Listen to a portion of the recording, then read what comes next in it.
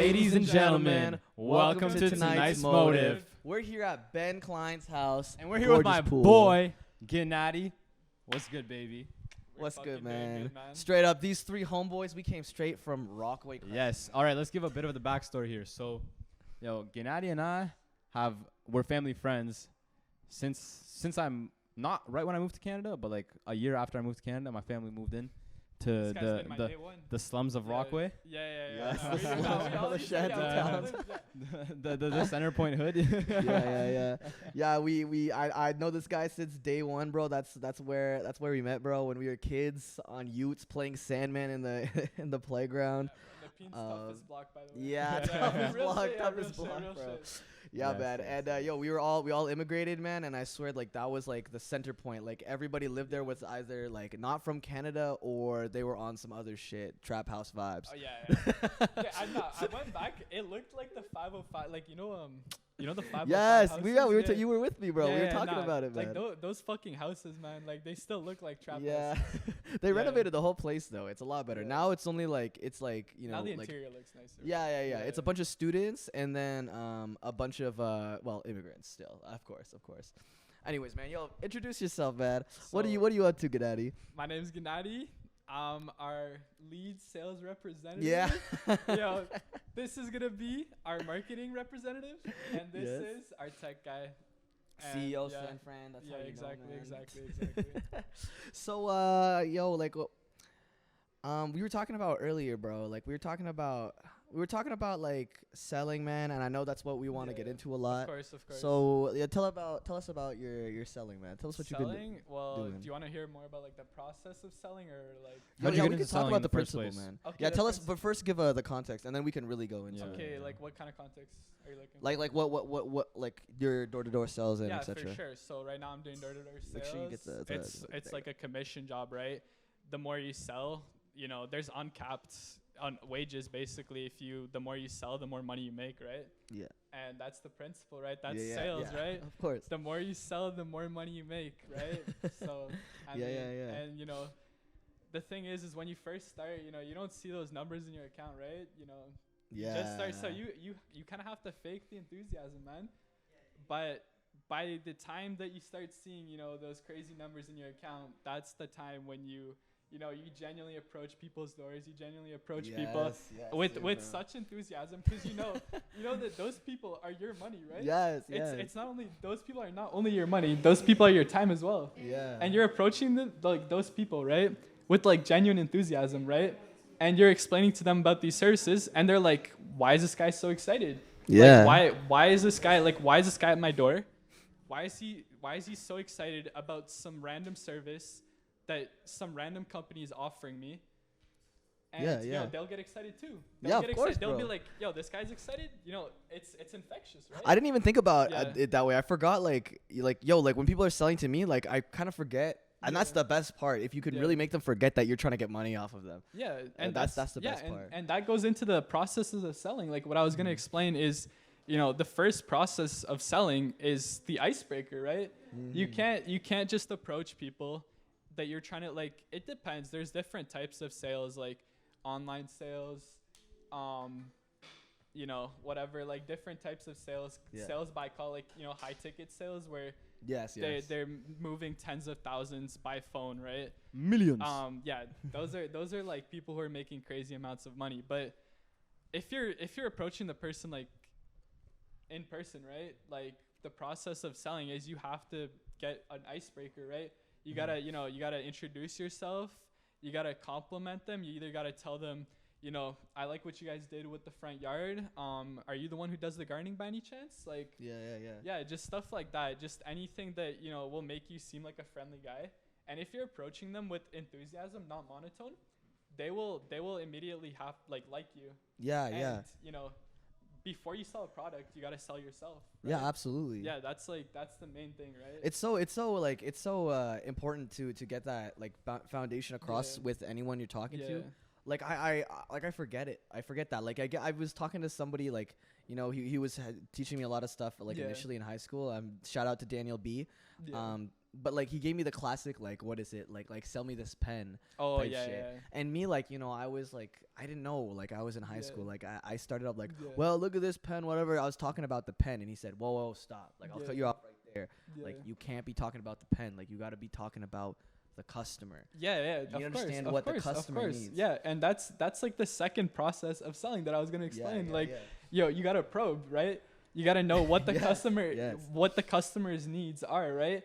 You gotta question them. Like, are you what would you need this service for?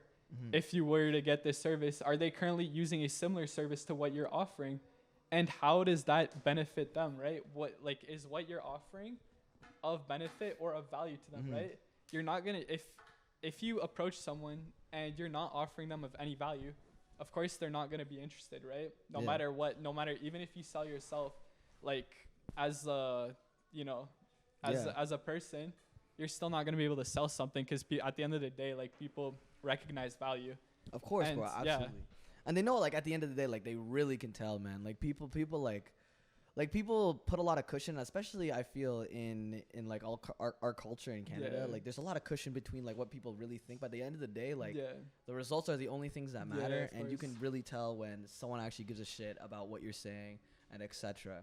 And like I'm always thinking about that because you can get lost in the sauce and think like, yo, you're doing good, you're selling, but if you're not making the conversions, then at the end of the day you're not succeeding. And what I've been so critical to myself of being able to sell myself, not only to like products, of course, but I'm not even at that stage yet. But like what I want to get into is like the actual principles of selling. So like, what do you think? Like, what do you think is like? I mean, I'm gonna be honest, man. You already sell yourself to everyone. Like, yo, your charisma. Like, I'm gonna be honest. Your charisma is like, probably the best out of everyone here. Right? Don't shut, bro. You got it too, man. Of course. You make a man smile, bro. But I appreciate that. I appreciate that, man. I feel like you already win people over just by you. But obviously. You guys are leaving? Yeah. See you guys later. Yeah, so I mean, you already sell yourself, right? People love you, man. And the next thing is, you gotta make a proposal to them, right? Like that's the next step, right? You gotta that's what I was talking about. This is the third step of selling, the proposal, right? You gotta propose to the person. What are you offering them? And after you question them, right? You gotta know, is this something that's gonna value? Or is this something of value to you, right? Yes. So for sure. I like how you broke it down in steps for the clips, man. That's fire. For sure.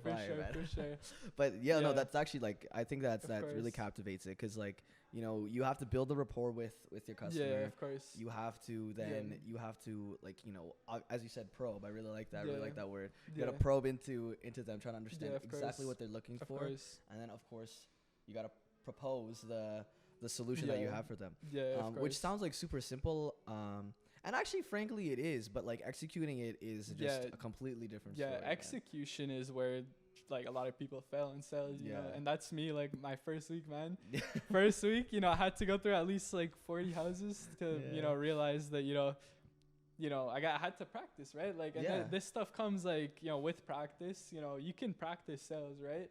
But what you can't practice is, obviously if you don't have the natural charisma, like, it's hard to get it. Like, obviously you can build it over years, right? But naturally, like confidence and stuff like that stuff, it'll take a while to build up with sales skills that you can build over, weeks, maybe a few months. Like you can definitely like, but it's only like 2/3. So what was that? Exactly. So before the first door, what did you do?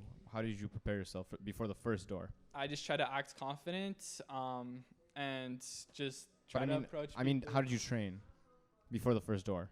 Like, did you like practice? Oh, I did nothing for training. So you didn't do any. Okay, and then how did the first door go? They probably told me that they were on a competitor contractor, whatever. Okay. Rogers? Yeah. Rogers? Yeah, most likely. Damn. Yeah, and with contract, it's tough. Yeah. Well, right now, when customers, so that time I just told the customer, I was like, okay, no worries, have a good one. Now people tell me they're on a competitor contract. I ask them, are you sure it's a contract? Would you be willing to call Rogers and find out if it's a contract? do you know if there's any potential cancellation fees? Oh, that's fun. Yeah. That's sick. Yeah, and then if they tell me, so you're trying to leave. Yeah, exactly. And then now if they're like, oh, well, I don't know. Well, you know, I have some time. Do you have some time right now to potentially call Rogers and find out if there's a cancellation fee? Because you have to stress urgency as well. Like this you know. No, I like that. That's bold, man. It's bold. Sure, so like, it's literally like, yo, like for sure. you're subscribed to this, bro. Like, yo, like it's ass. Like cancel right now. Like call them right now. Yeah, bro. exactly. Like I got you. Yeah, no. If I'm providing better value, but it's limited time, people are gonna try to grab that, right? Yeah. People are gonna try to grab That's that. That's probably why a lot of people cheat, man. They're like, oh, limited time, bro, limited edition, man. They're like, shit, Yeah, like, exactly. you know, there's this deal. I'm gonna have to cancel, call shorty, just like J. Cole said, you know. Yeah, like, exactly.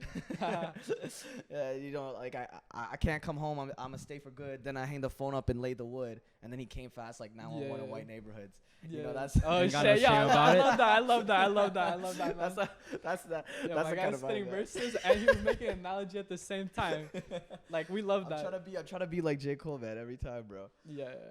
But yo, like, nah, man. Like, I absolutely agree with what you were saying. Like, yo, building those skills while in the short term, like, you definitely could practice to become better. And that's what I was thinking about. Yeah, like, of course.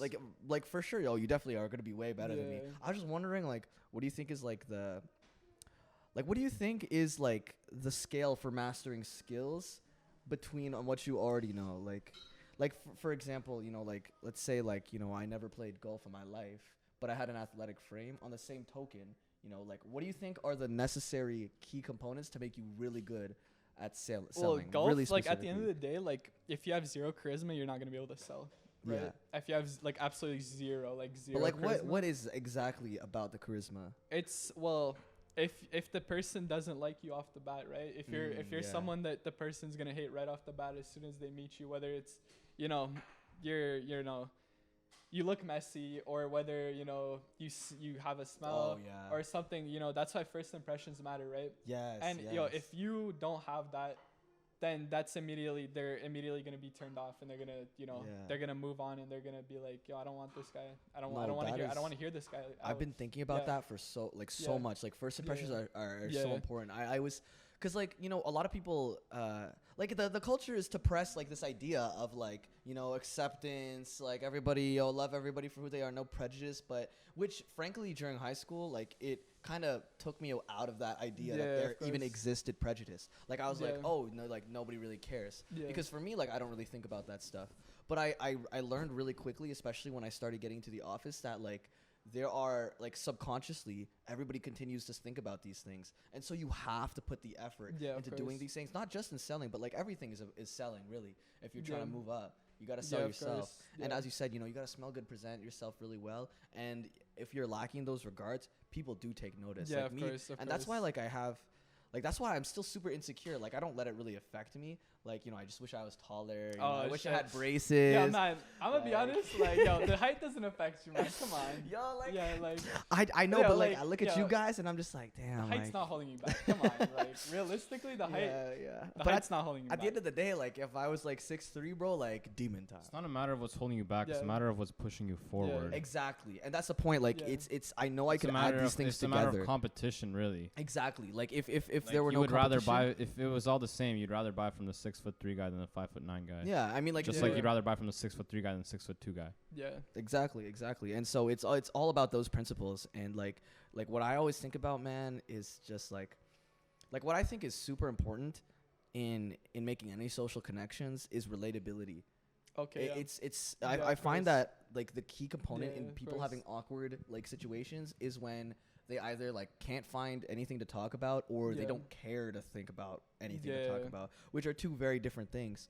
But like for one, you have to have that enthusiasm, of course, to be like actually wanting to get out to meet people, but also you have to be able to relate to people. And that's why I'm really adamant on myself to stay very cultured, because if I'm separated from that too much, like the hot topic in the crowd, you know, like people may not even bring it up, but like there's always someone who's going to bring it up, and you want to be able to have part in that conversation. Like, I mean, like, you know, a good example is when Jeffrey Dahmer came out. I think this is really a good example. Okay. When like that Netflix series Jeffrey Dahmer, like you know, everybody had watched it, but like no one is talking about it. And being an instigator of a new conversation, not necessarily being the center of it, but you just like start the conversation.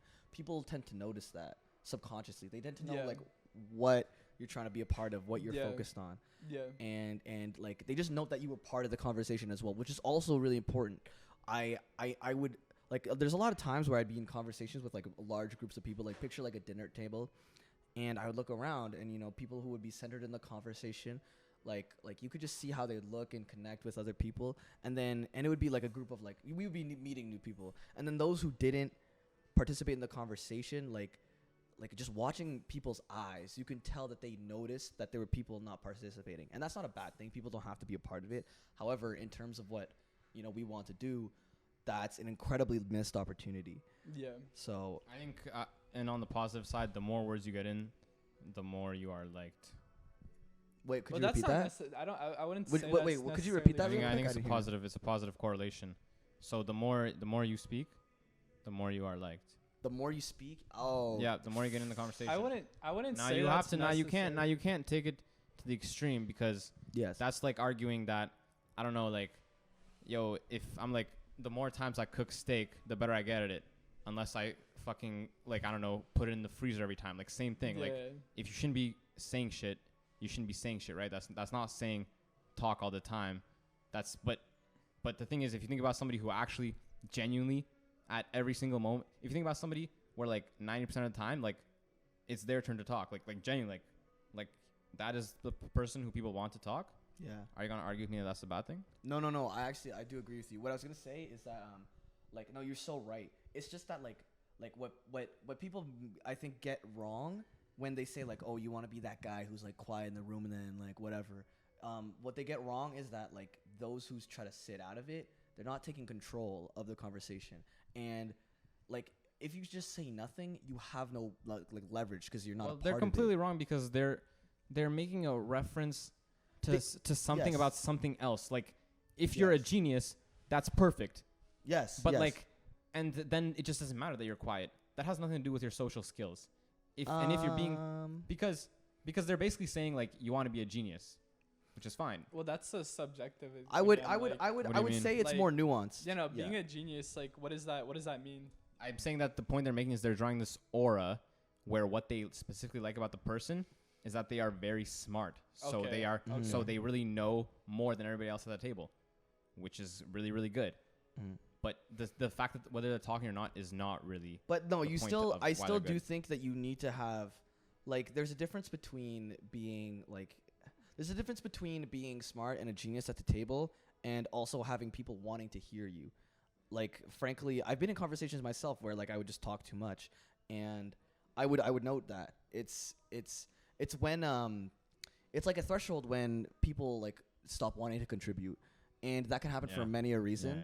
However, it's a fine balance. Like you have to avoid being arrogant. That's a really big point because, and that's why I emphasize like control over the conversation, not necessarily like dominance over it. Because if you can control the flow of the conversation, people will listen to you when you decide to switch it, and that's where you're respected. So what you're saying, you're talking about who is controlling the conversation. Because then you own it, and then you run it, and then you're the point of failure. However, nonetheless, everybody feels good, or the right people feel good. Because I did. So earlier today, I saw Raghav and. Oh no way. Yeah. So I saw Raghav and Carter, and like the thing is that, like I low-key went off a little bit too much because I was like so excited to see them, and like as soon as like I asked them like how is it going and shit, but like once they asked me how it's going, like I had so much shit to say. And the thing is, I just talked and like I tried to like get them in, but it was kind of like too late. Like at that point, like they weren't saying too much, probably because there's a difference between like asking the right questions, but also like I've been in the same. Probably just like said a little bit too much. I feel like that's where like I've noticed where like sometimes like it annoys me. Like I'm not saying this generally about you, but like if the person they're not giving you, they're just talking about themselves. Like. Yeah. There's a threshold, right? Of course. There's a threshold. Like you can't just, if you're stealing all the spotlight, you're not letting the other people talk, like, and you're not trying to include them either, then they will get annoyed. Yeah, exactly. And like at the end of the day, I would say for most people, like this is also a really big point in charisma. Like, people really don't give a shit about anything going on in your life, and not even in like, that's not even a douchey way. Like think about like actually, well, it's different. If you want to be like really like that guy, you remember everything that the other people say because people notice that. Oh yeah. But like on the marginal basis, most people really forget everything. And I mean, like, I really try to remember everything just because I'm actually genuinely interested in people, and that really does help. If you actually do like people, like that does help a great deal. But like, you know, like there's so many things that like, for example, bro, like, I don't know, man, like you could ask anybody something that you've told them and in the past, and they would never know anything about it. Like, they wouldn't even remember that you talked to them about it. And people like even behave like that. Like they also understand that that's a fact, and so they like reiterate a story over numerous times. And I see that in like adults whom I've spoken with at the office. Like they talk about their lives, and I've obviously paid attention, so I know what they're going on, and they repeat themselves. That kind of reminds me of like a movie where it's just like every day the same, starts bro. over, like like the 24-hour movie. That's so funny. Yeah, but they repeat the same stories, and I'm like, oh no, you told me about this. They're like, oh, you remembered? Like, they're surprised. They're like, what? You remember that? I'm like, yeah, you told me that yesterday. Like, I don't know. I'm just not gonna forget it. I don't know. Like, they'd say like, yo, yeah, like my kid went to like karate lessons, and like that was the first time, and they were really good. And they'd say something like that. Say the next day, like, yeah, my kid did karate. So I'm like, I know. But like, it's like that, and there's a lot more nuance in it. But you can't be talking so much about yourself because people, it's not even like they don't care. It's just that like, it's not like the real estate is not in their brain, does not accommodate for that stuff. It's not worth it. And so that's why, like, when people talk about genuine conversations, it's always about principled things, or it's about things that they apply into their own life. That's why stories are a lot more powerful. You know, there's a difference, and you guys can just touch on this afterwards, but like, there's a difference between telling like a story and then telling facts. You know what I mean? Like, if I go up to you guys and I'm like, yo, like, you know, last week, like, you know, like, bro, like, I fucked 12 bitches. I got like 14 Lamborghinis. I got like 12 houses, you know, like stuff like that. Like, people will, like, they're not going to care. Because, like, a lot of the time, no, this is just general. Well, facts is not relatable. Like, exactly. You can't, like, because it's like kind of insecure. Exactly. Like, yo, like, people will get mad at you, like, stating, yo, like, people get jealous easily, first of all. And, you know, if you're starting to tell them, like, oh, this happened, yo, I made this much, you know, they start to get pissed off at you. Exactly. Right? Like, that's just, because it's natural, right? Because they feel like, you know, like, I don't know, a lot of emotions can happen. You know, like, they could be envious. They could feel like you're trying to win them over. Like, they could sense the insecurity. Yeah, exactly. And that's really important. People can really smell insecurity off of you. But like, you know, oh shit, I lost my train of thought. But you were talking about if you pulled up someone, you're like, yo, I got 12 girls. I got 14 new cars. Yeah. So when thank you. I appreciate that. I appreciate you. But yeah, like, if you tell a story, it's like, it's just like we learned in school, man. There's an exciting incident, there's a lesson, there's a theme. People tend to learn lessons from. I don't pull up and say I was with 12 women. I say, yo, exactly. Monday morning, all right, club. Yeah, shorty from across. Yes. Okay. You don't let him know. Did you get her? Did you not get her? By the end, of course you got him. I mean, the resolution, of course you won, right? But it's like you take him through. No, and I appreciate that. And yo, I hope that y'all like do the YouTube tap 10 seconds back, because if you actually notice, like, both of us lit up when he started talking like that, bro. We were both like, oh shit. Yeah. No, I noticed that. And that's the some character development. You're like, yo, the third one, bro, curve, okay? Yeah. I just had to go over to the friend, okay? Yeah. Yo, and this is not even real, bro. This is a fictional fucking story. Exactly. We're going crazy, real, like, bro. Crazy. And I always say this, bro. I always tout you really heavily for your storytelling abilities. Like, you're really good at that, man. And I really try to work on it. I take inspiration from that. Bro. But yo, like, literally see that perfect example, man. Like, it's not even forced. Like people want to learn from you. Yeah, that was like a really good impromptu example. No. The example is that he stated the fact that, you know, he got 12 bitches, and that was fictional, you know? As soon as he started, like, giving us the story, the thing is, we know one guy who taught all of us this. Yo, Luka Kova, biggest storyteller ever. Yes, bro. I remember this guy's story. The thing is, you don't even know what he's about to talk about. He'd be talking about the stupidest thing. Yeah. This guy could be talking about like handing in his homework like 5 minutes late. It'll actually be like a horror movie. Like, bro, he'd be like, yo, like I was walking down, right? I was going to school. I always walk to school, man. Like, yo, it was dark, gloomy, kind of rainy. I'm not gonna lie, bro. I smelled death in the air, just like Juice WRLD said, bro. And then out of nowhere, bro, this dog named Princess, had the collar I saw from a mile away. Pitbull named Princess Sugar Bubble Gum. Ran up to me, almost bit my hand off, gnawing on it. What? It just so happened that my homework was in my hand. It Yo. was like, I had to actually like. yo, no, the but I had to homework, save it. homework from the 15th, Yeah, bro. like the report, Yes. bro. What? That was so important. I know, and you know what? Like, No. you know, Princess Bubblegum, like, she was gnawing on my arm, and I was like, bro, like, I was really thinking, because I'm an academic, should I sacrifice my arm or this homework? No. And honestly, at the end of the day, you're a real one. my arm is just a little bit more valuable, so I Yeah, had to of sacrifice course. the homework. That's the kind of shit Luca Kova would say to us. So shout out Luca, bro. Fire You stories do all that the back time. in the day too. Like, I know, when he was in we were, grade like, 7, grade bro. 7, yeah. That shit was so funny too, man. And Yeah, you know what? yeah. That's interesting you bring it up, because I do take inspiration from that as well. Like, I always commend him for that. Yes, but it's interesting. I think like,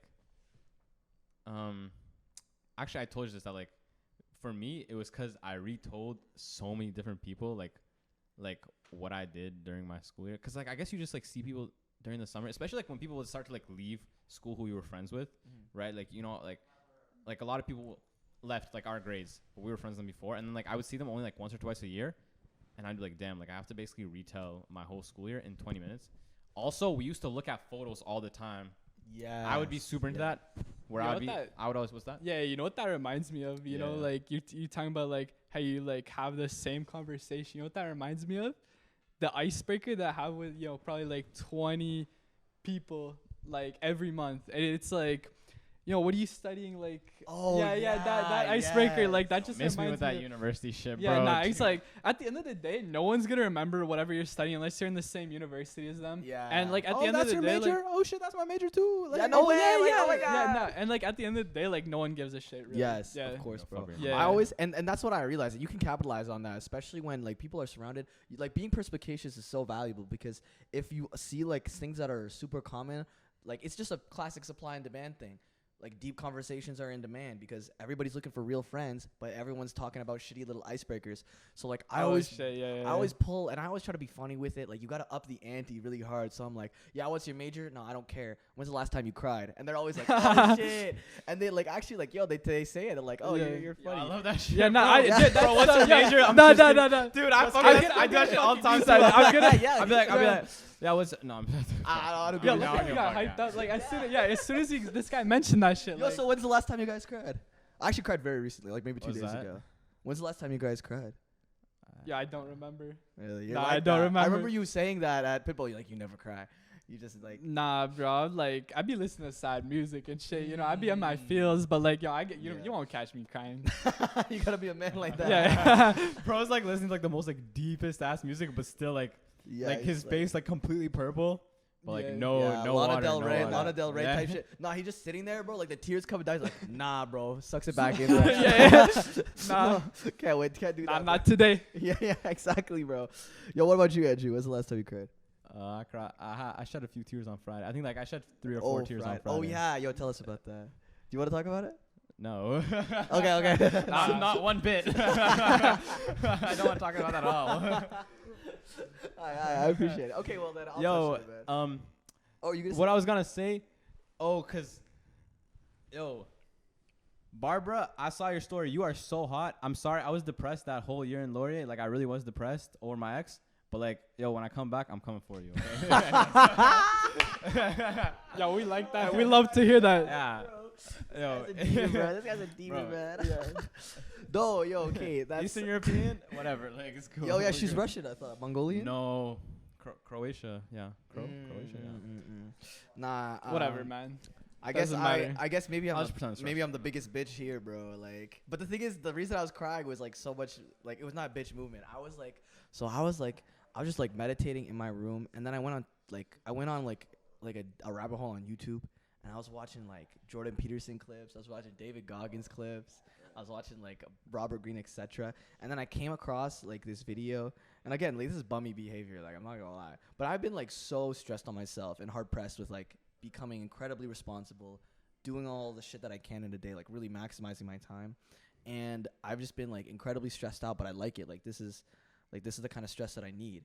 And I was just feeling on that edge, and I was just like I was just, there's one video where David Goggins, he said, and this is always gets me when it talks about death. Like when I get existential, bro, like it hits me in my soul, because it's like the core of my character is to try to, like avoid that. Yeah, let's touch more a bit about that. Like, what about death like makes you like anxious or scared? Well, like, let's just put it that way. I'll expand on it after the why I cry. It'll be a good preamble, because like, tell us the story.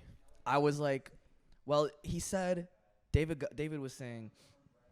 Goggins said, like, when you die, he imagines that God is gonna pull out like a chart, and then he's gonna ask you, like, what were you in your life? And he said, he's like, for his example, because he used to be, like 300 pounds, just like a pest control guy. He's like, I was a pest control guy for 40 years, and then God said, dang, like this is what you were supposed to be. And then he showed, and then it was really powerful, because he was just saying all the stuff that Goggins was doing now. He was like, you could have been like, a triathlon, a Navy SEAL, graduated with honors and medals. I'm sorry, not graduated, but award-winning writer. Exactly. Yeah. Award-winning writer, running for a living. Inspired millions of people. Exactly. Writing books, novels, etc. And he said, David was like you have to be so real, so hard, that as he's going, he has to write down extra shit because you're outmatching your potential. And that was like, that was hitting the me ultimate hard. Job application. Absolutely. It's just your life. That's your resume. How many pages you got on that shit, bro? Not enough, What's man. your LinkedIn? Frankly. Yo, new app idea. God's you're LinkedIn. Silicon Valley guy? Okay, it's like LinkedIn, but for your God resume. For death, bro. Yeah. This is that'd be crazy for the control, religious people, bro. Yeah, we control how God values. We control what they value. Yes, and then it cut to another clip where it was interviewing Neil deGrasse Tyson, and I always respect me, an astrophysicist, and he was saying, like, he does not fear death, rather he fears living an unfulfilled life. And he expanded on that, and he said, it would hurt. It's so much more terrifying to realize that I could have done more. And then I was just thinking, I was mourning the death of the time that I had wasted in my past. I was mourning that the life that I was living, and the life that I could have continued living had I been the same person. And for me, it's kind of melancholy. And you would think, like, oh, it's good that, like, you move past that. But for me, I really do cherish experience, and that's partly like what I am so fearful of death, because I want to live all these experiences. I want to feel everything. I want to be able to live both the everyday working man to the billionaire CEO, and I want to have all those experiences. It's just something that I want to, like, it's just something that, like I don't know, I have FOMO, essentially. And that's the thing, like, it's not satisfying being rich if you're born rich, because that's a given to you. Like, having everything, having the nice cars, it's not like you just get used to it, and that just becomes part of your daily life. But like, becoming rich is, that's what really gives you that, like, satisfaction. Yeah, it's about it's about achieving that dream, right? Like, it's the same thing. Like, I remember I saw a video talking about it. Like, you're like, the speed you're going on your car, it doesn't really matter. You could be going 200, and sure, that feels good, but getting from 0 to 200 is what you really feel, right? You feel the acceleration. Yeah, you feel the acceleration. You feel the G-force. Yeah, exactly. And that's so facts, man. Yeah. And like me, man, like, I don't know, like I expanded on it crazy when I was talking to my friend Hassan at work. But like, and I won't go into depth unless we really want to, but yeah, man, like, I was just thinking, like, wow, like there's a whole set of experiences that I won't be able to have access to. And like, I'm not sad, because with limited time, I'd rather be doing the most highest level stuff. But it was just like, damn, like, I wasted so much time, and I can't believe I let that slide. And I was just like thinking, wow, like there's both a person that I killed on purpose that could never exist again, and there was also a person that I'm still trying to become that could have been here later. I mean earlier, it could have been here sooner, because I just would have focused a little more. What is it that makes you really have like backwards FOMO? As in, Romo, regret of missing out. That's fire. That's fire. I try especially not to do see the stories the day after the party. You got Romo. Oh yeah. No, that's a good point. It's when you see people doing experiences that you haven't done. It's just like being like, I don't know, we were raised in very like, Western centric, like American dream-esque kind of ideals. Oh yeah. Of course. And with that, like people tend to live like sort of certain lifestyles. And that's really where it hit me hard, where like they were able to live a lot of these sort of incredible memories, and I never had that. And like I'm not bitter about it, of course not. Like, and of course, now I make sure it's my job to get as much experience as I can now. But it's just like, it's the idea that like I won't live that. Like I won't be living the typical university career. And again, like I'm not trying to I really want to preface, it's not like I have like it's not like, like I'm chilling and like I'm like, oh, I wish I partied more. It's just that like I know I don't want it, and I know I have to prioritize other things. It's more or less just like, for me, I just want to know and I want to see everything I can. So it's like, wow, I can't believe, like, I not can't believe, it's just like, it's sad that won't be a reality. And like it goes on more into that. Like it's not just. So just a follow-up question on like everything you're saying. So like, you told me you wanted to start sooner, and you wish you were on the grind like earlier, right? You're defeating me now. Yeah.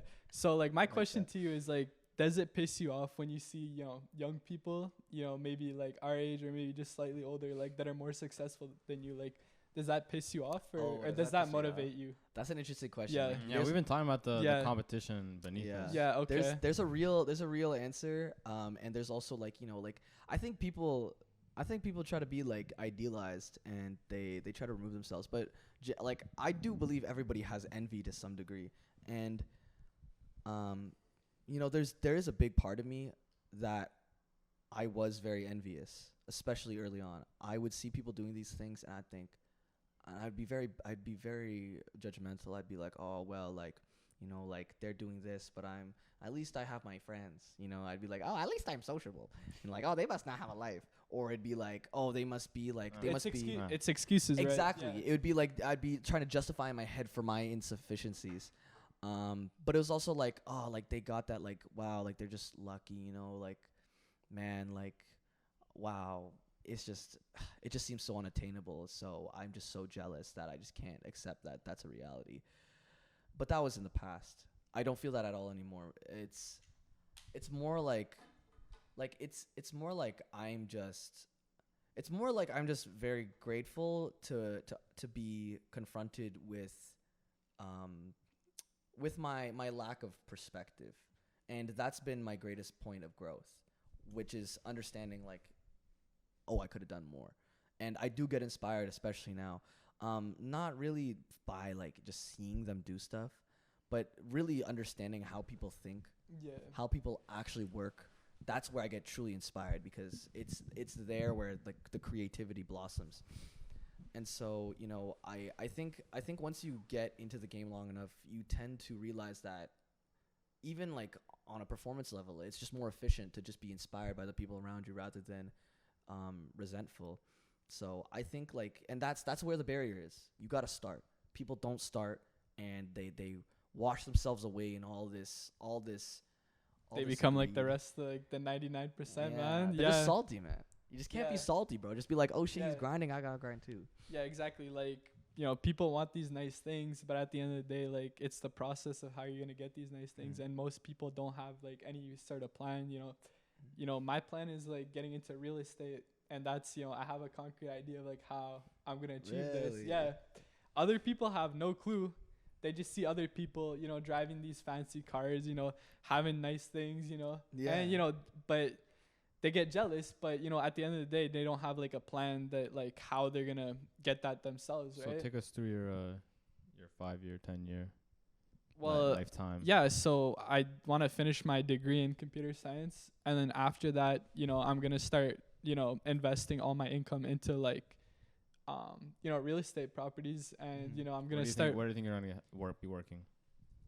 To understand where so, you're getting your real estate income from. What I'm gonna try to do is, you know, get into like some sort of computer science job, right? Whether that's software development, web development, whatever, doesn't really matter.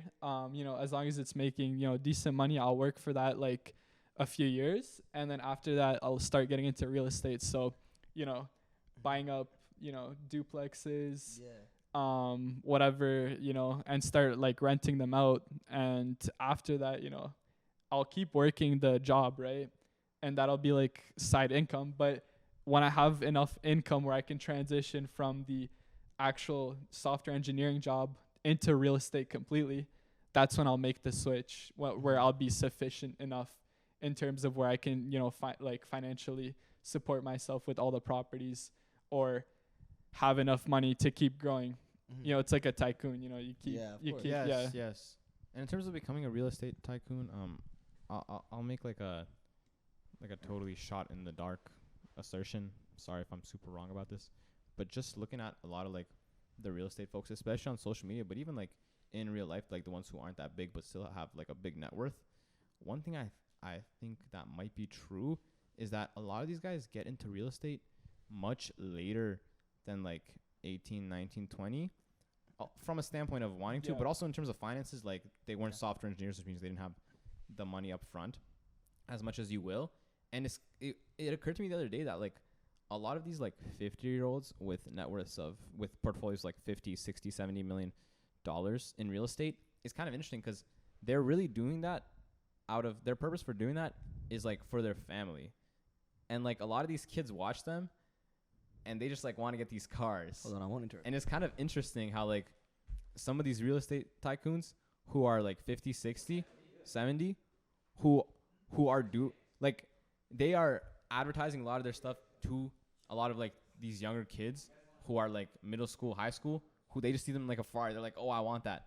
But like the reason that, and the thing is, a lot of times they feel like they relate to them, but like they don't really relate to them because they're doing it for very different reasons. But anyways, nonetheless, like to your advantage, I think that like, yo, have we seen any like young real estate people out here, like 30-year-olds? Like, do you know of any like 30-year-olds who are really big in real estate? I haven't seen like any 30-year-olds. Yeah, right.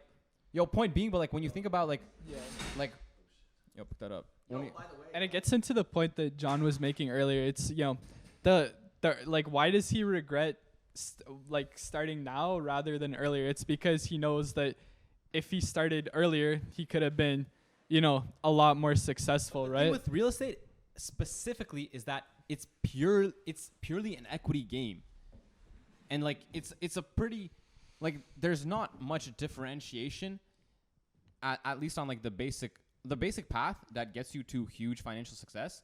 You don't have to differentiate it much. So like it's quite literally like the earlier you like, it's almost like it's not almost like, but it's similar in that sense to like traditional like investments, where it's just like the earlier you start, the farther you go. Except of course real estate, the returns are like general, like obviously if you start like if the earlier you start, the faster your properties are going to get paid off. And at the point, like, you know, after your properties are getting paid off fully, like you paid off the mortgage for your properties, that's where the properties become the return on investment becomes, it's the maximum 100% gross margin. So you're not giving back any money for the mortgage. And even before that, bro, you're refinancing the shit out of that to just grow your portfolio. Exactly. And you know, the only thing is that you'd be paying obviously like some sort of taxes and utilities, or unless your tenant fees, some sort of manager. Exactly, unless your tenant is paying for the utilities. It depends, but obviously we know that the revenue that you would be getting is not to cut you boys off, but yo, by the way, we're gonna add a new boy to the pod, man. What's up? This is Ben Klein. Introduce yourself right now, man. I'm Ben Klein. If you went to high school with me, you don't know that this is me, but I went to university with Ben Klein. I'm back, baby. We all love Ben Klein. Of course, bro. Yo, this is his house. Gorgeous place, by the way. Thank you for hosting us, man. Ben, what does your dad do?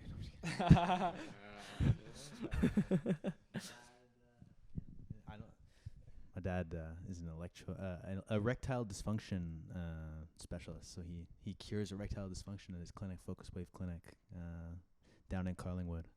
Yo, wait, is that like actually what he does? I thought he was doing it as a side thing. No. Shit. His full job is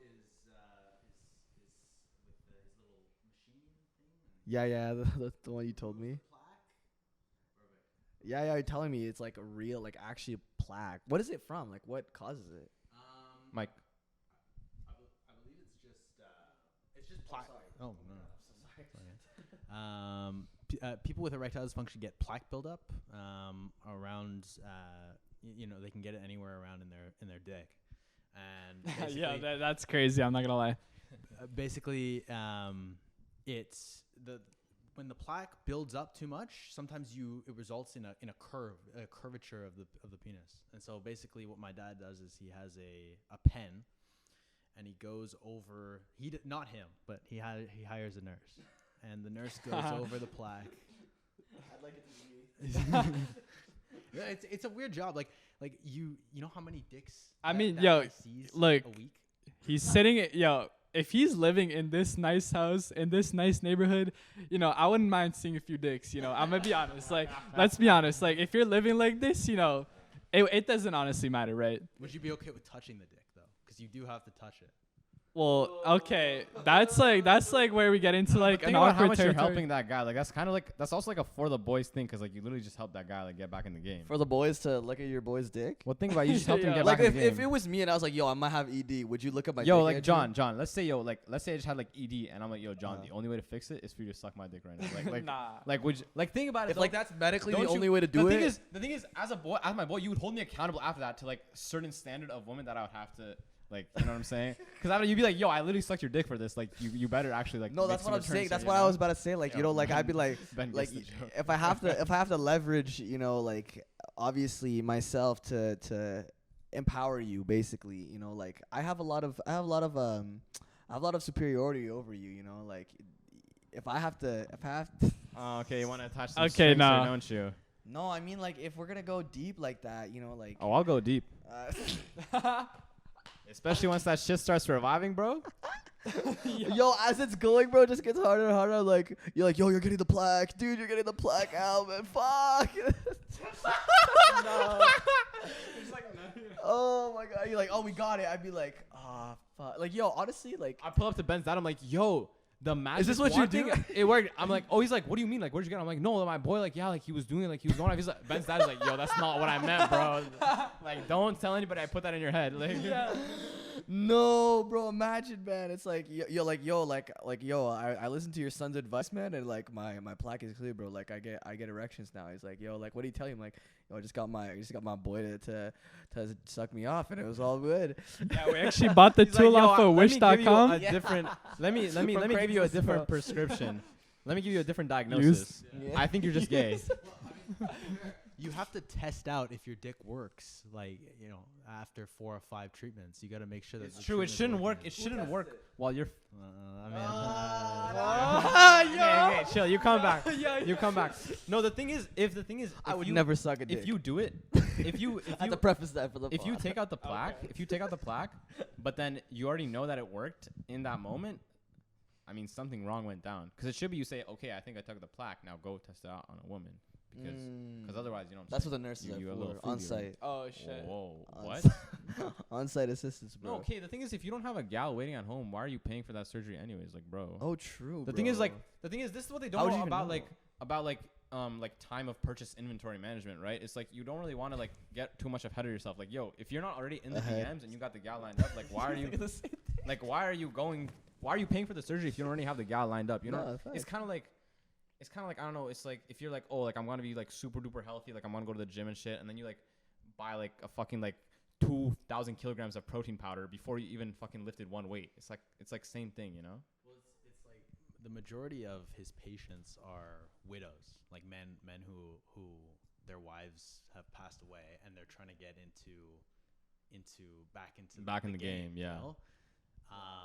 I'm in a bit of a similar situation. Yeah. I've been in that situation permanently, but it's sad. It's really sad. Like you hear a lot of sad shit, and horror stories, and it's just like imagine you can't, like, what you have to do and how that must feel if you can't perform. You know. Yeah. He also raised. Sorry, you go. No, I'm sorry, bro. Keep going. No. I got like one thing to add.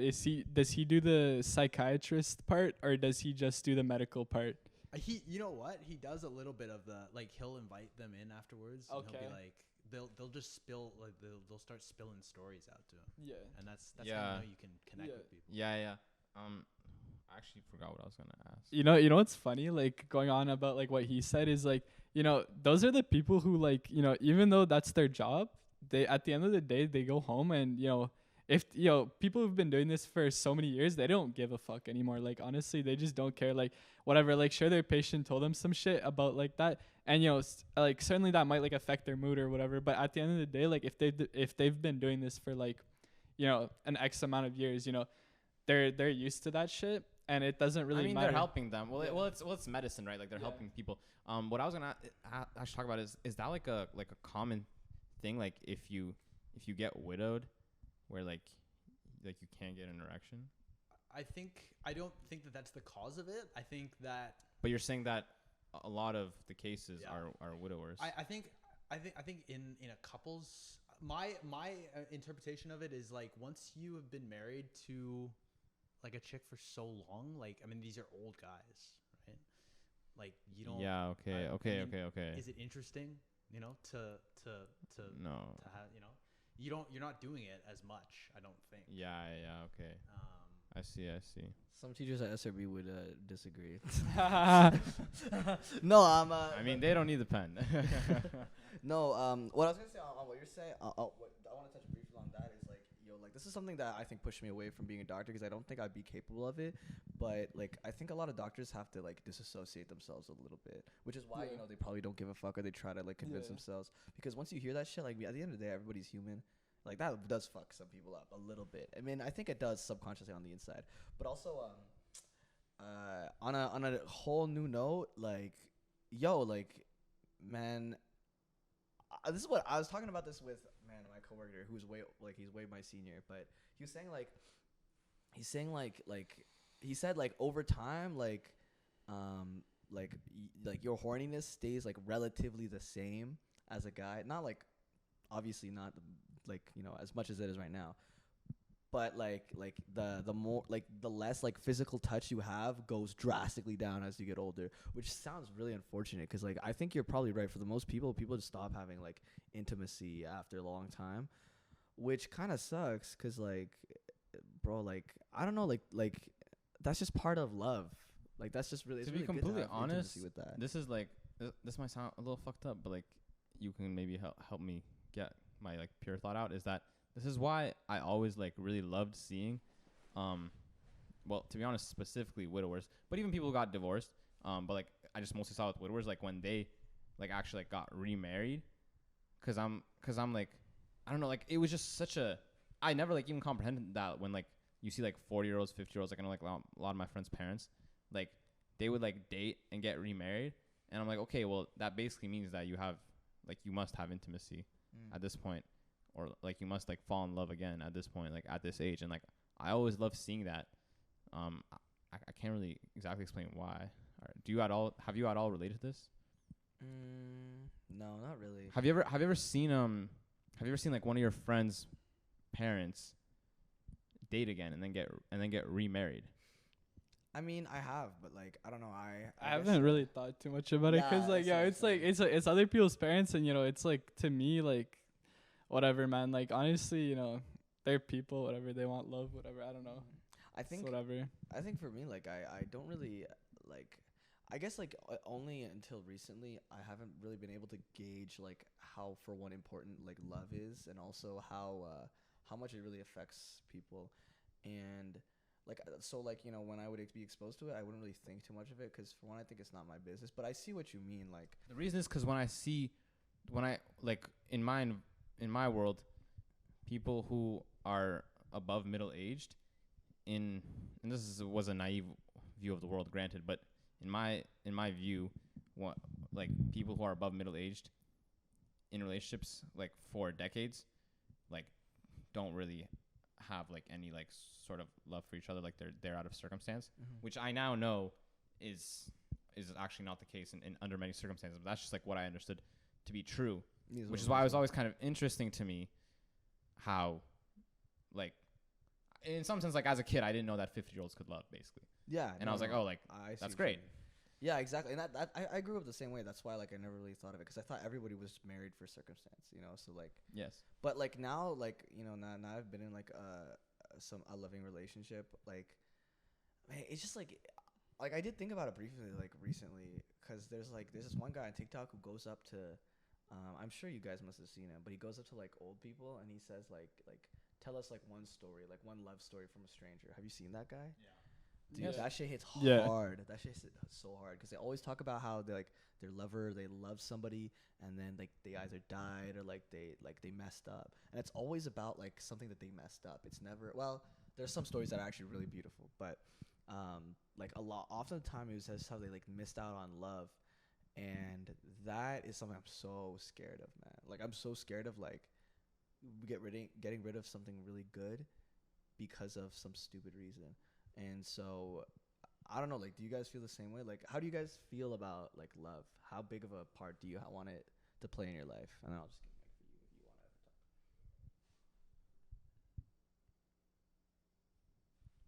to talk.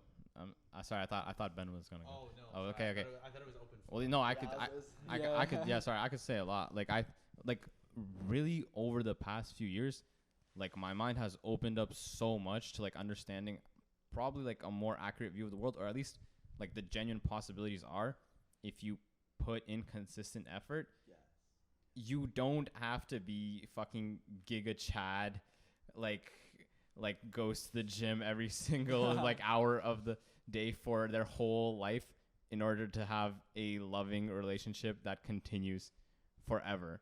I actually think that's very attainable, and I see it like I've seen it so much more often when I even just in my mom and my dad, it's like seeing them more together and like maturing myself, I can see the ways in which they still genuinely like have love for each other beyond pure circumstance. But especially like looking around, whether it's in like the West or the East, any region, I know I'm not saying much like just surface, but like truly like I feel like I've seen it so much. We go to different people's houses, we see their parents together. It's like, no, like they do have like really genuine love for each other.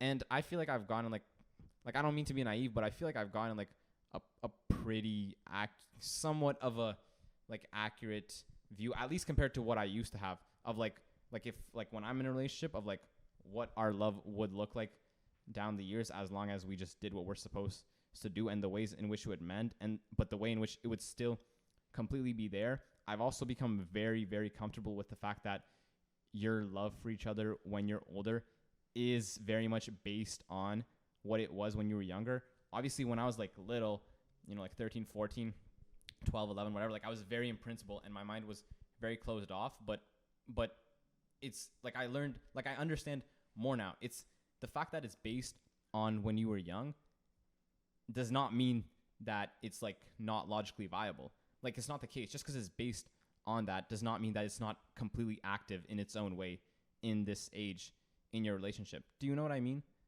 So like for me, like if I had a wife for a long time, like absolutely, technically, if you boil it down, like yes, we do. Like yes, the reason that we love each other now is because when we were young, we were like fucking hot and intimate and shit, right? Whatever.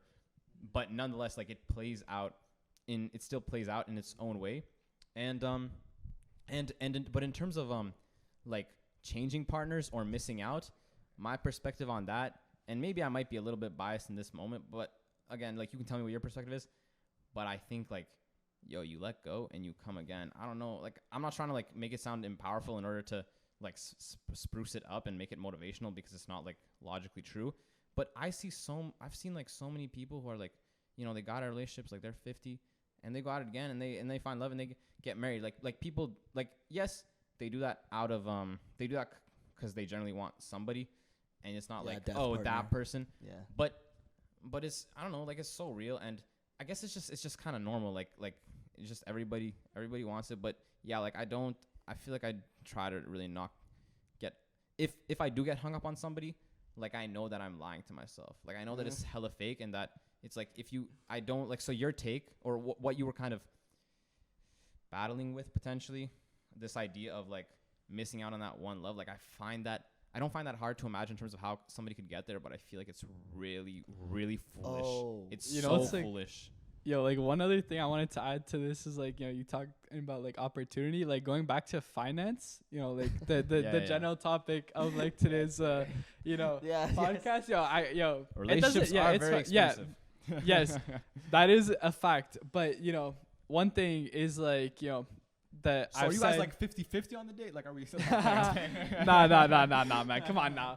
I know your mom would slap you if she found out, bro. Yeah, nah. Fucking our European moms would fucking slap the shit out of us if they heard that we went 50-50 on the date. Yeah. But yeah, other than that, people say, money can't buy happiness, but at the end of the day, like what money does buy is it buys opportunity. Like if you didn't have the money to, take that girl out, then you probably wouldn't have met like the partner like of your life, right? And that's the general fact of it, right? It's also about a decision. It's also about a decision. I saw that on your threads. I saw you post that on Instagram. You're like, money does buy. Yeah, I saw that too. Of course it does, man. If you disagree, give me some counterpoints. Like I genuinely want to hear what people. I'll prop up your argument here. Essentially, wait, is there chat? What's that? Is there chat?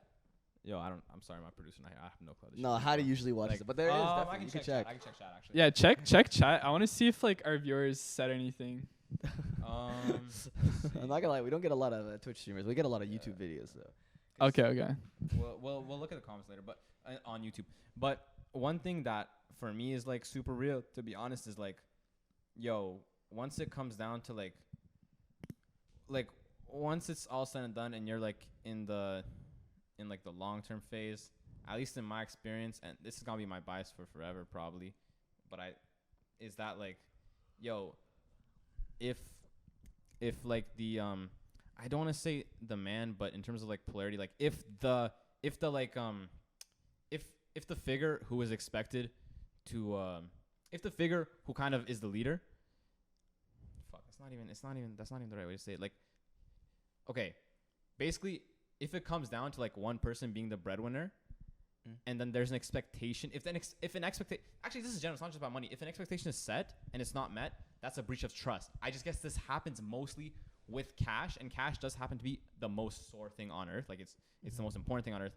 But I think it's more of a general thing where like, look, we all know this. Like if you're in a very like committed relationship and you have like you have extreme trust with that person, if you set an expectation with them and then they break that trust for something important, like it's crushing. It's actually soul crushing. Yes. And it's a huge threat to the relationship. And if you go down to all the different reasons that people break up, they can probably mostly be tied down to a break of trust, a break of expectations. So when an expectation is set that one person will protect, which can be set in an environment where it's not that hard for them to do that. Like for example, like if our parents are, we're driving our parents' car and shit, and we're going out to the dates, and we can afford to do that shit because we can live in our parents' house, right? Or even if you're using your parents' house, to like go there in the evenings or whatever and chill and shit in your parents' house, and like that expectation kind of gets set early on, right? In little ways. At the end of the day, like long time in, if an expectation is set that you will provide and protect, and then you break that, which can happen a lot of ways, but also does happen through money. Money is a major one. That's fucked. Because you completely broke all the trust. The whole basis of it is broken. And this is like where money is so important, is that if it's expected that your part of the relationship is to breadwin and you don't fulfill that, then in some sense it's like, well, what the fuck? Because I've done everything that you've expected me to do. Yes. And yet here we are. No, you put me in like a vulnerable situation. This is like I mean, this like I want to tie back into our original conversation. I mean, like we could definitely touch more on love if we want, but like just for general, as you said, like breaking expectations is an incredibly interesting discussion to be had around relationships, not only of like not meeting them, but also trying to change them altogether. And I think the core of any relationship and the dynamic between a bunch of different relationships that could exist, both friendship, business partner, or what have you, if for one, like not meeting them, obviously, as you said, building trust is incredibly important. But back to in terms of business and finance is trying to break through those expectations that they have of you. And that's why, as you said, first impressions are incredibly important, because if you set the standard incredibly low for yourself, room for growth in their eyes can be very limited, especially if they don't see directly what the things that you were doing. That's also like, to add on to that is like, if you set the standard really high, like you show yourself to be someone who, you might not be 100% of the time. Yeah. And, a few months into the like relationship, right, you decide, I'm going to be my true self or whatever. And, whatever. Yeah, no. And, and then the chick decides, or whoever, the boyfriend decides, this is not the person that I signed up with. Employer. Yeah, right. And that's like the principle of fake it till you make it. It's like it's literally an investment. It's like a risk. It's a risk because it's you like could lose. But exactly, it's like, can you actually become this person within that allotted time That's frame? why, yeah. And that's like I do that all the time. Genuinely, like it's like it's like the best way to move forward. Like you assume responsibility, and you might not be able to handle it then, but you learn on the spot. And like it is incredibly stressful. I love what you do with the AI job, man. We like to see, you obviously knew you were underqualified. Oh, of but course. yeah. Well, obviously, I mean, the thing is that you let everyone know around you that you were qualified, right? You knew what you were doing. This you is knew in terms of and, our machine learning like graduate class. Yeah, and what you did is you put in the extra hours to actually learn what they were talking about, to learn the concepts, to learn how to do all this stuff. You put in the extra hours to show that you actually do know what you're talking about. And I recognize that, and I hope other people see that too. But that's Real just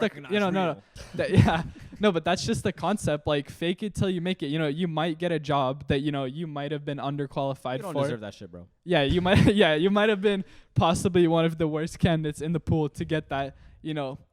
But you've convinced the employer because you probably have better social skills or whatever. Doesn't matter how you got the job, but you convinced the employer. But that goes completely with selling yourself. Like people, especially in terms of getting a job, like they're investing in you. At the end of the day, they're putting away their resources, their money, and also their time, depending on you.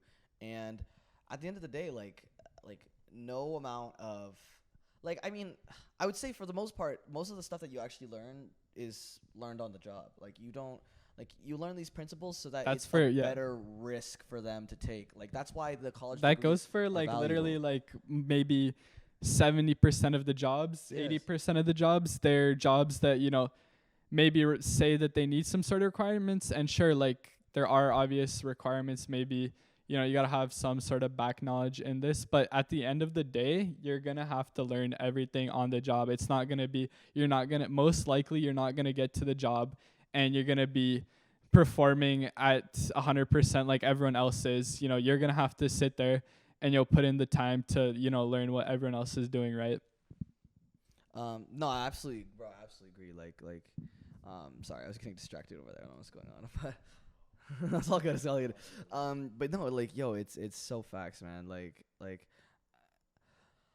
it's just like a lot of these nuances play very clear cut where, like, I saw my first LinkedIn post was about expectations, bro, which is so hilarious, bro. But yeah, what's going on? We can pause this. Like, what's up?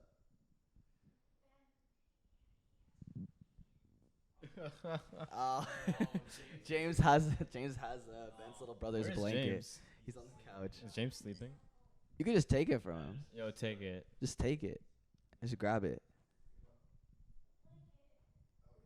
How old are you? Oh my God, he's the same age as Joseph. Sounds just like him as well. Thank you. Thank you. Damn, you gave him a nice compliment. That is bro. Being the same age as Joseph. That is the age, bro. Yo, 12. I was going crazy, man. Yo, you know what? Crazy age. Joseph came up to me like 2 nights ago, and he was like, he pulled up on me, and I was stretching. Actually, no, I was like, Joseph, you want to stretch with me? And because like every night I go stretch, and I was so happy because Joseph finally recognized what's up. Gotta stay flexible, you know. No, but it wasn't just that. Like I was stretching. He's like, yo, John, like I'm trying to be like you. I'm like, what? I was like honored because yo, Joseph plays video games all the time. Like he like I always try to teach him, you know. Like I'm always trying to like give him the real knowledge. Like I'm always trying to be real with Joseph. And frankly, most of the time he's like, I don't care. And I'm like, no, Joseph, like you're gonna learn one day. Like all of this was just facts. Like you gotta focus. So up. much respect for that. And yeah, I say this so often, but man, like I have to respect you, man. You know, you're always the bigger person. Yo, no matter what we hear about you, you know, you're always the bigger person in any scenario. You're fucking carrying your family on your back as a fucking 18-year-old, man. And yo, that's like some immigrant shit, you know, because all of us grew up. Yeah. Yo, all of us grew up in the same hood, and you know, in some sort of way, we're either gonna be future contributors to our family, or either we're contributing right now, like me and you are. So yeah, it's No, I appreciate that, man, bro. You gotta represent, man. Like we're the eldest, so we have to show up for the fam, right? And but like I appreciate that, man. Really, genuinely. But you know, like I just have to take the responsibility of making sure shit goes right. Like at the end of the day, you know, you gotta make sure that shit goes well. But Joseph came up to me and he was like, I'm trying to be like you, and I'm like, what do you mean? And he's like, well, you know, like I don't know, like I just need to get like I don't know, like I wanna be successful. I wanna be making money moves. Like you gotta bring me, like when you work out to the gym, like bring me. Like I don't need to be part of that. Like if you're doing a meeting, like I wanna be in on that. And I was like, wow, like I'm so proud for my son. Right here. He wants to get out on this, bro. He was stretching with me and shit. He's like, we're definitely giving him that position in our company, Exactly, bro. Yo, he will learn. He will have to learn, yo. And he was just like, he's just like, yo, like I'll stretch, I'll do all this, man. And I was just like, wow, like Joseph's like he's learning. And I think he told me why. You know why? He's like, yeah, like there's some girls at my school. I was like, of course. Yo, as long as it gets him the motivation to, exactly. you know, it doesn't matter what the motivation is. At the end of the day, it's the results that matter, right? Yeah. I would say so. But he also was getting bullied. He's like, yo, there's this bully. Like I gotta be like better. And I was like, Joseph, my son, like Joseph, my son. You know, like you can't.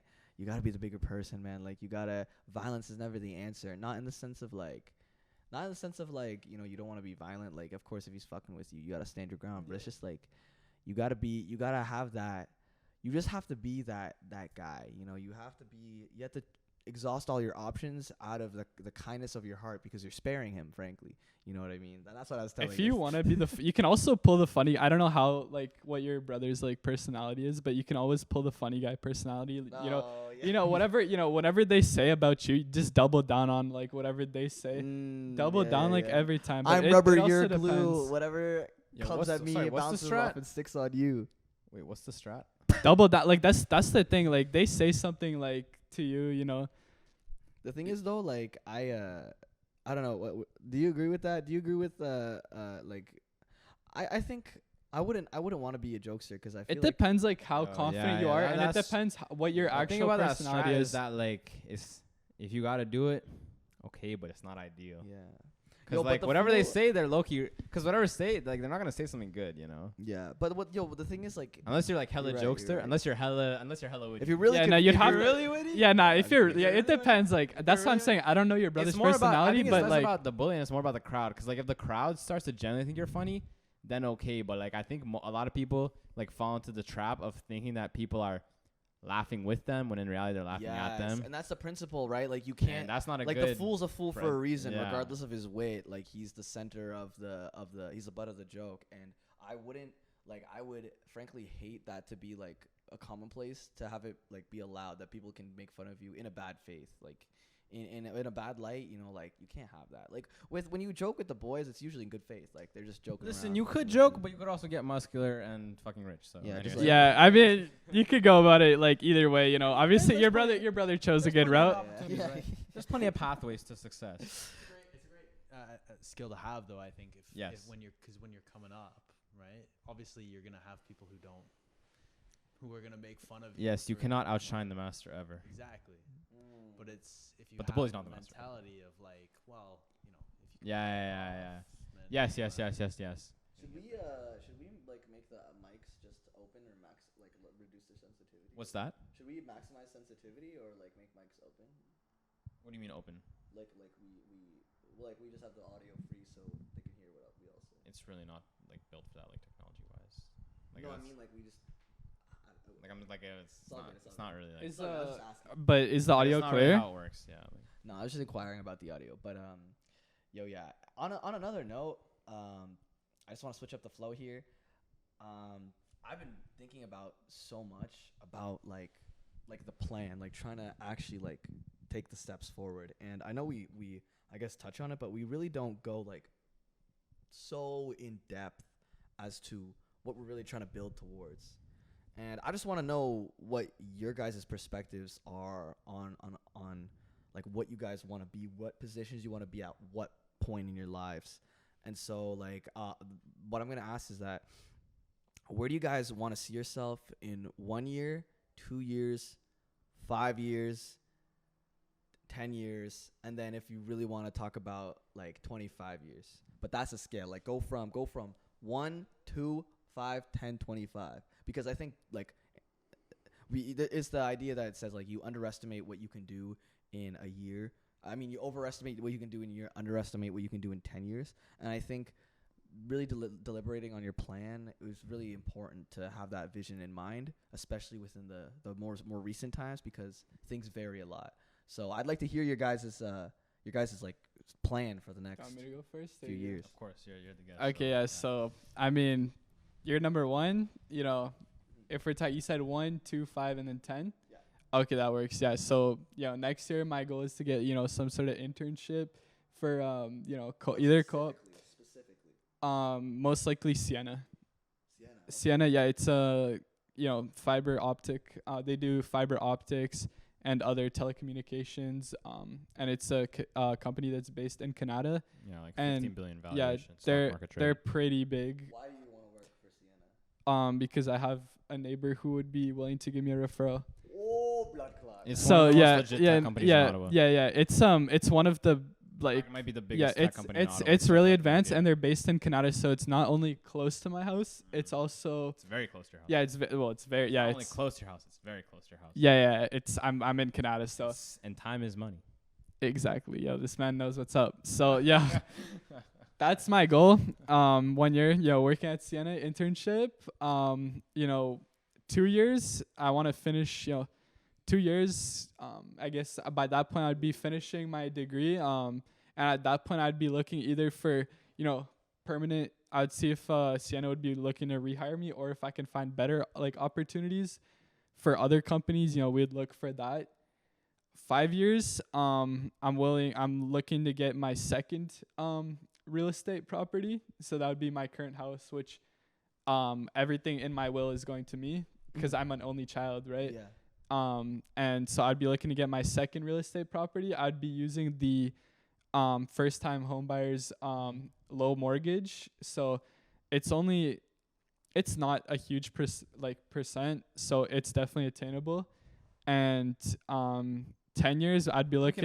We can always help you out, bro. Yeah, we can. Well, hold on. I wanna touch more like in depth. Like what do you think like your day to day will be in these stages? Yes, like in thank 2 you. years, like what's Holistically. your like day to day? Like what are you thinking about? Like what's the lifestyle you're leading? Like do you got I'm a glad. car? I'm glad. You you know, wrote that just down. You got a just wife work. by Yeah, this the relationship stuff. That will come. The money stuff that will have to be built up, right? And obviously that'll help me get the So you're the saying relation- you wouldn't predict your relationship status. Yeah, I mean, it's not like something that it's like if it happens, Yeah, like, I'll, it's not- obviously I'll try to I'll look for opportunities to make that happen, but that's not something that Yes, you look at it in a very different way than you Yeah. do your financial position. But, Yeah, but, like, obviously. what about how you spend your time? Like, what do you want to devote most of your time to? Like, actually So- break down your day to day. Okay, so actually, let's start with like you're graduating. Like, what is your day to day after you graduate? looking to see for employment, like just looking at employment opportunities. Mhm. getting through those interviews, getting through those interview processes, whether it's coding interviews or whatever type of interviews I might end up in, just getting through them and giving calls back to the places, reaching. Actually, one really good thing that I should mention for any viewers that are watching this is, if you're looking for future jobs at, tech companies, law firms, or any other, firms in general, one thing that you can do is on Indeed, if you search, or I forgot if it was Indeed or one of the other LinkedIn?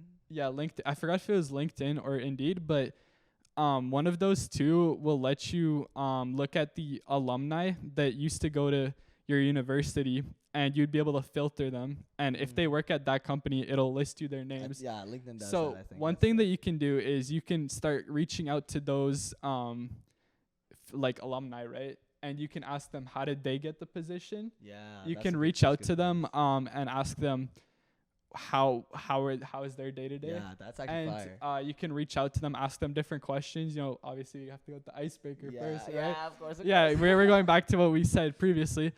But yeah, definitely you have to reach out to them, and I can promise you that if there's 30 U Ottawa alumni that work at a certain big corporation, like at least one of them will get back to you if you reach out to 30 of them. No, that's fire. I can promise you that. And that will, obviously in a pool of, thousands, maybe tens of thousands of candidates, how do you stick out? Whether it's referral, whether it's being the absolute best at, the job that you're doing, or whether you have the best experience, or whether, you contacted one of the alumni that used to go to your school, and, they're maybe at a managerial position now. Yeah. And, they can give you some sort of help on how to get that job. It's really, how do you stick out between you and the thousands? I'm gonna do that ASAP, man. That's actually a good idea, bro. That's fire. That's an action item, bro. I always have some valuable things to say, Of course, man, of course. But yo, of course, man, you're wise like that. I wonder though, like what do you want, like your life to look like? Like what do you want? How do you want your balance to look like? Like, do you really think you're gonna be hustling every single day for the next 5 years? Like, or it depends. Like right now, my motivation is probably like one of the highest has been in years.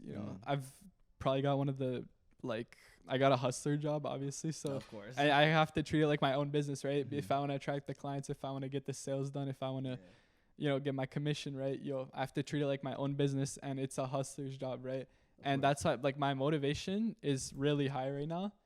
And I want to get that money. I want to see those numbers, Of course, it makes me happy, right? Like I was talking to Andrew on this on Friday. It's like, when I completed the first week and I realized I got like a certain amount of commission, I was like fucking ecstatic, man. Yeah, and Andrew's telling me about it, man. Yeah, exactly. So, and yeah, exactly. You got to be like, When do you think you're going to own your first property? Like, what's your deadline actually? I said 5 years from now. 5 years? Yeah, so 1 year after I get my degree, I'd say. 1 or 2 years after I get my degree. By 10 years, I want to have either... It depends if the obviously, it depends if the properties are, multiplexes, because there are obviously properties that have multiple units in them. So it depends what kind of properties I end up finding, and what value I pay for them, and how much revenue they're generating, right? Like, obviously, those are things to take into account, and it's gonna depend. I don't know what the properties are, but definitely at least, if we're talking about units, we're looking to have at least 4 or 5 units in 10 years, in properties. What is the end goal with real estate for you? Well, or rather your career. So, well, honestly, real estate can get you financial freedom, because obviously, like, is that what you seek? That's what I'm seeking, right? Because I want to quit the 9 to 5, quitting the 9 to 5, and having enough income to sustain your lifestyle. And if that lifestyle is me, like 10-hour work week kind of vibe. Yeah, for sure, something like that. But it just depends what kind of lifestyle I want to live. If I want to live a minimal lifestyle, you obviously don't need $100 million in assets, right? So you don't know necessarily what kind of lifestyle you want. Yeah, obviously, but I just want to be comfortable, and if I wanna be driving those nice cars, I might be having to grind later, like for multiple years. I said I'm not gonna stop the grind, right? Yeah. So it's gonna depend. You just want the base for like new ventures, but you don't know exactly what you want. You want a base of financial freedom. I see. Yeah. That is the goal. Yeah. Do you know, like, do you have an idea of what you might want to be doing with that freedom? Traveling. Like I want to, man, I'm gonna be honest, like my biggest dream is to, first one of the, my travel like dream destinations is, I want to go to I want to do tour Asia, like all of Asia, Korea, Japan, China, and go to the Philippines as well, Okay, of course. Of course, man. Gotta see those beautiful beaches and shit. Oh, it's nice, man. Maybe the beautiful woman as well. Yeah. But Careful of the lady boys, bro. Oh, shit, There's a lot of them in Southeast Asia. Yeah, man. Y'all have to have to watch out, man, honestly. But other than that, that's my, I want to travel. Yeah. Do you want to do it with a wifey, or do you want to do like a backpacking adventure, like? Or you want to be a bachelor at the fucking cabanas and shit. Yeah, pool party. Yeah. I'm gonna be the guy with the bottle service. Yeah, you want to be the bottle just service. Just like Pitbull, huh? Yeah, you want to be Pitbull. I have to be. Of course, man. Of course. All right, prediction: you'll own at least 6 houses in 10 years. Yeah, and six. The thing is, complexes. the thing is that I could. The thing is, obviously, I might have to hire a certain. If I want to travel the world, I'll have to either have my own company and have a manager. It depends how many assets I have, but obviously I might have to hire someone to manage the assets for me, depending on get a how many organization. Yeah, exactly. You always figure it out though. You always shape. Yeah, I mean, at that point, I'll have more knowledge on everything, and I would figure out how to do that. And obviously. And there's so many real estate people around who are very, very knowledgeable. Yeah, well, I have the biggest motivation behind this goal is, I have my parents' friends, they live in the Toronto area, and the thing is they own multiple real estate properties, and they only work maybe 20 hours a week. Wow. And that's seeing them in person with their mansion, it's one of these houses but in the Toronto area. Think about that. Yeah, so crazy. Thinking about that is seeing that in person is my biggest motivation behind this goal. Yes. That's actually true, bro. When you see the capabilities that people accomplish, it's wow, how am I not? And the thing is equity is real. I think that's why the real estate guys are probably the most, or probably the original motivation money guys, get rich quick guys, because they equity is so simple to them, right? They understand it better than anybody, because it's there's no there's no value in a company, exactly. It's it's pure direct. it's pure it's ownership. I own this house, I make 1.4x 2x my mortgage payment. It's it. No, it's actually you're so right, bro. It's literally I just refinance, let me go. And that's probably why there's a lot of talk about it, because it is 100% equity. It's quickest return on well, I wouldn't say quickest. But the point is, it's the most direct form of equity. Mm-hmm, exactly. Or in your head. And obviously, the point is, you don't have to be a fucking quant to understand the cap structure, right? House is a house. Yeah, exactly. Yeah, either the thing is nowadays there's not too many ways for people to become financially free. And those options are not, they're diminishing, each year. Is that right? And for example, why do you say that? Because, for example, most billionaires, if you think about it, they're people who have, had crazy ideas. Mm-hmm. And I'm gonna be honest, most of us here are anyone, most people, 99.999% of people aren't gonna, figure out some new idea or figure out some new concept that's going to be, world changing, right? For example, the person who invented Ethernet, he's a billionaire. You've never heard of him, right? Because he lives a low-key life. He's not I do love Ethernet, though. Yeah, no. Thank you. Yeah, no, we love Ethernet, by the way. But, he's a billionaire because this idea is used in every household today in North America. Yeah. There's 10,000 switches in my 500-person office. Exactly. But I mean, maybe because it's funny because I guess I hear the real estate guys say this all the time, so maybe they're a bit biased, but I think that it's like pretty logically true. Yes, real estate is. I think that probably if we like looked at it numbers wise, the majority of billionaires are probably real estate billionaires. And McDonald's is one of the largest real estate companies today. Yeah, and then once you start forming it through that way, so yeah, probably the majority of billionaires are real estate owners. So the majority of their wealth is in real estate, and probably the most deterministic way to become financially free, including over $10 million range today, is deterministic. Actually, ever most deterministic way is through real estate, especially in terms of the general public. You know, if we just look at across all majors in university. I disagree. I'd like to see the stat for that. Maybe like I've seen like graphs where it's like a large portion of wealth is especially when we're talking about estate. like not billionaires like though. Small to that's medium. that's what I'm saying. It's not billionaires. It's not billionaires who most of their equity is in Is that right? real estate. I disagree with that. And on your point, I actually agree with what you're saying in terms of how like the ideas won't be breakthrough, and that's why I'm asking. The other thing is that the other thing to add on is, what value do you bring? Yes, it's always about value, right? Ethernet, it's $1 billion idea because it has value, universal value, in every household in North America, and also including Europe, the whole world basically. Of course. Right. And under the sea. Exactly. And exactly. This in the ocean. Yeah, and the thing is that how much value do you bring, right? For example, how much value do you bring to a corporation? For example, you think about lawyers, right? How easily is a lawyer replaceable to a law firm? And how much revenue? I'm about to make it a lot easier. Yeah, exactly. How much revenue do the lawyers actually make for that company, right? Yeah. If you're the top lawyer who can bail out multi-million-dollar companies from $1 million lawsuits, obviously your value to the corporation is immense. It's your value is in the millions, right? And you're gonna get paid accordingly.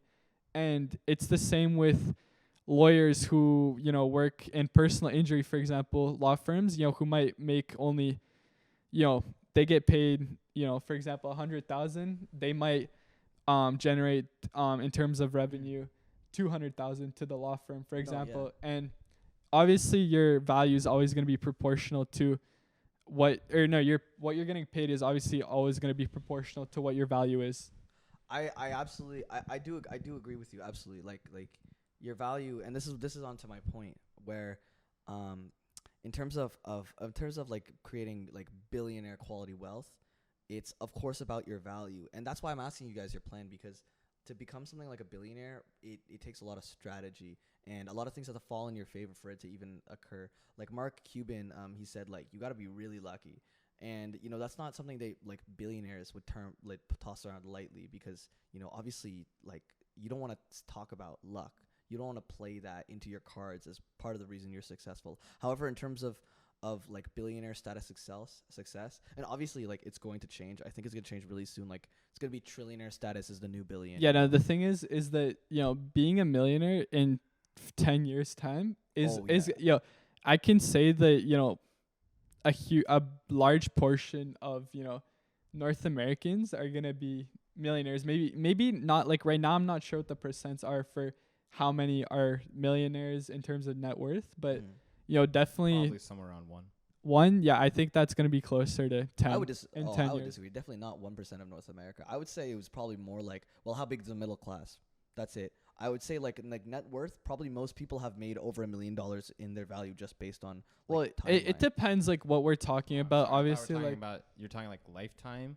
Or like, well, I mean, like that's still kind of your net worth. I mean, like, well, no, because you can't. No. You can't have a forward-looking net worth on it. No. No. Okay, if you work for $100,000 a year and you've worked for 10 years, you've made $1 million in that 10 years.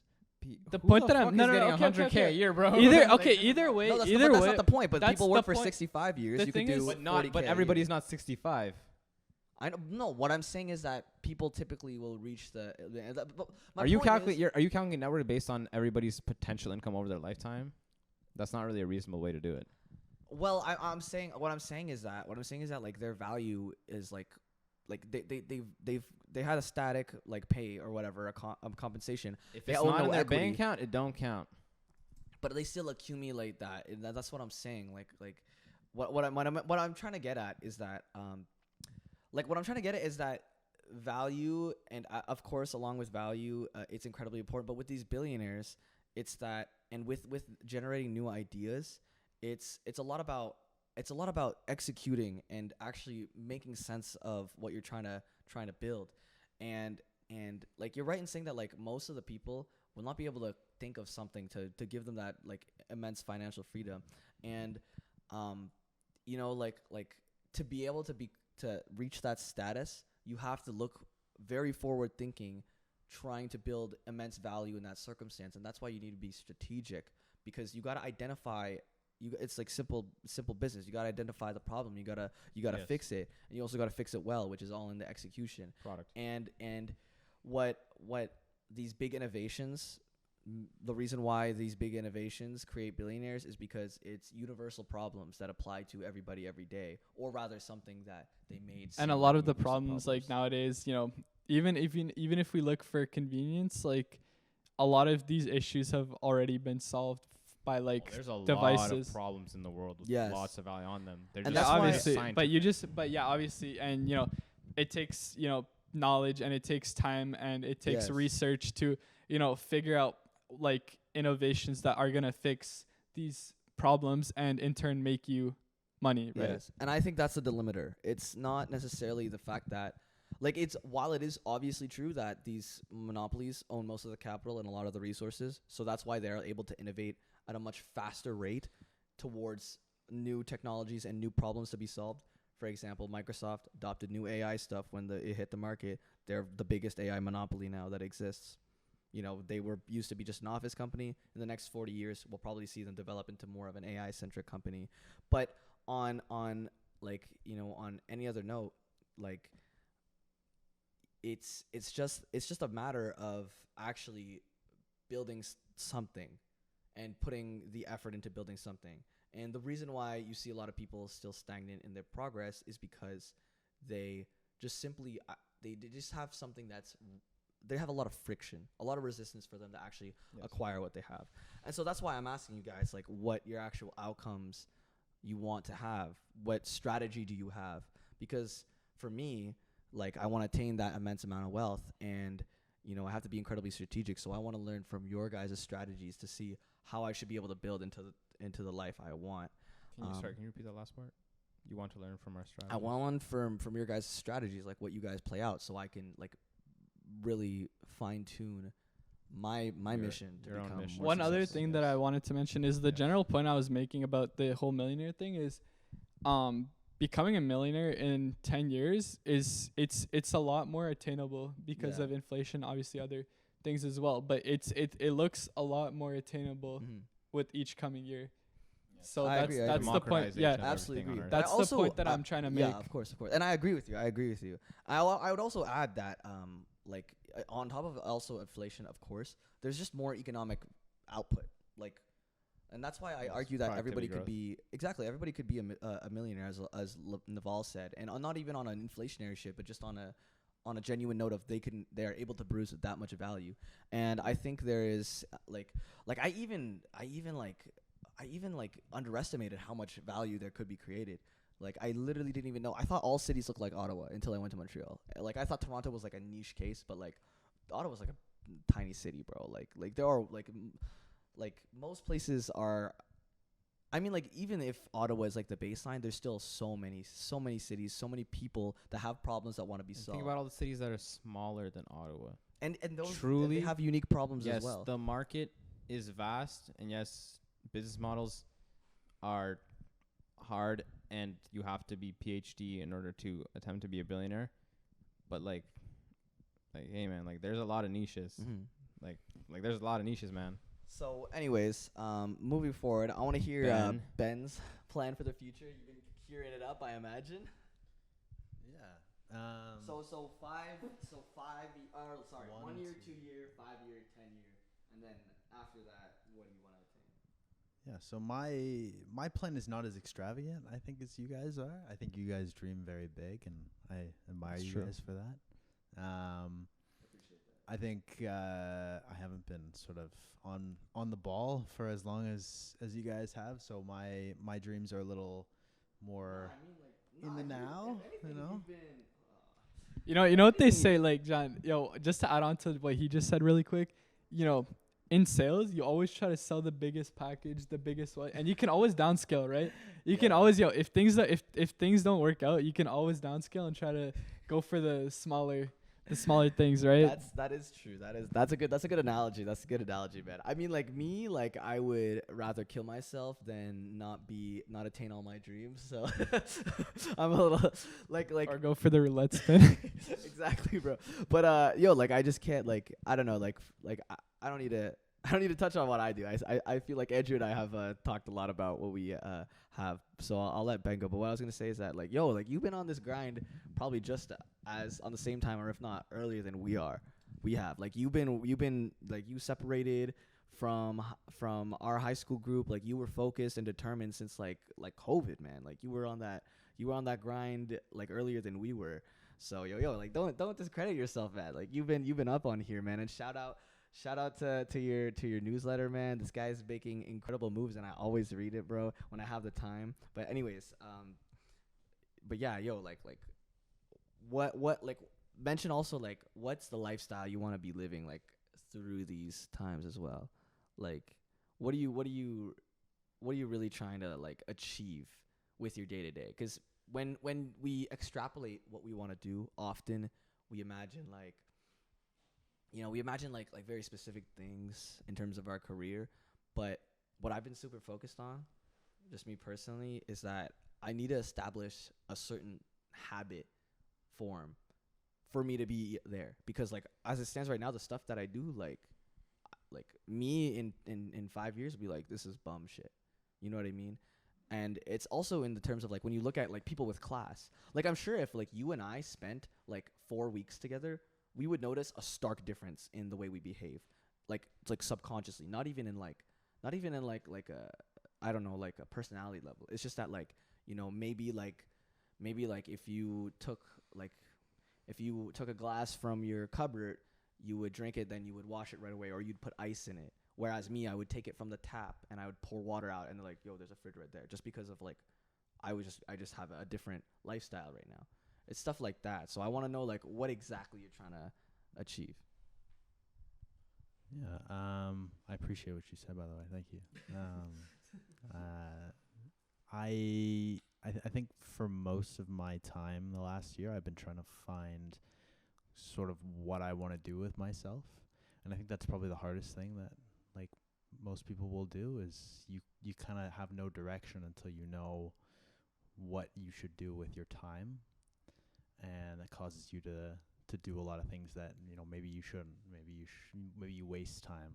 No, that's so real. And I don't know. I don't think I fully arrived at that yet, but I think that's probably what I'm gonna be aiming for in the next year, 2 years, 3 years, is sort of finding my purpose, right? Because that is, I think once I have that, then it'll just be a straight line towards wherever I need to be. The other thing I want to say about that is, there's 3 things that you can really improve about yourself. And, that's the spiritual, the financial, and the physical, right? We can clearly see, Ben's been working out on the physical, and, we like to see it. And obviously that builds discipline, that builds character, and that applies to help, you improve in the other areas, right?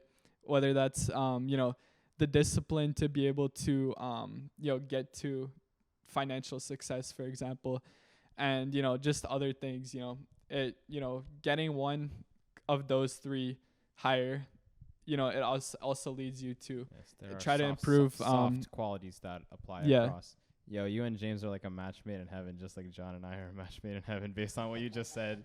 Do you get what I mean? I know. Because the thing is, if I ask James what he, like, saw for himself in the next years, he actually says the exact same thing. Yeah. Yeah. Well, I mean, that's why we gel. I mean, that's why you guys. That's why you and James jam. So where do you see yourself next year, 2 years, etc.? in front of me. I in- see myself in front of you at your house. At the end of the day, like I feel In like 1 if you month, dug I a will little bit be deeper- on Ben's bed, regretting that I stayed over.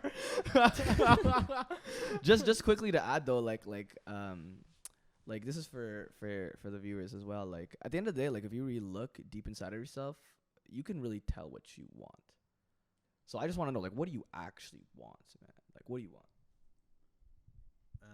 I like I said, I just want a purpose. You know, like I want a purpose.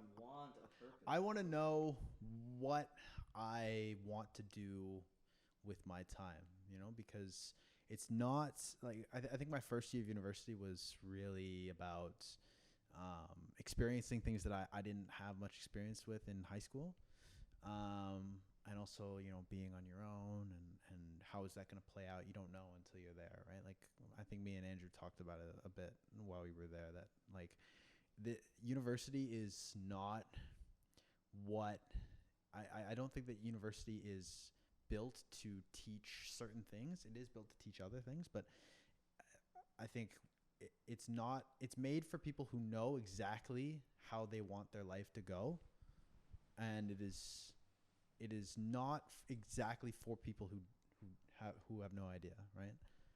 And Wouldn't you say that university gives you somewhat of like an environment to find out, or would you say that there's I think better so. places? I just to think find that it's unfortunate that that's the case, that it has to be a big chunk where the most young people correlate in that. That's all I have to say. I guess the shenanigans that go on there aren't exactly probably like the best way to direct you to like the better things to do in life. yeah, At the very least.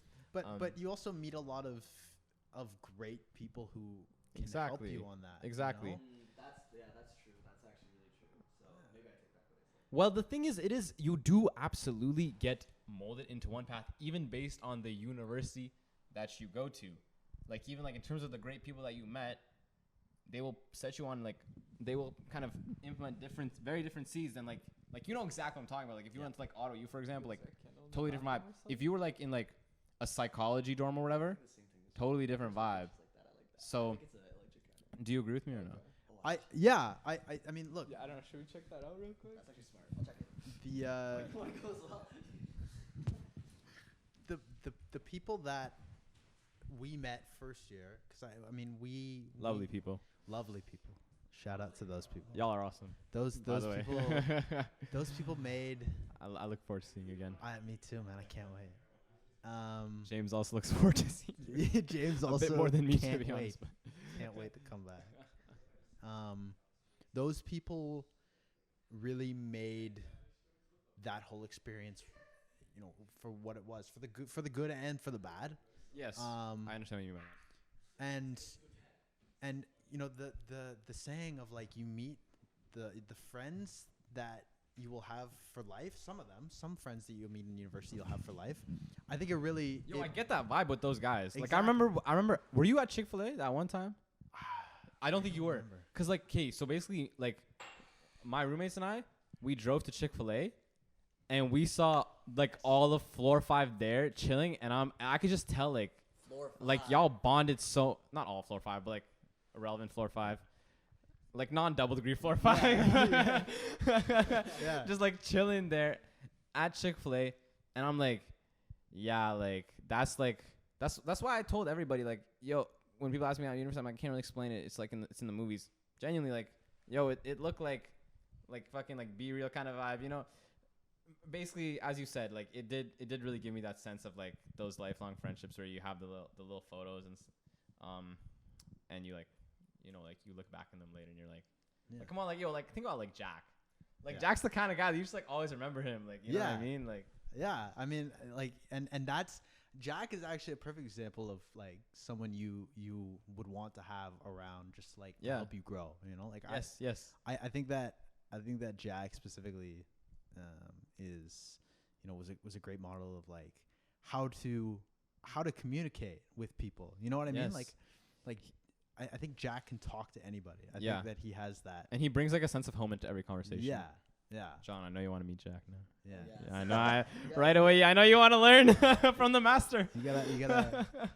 But like, to add on to that, I think that him combined with some of the other guys on that floor, they combine to make that environment perfect for figuring out yourself and for figuring out, I think, what you're supposed to do.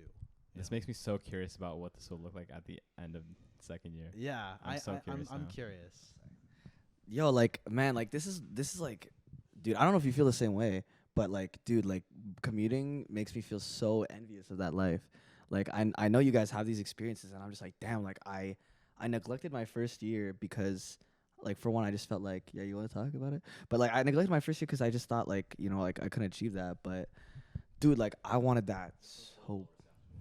Like I wanted that like so bad, and I know this year I'm gonna really make it my effort. And if I transfer, when I transfer, and if I live on res in U of T and or McGill and or Stanford, I will definitely try to live that res life. But like I know you guys like are making those like lifelong friends, and I'm just like, damn, like man, like I just feel so left out. Like you can. Yeah, no, as a commuter, man, like first of all, like a lot of our days wasted, like yeah. Sometimes bro. it's like, 1.5 hour there, 1.5 hour back. It's 3 hours plus your like courses.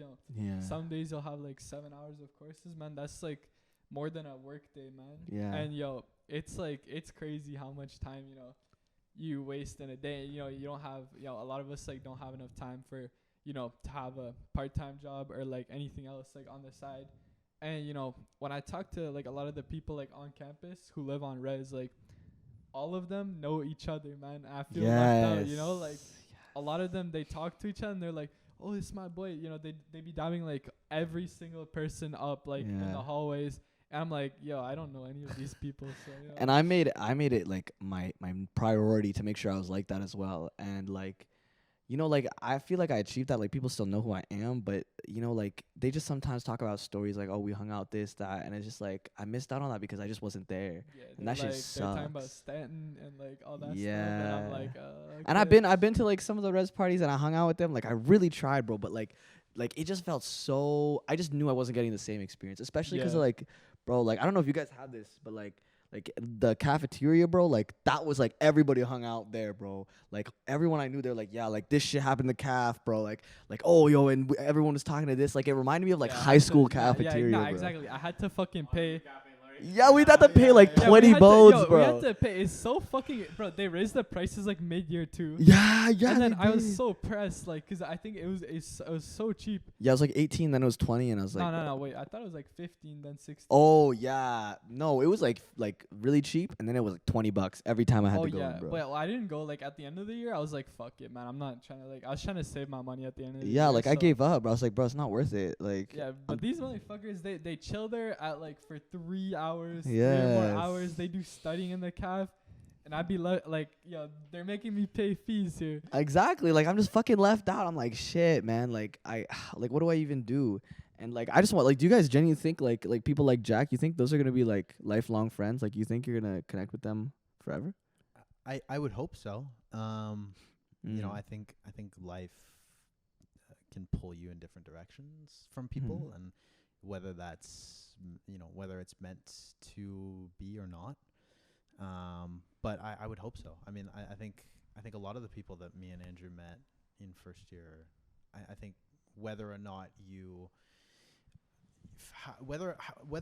feel like you guys are on the same wavelength, as in like you guys had the same goals, I think you can probably attest that like they're good people to have. The guy you'll remember at the very least. Yeah. Like that's so important. Because you're right. I mean, statistically speaking, you're not gonna keep in touch, because your goals will change and whatnot. But you will remember. And this will matter to you, right? Is that like Jack's the guy who you'll remember, just like we remember certain people from high school, right? So. Same thing. Oh, we don't need certain teachers, bro. We still see them. But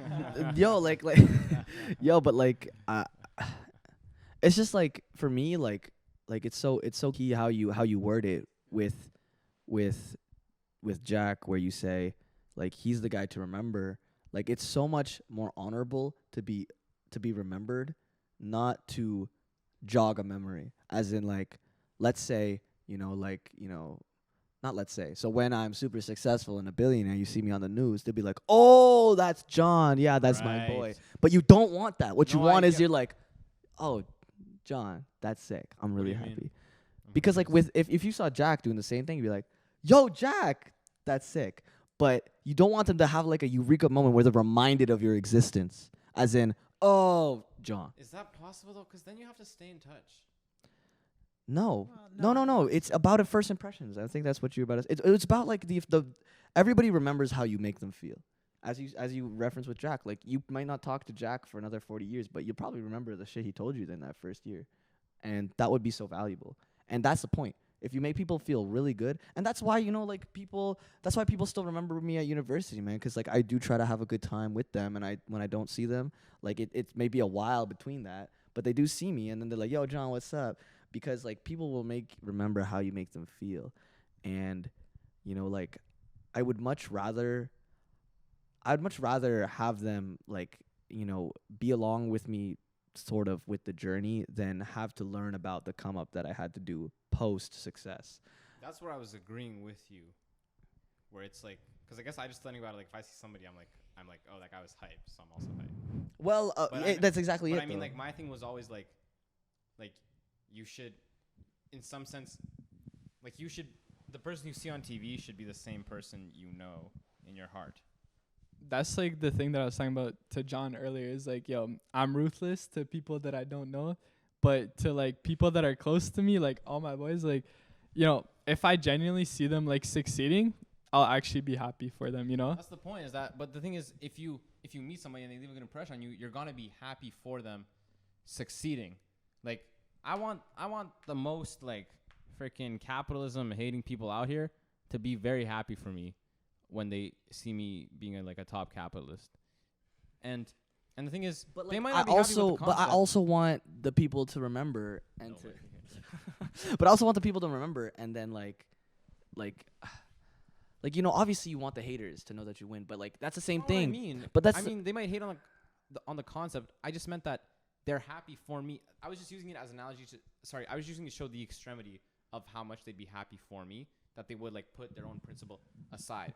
Like for example, if you see somebody who was important to you Yes, I understand what succeed, you're saying. you're gonna be happy for them. Yes, of course, and that's what you want. Like you like I like how you said like regardless of the principle, and they'd be happy for you. Yeah. And that's the kind of point. But it's like, like I don't want them to be like I can encapsulate it perfectly. Like it's like oh he was successful. Yeah, like I could see how that happened. Not like oh yo like that guy's. Yeah. Yes, nice. He doesn't even care about how it happened. Even they don't even care about the process. They're like, wow, like yeah, like that's great, man. Like Really, or that's even next level. That's next exactly level. because They it's don't just even care about the genuine process. connection. Like they care about you, not Not like the process. If there's like none of But I saw that I'd coming. say there's a third one where, it's not, they don't get hype. You said, there's people who will think about your come up, but there's also those who, they'll just be, they'll obviously like look at you and they'll be jealous. And, they won't care about how you made the come up. They'll only care about the end result, and they'll be jealous that that's not them, even though they didn't go through the pain or know many of those through the people. motion of getting through what you had to do to get all the That feels stuff like such that a you fake got. concept to me. Like I feel like it's like, I don't like, no like think about any successful like do you like I don't know, like do you know anybody that hates you? I do. Really? I'm not gonna name them like publicly. They're probably watching the stream, but I'm not. I do know there's people who have who hate come up me. to me and been like, "Yo, I have beef with you over this," and I'm just like, "Yo, Yo, I've had respect for you." Like, competition. Yo, that's the thing. Like competition exists, bro. And people at the end of the day, I like, have respect for my competition. I don't. and dis- that's despise why. them. And I do as well, and that's why like we take inspiration and we supersede them. But like at the end of the day, like you gotta be ready for the people who are willing to do everything to bring you down. So It's positive. I'm with Gary Vee on this. yeah. Man. It's all But anyways, positivity. I just wanna I want Ben to continue his progression, man. So let's keep talking, touching on you were saying like talking about how these people are gonna help you find your stuff and etc. Yeah, I think that's first of all, this was great. Like I think I liked We hearing- appreciate it. I liked hearing all the perspectives how other people can make you feel and have an impact. But yeah, I really just want to take my time to figure out, like, okay, like business, Laurier, not my thing, you know, even if the people are my thing. They were sort of mixed, you know, like I wanted to drop out. Like, At least the connections that you got were valuable, right? yeah, and thank God for that. You really wanted to drop out. Yeah, Despite the connections. yeah. I think I came to that. You and I both. Yeah, And I like the courses. Yeah, exactly. And Andrew had you know, Andrew killed most of it. I think for almost Thanks, all bro. of first year. Yeah, no, I think at the end of first year, I felt like this program isn't for me. I think my biggest fear is working a 9 to 5 and being at a desk. I think I can't. What? I can't. Sorry, we both work 9 to 5s. No, for life is what I mean. I know what you mean. I know what you mean. Like, Oh, bro, fear it. It's not good. Trust me. No, yeah. Like my biggest fear is working at a desk, and that being my life from when I wake up till I go to sleep for 40, 50 years. I You know? agree. And I was thinking about that a lot towards the end of first year, where like I was just at my desk with like papers everywhere, studying for all my exams, and I was like, I can't do this anymore. So I got through, I came out, and I told my dad, I'm like, I don't want to do this anymore. Like I can't be here, because as much as you want me to keep going, and as much as other people would like to see me keep doing that, I feel that second part. yeah, Not just your parents. but as much Their as their like, friends go crazy though. yeah, exactly. You know what I mean? I would end up with a degree that I would never use, and if I did use it, I would be miserable, you know. And I wonder if you guys feel the same way about, like, I know you guys are very set already on what you want to do, right? You guys are all sort of on. Yes, I would also feel pretty miserable. Yeah. I actively feel miserable. Yeah. I guess it's the suffer or I'm very suffer. thankful nonetheless. But Yes, I mean, yes. It's suffer now, Yeah. and so that you cannot suffer in the future, or Yeah. suffer later. Or at the very least, pick your pain. Yeah. Yeah. Pick your suffering. Oh yeah, that's what they say. Yeah, pick your suffering. Where Yeah. like they say like you can either chillax now, suffer for the rest of your life, or you can suffer now and then chillax later. It's a matter terms of whether you'll like. Are you gonna risk having nothing, or are you gonna risk having the mediocrity that you Yes, so exactly. Yeah. And I'd rather risk losing it all, trying to do something than have so quote unquote security. But I've not seen you actively play out that play out what? kind of prerogative. What do you mean? You, I like you, to- you I haven't like to- risked it. You haven't risked it all. Because you and I have both gone very, very much back, like rolled very much back our risks. Now that's a very interesting thing. And in like honestly in tandem with what we were just talking about, very interesting. But I would actually, like, I do agree with you. I've tuned down my risks and like in general, and I do wish I'd do that. However, like the reason why I am so adamant on getting the fuck out of Ottawa is because it's an environment that doesn't even It's elicit- stagnant. it's stagnant waters. Money, the thing is, sure, there are like, people who are wealthy in Ottawa, but the thing is that money moves slow here, and that's why, Yes. you can't make a lot of money here. And you're so right. Yeah, exactly. There's like Andrew, name like what's one risk? Like name one risk that I could take right now. Don't say those poster sales. That's a different kind of thing. I wasn't going there. you're taking that risk, bro. No, you were. Yeah. I'll make you take that risk. Definitely not, bro. What do you mean? Dude. What are you implying? Oh. Well, like the only reason why I was opposed to doing it is because I'm not trying to. Oh, that. Oh no, that's. I'm no, not trying to that's die. The kind of risk I That's meant. what I'm saying. I'm not trying to die that's before not we really what I start. meant. I'm not trying to die before we No, start. but But I that- know what you. I that's do not- know what you mean. No, that's not. But like, that's there's. not the kind of What risk I my meant. point is that like. Well, university doesn't really apply to anymore, so I guess. And university isn't even like so much of a risk anyway. Like. well, there's some courses there that are completely irrelevant, to be honest. Yeah, but like, is that even a risk? That's just a bad It's decision. a risk of wasting your time. Yes. No, But no, is the that a point risk? It's a bad decision. Well, You it's a know. financial No, the point is you're not. Yeah. No, you're not. You're not. No, the point is you're not gonna risk. Okay, but like, am I you're taking not a gonna take the risk of crimecology? dropping those courses. You're not taking the risk of dropping those courses. Oh, I see what you mean. Okay. Well, I mean, like, but that's not even a risk. Like, that's not even a good decision as well. Like, in terms of what I want. That's what I'm saying. Yeah, so that's why. That's what I'm saying. Like, what risks are there that exist? Because, like, in terms of what I want to achieve, like, I actually, like, in fact, I want to finish my degree for one, and I also, it's like compulsory so that I can have the foundational knowledge Yeah. to be able to apply my deep understanding of technology. Like, it's necessary for me to finish my higher education. Not even on a like a I need my degree standpoint. Like, I want to be able to do research, and Yes, I understand the. you know what I industry. mean? I apologize. You're right. And like it's like no, but you're right. Like, there are some risks that I haven't taken, and I did my due diligence over the past week actually to make sure that like I get back in the mind frame of doing that, which I have been. So I'm grateful that I'm moving towards it. But like, I became a bitch over the last semester. Like, I ain't gonna lie. Like, I did become a bitch, and I lost a lot of my social. I lost a lot of my like my social, not like inept, like not my adeptness. It's more like I just didn't feel like I wanted to anymore. Like, I lost a lot of my drive to do new things, and I was like, no, I just need to focus and grind, and that was a bad decision. It's a risk to obviously go out and try to meet new people and do other things, but what I was saying earlier, which is that like Ottawa has very little opportunity to be riskful. Yeah, that's true.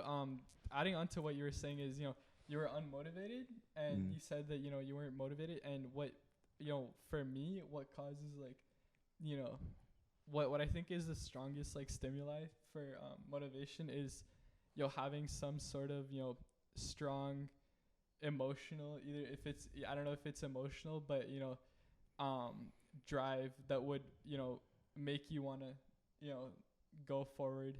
For example, like anger, whether it's sadness or whatever, like whatever, you're like.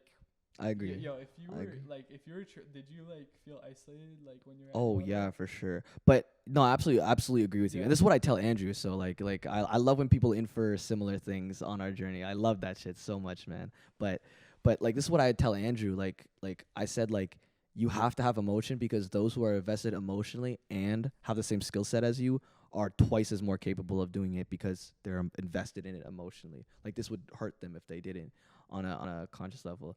And it's a stimuli, so they're stimulated by, whether it's like an emotional connection to their business or whatever, and they want it to succeed no matter what. Yeah, for sure. It's like, for sure. Restaurant owners who've been, working, who have their own restaurant, who've been doing it for, an X amount of years. They, they're still dedicated, and, some of them work, 16-hour shifts every single day still for the past 20 years, because they're so invested into their business, right?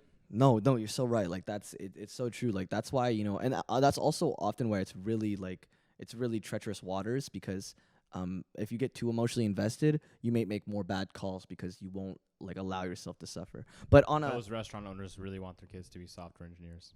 Yeah. That's a good no, point. the thing is, the more like, if you're depending on how emotionally invested you are, you're not willing to take risks, right? Yes, and that's the other thing too that you got to think about. And that's why you have to be very strategic. And like, that's, again, like, I'm trying to be super strategic here, but like, and that's why I would pay millions of dollars to go anywhere. Like, I'd give my whole, like, going to Toronto, or actually leaving Ottawa, is probably the biggest financial risk I could ever take, because I actually will have to take high interest loans to do so. I have no I have no capacity to actually live there. Do you have any like credit history or No. anything? No, I have nothing. I'm saying, like, are you building credit history? Oh yeah, I just got a credit card actually. Okay, So I'm doing that. Like, that will be better. Like, I really hope that'll be better. And I got pre-approved, so I guess the bank likes my spending, I guess I appeal to them. But back to your question. My fucking mom just has good credit. So Yeah, exactly. They're like, So I know you do that. This guy has the Arrow Infinite card, bro. I was like, oh, that's the one I was trying to get to, and I was like, fuck, man. wait, what's the? It's just like it's like one of the best like airplane offers that CIBC and TD offer for like I just air got whatever miles. the RBC student card is. It's you know, it's 3,000 limit for like each month, and it's also like, it's also yeah, it's $3,000. He probably just had good credit to approve for him. Yeah,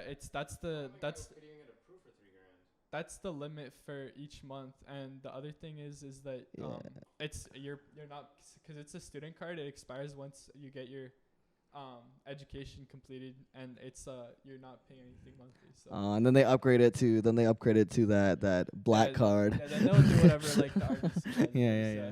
But back to your question, like I agree, bro. I would hate it living my life without meaning. And I think that's what you're hinting. I think that's what like everyone means when they talk about like the desk job, you know? And obviously some people love that shit. And that's because they find meaning in it. But for our purposes, and I think for the vast majority of people, it just sounds so restrictive to have to go to an office, you know, have that routine built into you, like really just missing your freedom, frankly. We don't really understand the luxury of like the summers that we have, because frankly we can do whatever the fuck we want, which is so amazing. Like, this is incredible. Like, the life that we live right now is so great, because if we really wanted to, we could do whatever we wanted. I got another question to follow up on what you were just saying. So, you would risk it all to go to Toronto. What would you do? Because obviously, you know, you have a family, right? I just would you let them be on their own for a while, and then once you become successful or try to attain the success, you would obviously help them out, right? Or would you try to bring them with you, or what would be the plan there? Or have you not thought about that? That's just one question. I absolutely thought about it. And I the thing is with Andrew and I, and we've talked about plans before. Like, I could talk for like hours of like what I want my shit to look like in like 1 year, 5 years, etc. Just because like when I do things, like, I have to know that this is towards the goal, because I just know if I make a mistake, it's over. I'm a bit of a gambler, I'm gonna be honest. I take the risks. I'm a software engineer, you know. Like, I in my soul, I'm a scientist. I have to know the variables. I have to calculate the data. Like, I have to make some predictions, Taking some extrapolations, and do some it's experimentation. more fun. Oh, I would agree. Bigger goals require more complexity. Watch out there. And my goals, and falter. that's exactly it. Like, they are high complexity, and as a result, you have to keep track of the variance, and that's what I try to do. Ain't no risks taken building Google, bro, or at least no gambles. Risks, calculated risks for sure, no gambles. Exactly, and that's the point. I got to take calculated risks. That's what I was saying. Is like there's obviously calculated risks, and there's obviously risks that you gave to yourself unnecessarily, right? But there obviously is a difference. of course. But in terms of your question, I've absolutely thought about it, but like, again, it's a risk. Like, you know, I'll have to leave them alone for a while, and I'll miss out on, for one, being part of Joseph's middle school. Frankly, that would be the case. I might be out even on his early high school experiences, which could jeopardize some things in like his social circle in that regard if I don't help him in that space.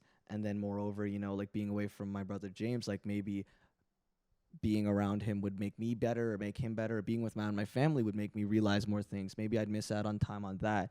And that certainly is a risk I'm willing to take, because at the end of the day, like, it has to be me, you know, like, it has to be, like, someone has to go out. And the opportunity for just being in a place where, as you said, the money flows a lot faster in those big cities. Well, that's why a lot of internet, a lot of internet services and stuff are some of the highest growth.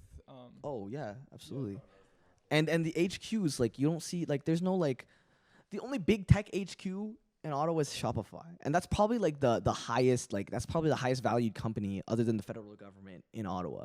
Like that's probably the top tier shit, and that's why it's like one of the only things that has like the big fucking logo stamped on it. You know what I mean? Like you don't see anything else. Yeah, no, obviously there are obviously there's tons of companies, and obviously they have offices here in Ottawa, and they might have like some small logos, but No HQ though, yeah, man. yeah, exactly, no headquarters, and nothing really that stands out too much. Because I know when you go to the big cities, as soon as you're entering Toronto. Yeah. You start Oh, seeing yeah. those skyscrapers. Yeah. Big fucking RBC logos. Big. Yes. All I those see big, Deloitte. I see like EY. I see all the consulting firms. I'm like, yeah, exactly. And they I'm have broke. those big logos. Big buildings. EY. I'm like, I'm broke. I just think like, damn, I'm broke, really. But like, dude, like I'm like, it's my mission, man. And honestly, like I was looking at my GPA and I'm like, why the fuck didn't I transfer in January? Like, I'm such a fucking idiot. And this is the biggest point, man. Like you can't hesitate. And this is why I'm so critical. And this is why I have to be calculated. Because any hesitations, any missteps, bro, like you're thrown back for a year. And that's my case. I'm thrown back for a year. And in high school, as we've mentioned before, like, I didn't do diligence into my career. I didn't do diligence in university. I was like, yeah, medicine, whatever. And then I did research and I was like, fuck, I hate this shit. Oh my God, I can't be a doctor. Not like, I'm just squeamish. Like I actually like I told the story, bro. Like I watched like some YouTube videos and I saw some guy cutting off people's toes. Like he was amputating their toes for like diabetics, gout, gangrene, frostbite, etc. And I was like down a rabbit hole. And this guy, like, he'd be amputating these people's toes, and he'd like you could see the dread in the people's faces. And this guy would look at them and he'd be like, yeah, like, like I kind of think of myself as like the toe fairy, I give it to you in a bag and you take it home, put it on your pillow. Ha ha ha ha. Like he'd make so much funny jokes to front of these patients while they're getting their fucking foot chopped off. And the patients are just like like they're like like you can see like that's not nice of him, bro. Okay, I guess he's trying to lighten the mood, but imagine you're. Well, yeah, no, But like imagine yourself in your position, bro. Like, there's a time and place to lighten the mood. Okay, if you look at these people, bro, they're not happy about losing their toe, man. But they're a little less prone to the pain now. I mean, like you're right, but but I'm not talking about you, bro. I'm talking about me. Like it takes a certain level of disassociation. Cause me, like when I look at them, actually, I'm sorry, I don't know why you said that. I do this thing where like you'll say like one thing that I disagree with, but it's like not to your subject, and then I'll just like try to argue. But like you're right. No, I know. Like this is just about me. Like no, I know what you mean. That's why I agreed with you. Like. But you saw that and you were like, actually, no, that was yeah. actually no, it is. That's the point I was making. Is that he is great at his job. Yes. I was actually like, that's what I was trying to say. And that's what I'm saying. He's great I at his wouldn't job, do that. Whereas you wouldn't do that. Exactly. Yeah. That's my point. Like he was doing that because he was so. That's such a like a particular thing that he did that I would never be able to do. That I was so like, I'm like, wow, like that's like what a soul. Yeah, like he's able to do it, but like me, like I could see it in their face. Like I could feel like the sphere in their eyes, and I like and every time like I looked at it, bro, and I was like, I couldn't handle that. Like I would be fucked up after being a doctor for a while, and I wanted to be in a pediatric oncologist, like cancer with kids. And hey, bro, did you just search up which one makes the most money and called it a day? No, like I genuinely hated cancer and I wanted to live forever, and I hated that kids died. But like, bro, I really couldn't handle watching kids like suffer. Like I couldn't handle that. That would just fuck me up for life. And that's what I wanted to be. And like, if I couldn't handle amputated toes, I was like, I'm not handling oncology. I feel like bro. Ella's dad has such like a big effect on the culture of like SRB wannabe doctors. Dude, because maybe I'm just capping out my ass, but have you seen their house? Need I say more? Well, he's successful, right? Like yeah. I think that's what most big house, big old house. That's what most people I think at the end of in their senior year when they're applying to universities. I think that's for the majority of them. That's what they're looking at when they're applying for universities. Which is wild because it's like probably the like out of like the 1,000 people that live in that area, it's the biggest house. So it's like top huge. like percent. But it's top percent, and people all want to be that top percent, and you know they don't realize that like you don't want to be stuck doing something that you do not enjoy. Absolutely. Yeah, I got it different. Now the question is you're talking about you don't want to be stuck with something that you don't enjoy. Now my question is like to the viewers as well and to all of you guys here is how much do you love money? That is the question. I see a correlation between you and Andrew in that regard. Like you wouldn't like me. Like it's not about money, man. Like it really is just about producing value and having meaning. And like I don't care about the money. The money is just a resource. Obviously, like depending on what you answered to the first question, like obviously money, you know, depending on how much you love money. If you said that, you know, you love money, then obviously, you know, the second answer should have been, you know, I will do anything. Exactly. I will work anything. Exactly. I will like slave away for the money. And that's not me. Like yeah, obviously. And if you answered, you know, I like money, but you know, I don't see myself like I don't care too much, then the second answer could have been, you know, obviously like, you know, you want to work something nice, but you don't want to, you know, you won't do anything, right? Exactly. And no, like I agree with your point. Like, you know, like people can't like beggars can't be choosers. You can't be like, oh yeah, like, I want to be like, you know, a lemon squeezer and think you're gonna make Daryl Young's income. You know what I mean? And yo, like. But that's the thing, you know, like it's the general case is that like they're just not willing to put in the effort. But yo, like for me, man, like if I feel like my job is not building towards like what I want to do in the future, like I will not waste a second. Well, that's what I was talking about. Like I wouldn't do it. Like I want to attain financial freedom, right? Mm. And obviously, like, you know, the real estate, which was what I was talking about earlier. Like obviously, like, yo, I do like, you know, computer science does interest me, right? And, you know, I'm interested in, you know, learning more about it. But at the end of the day, it's not something that I would see myself doing for the rest of my life, right? And that's what I was talking about. Like, you know, I will use it as a stepping stone to build the financial freedom required for my other, you know, businesses or real estate or whatever it may be. And that's perfect strategy, man. Like, you know. But I am, like, as I said, I love money.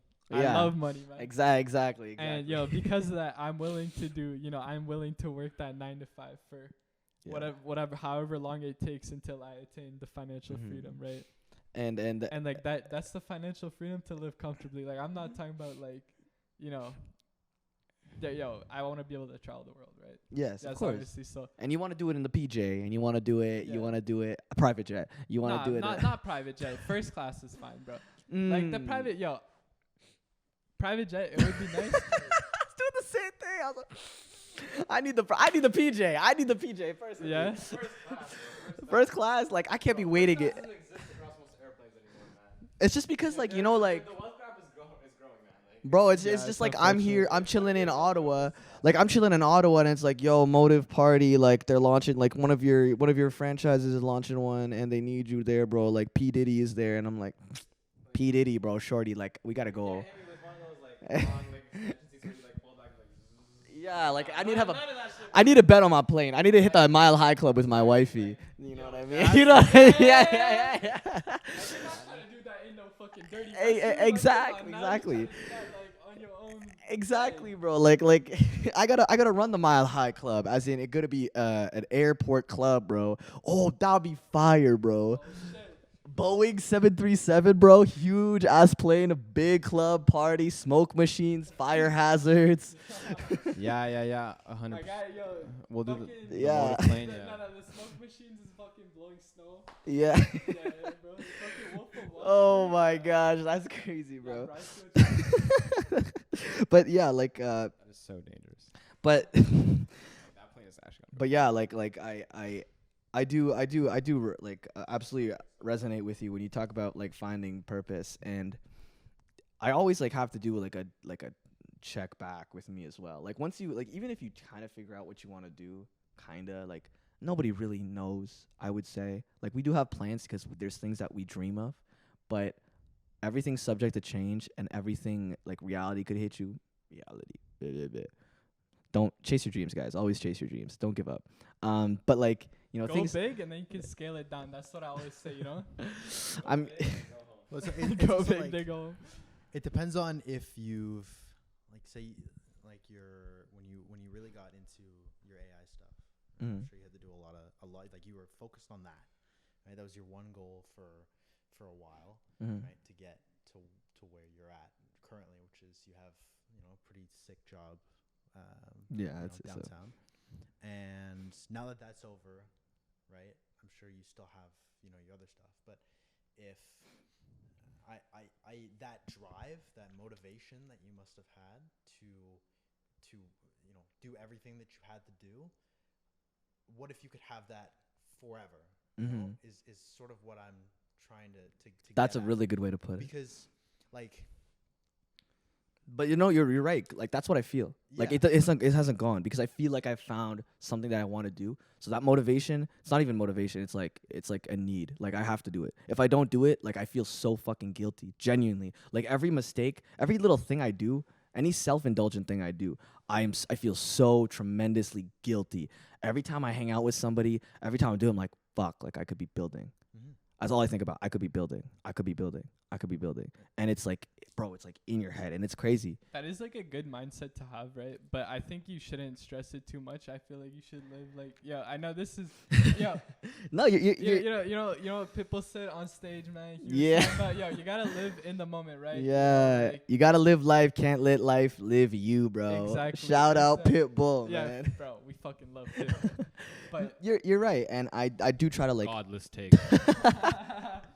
I do try to like like have experiences, but like I relate to Elon when he said like it sucks to be me, cause like he does nothing but work, and I could see that there's something in his brain that's telling him like you have to do this, and it's probably 1,000 times stronger than what I have. Well, that's right the now. emotional investment.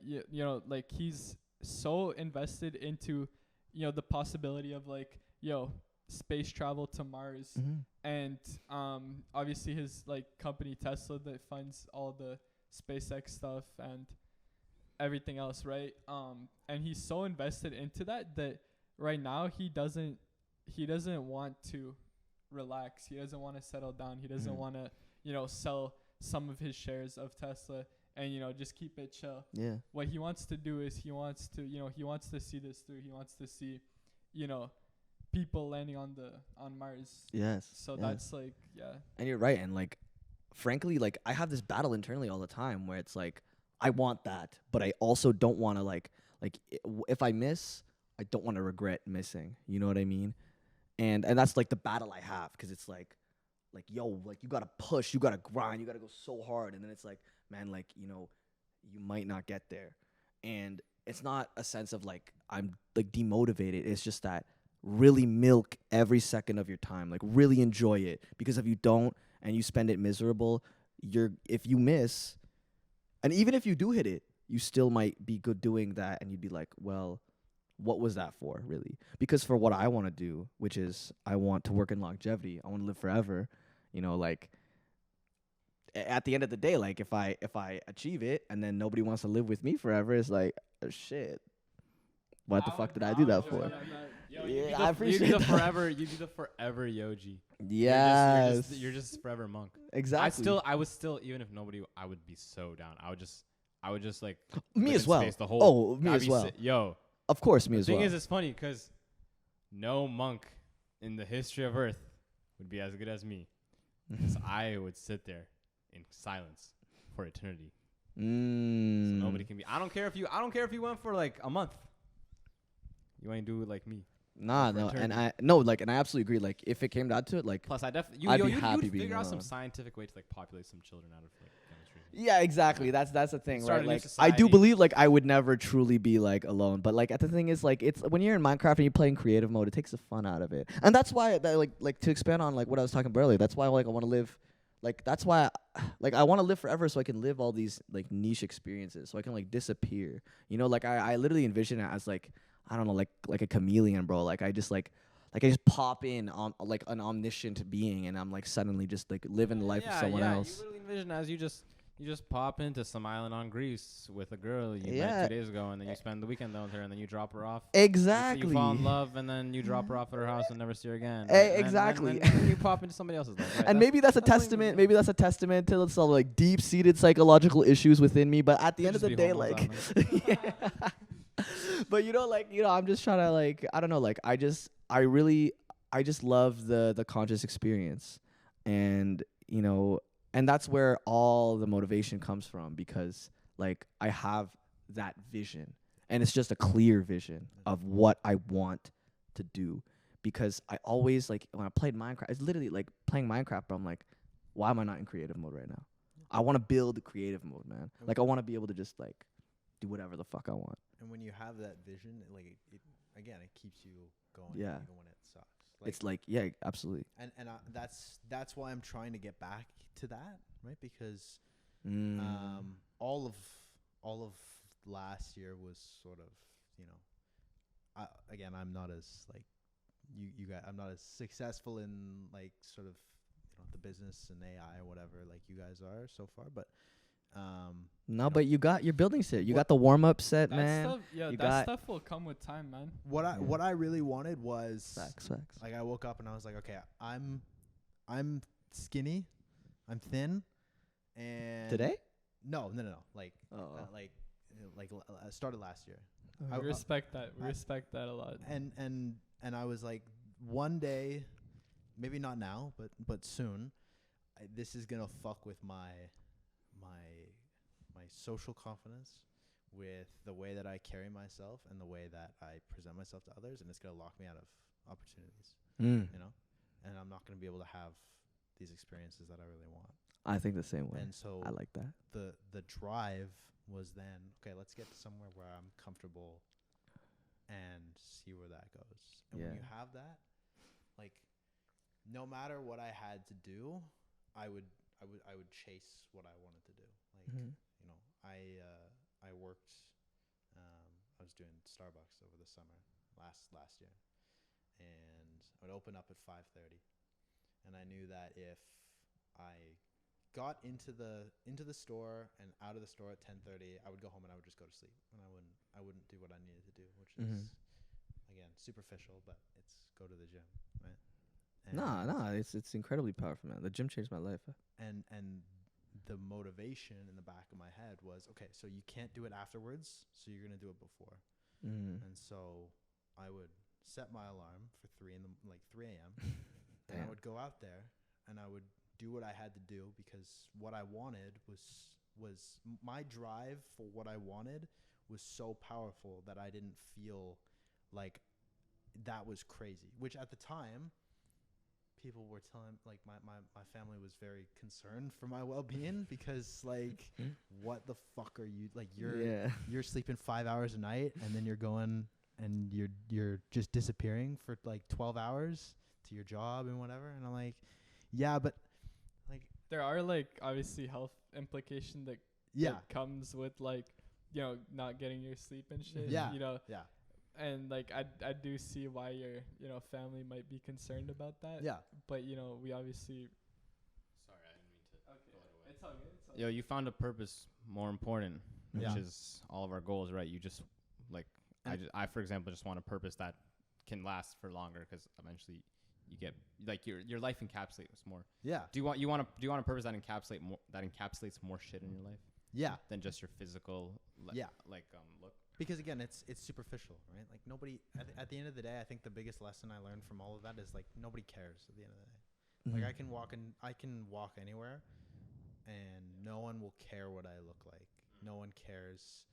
Obviously, in a first impression environment, right? Hey, how you doing? How do you carry yourself? I was talking to John about this today too. Yeah. The lobster. Yeah, the lobster. Because I'm reading 12 Rules by Jordan Peterson. And his thing is social hierarchy and social dominance, right? With the lobsters who carry themselves with dignity and respect, and they have a lot of self-confidence. They eat the best food and they attract the best mates. And the lobsters that don't, the lobsters that sulk and hide and they genuinely starve, or they are eaten. They're prey. And so his thing is stand tall with your shoulders back. And I think that things like that are more important than anything superficial, like how your physical appearance is. How would you say your perception of the relationship between confidence and muscles changed? Is that relevant, or am I off? I think so. I think that I'm more Because you care less now yeah about your physique than you did before. yeah. I think you sort of, once you figure out that no one really cares about your appearance, it's more about how you carry yourself. Because like I'm still kind of introverted, right? I have some social awkwardness, and I find that I wouldn't notice that though. I'm pretty comfortable around. But you're doing good, man. You're doing good. But I think, again, how you carry yourself is so much more important than the way that you look.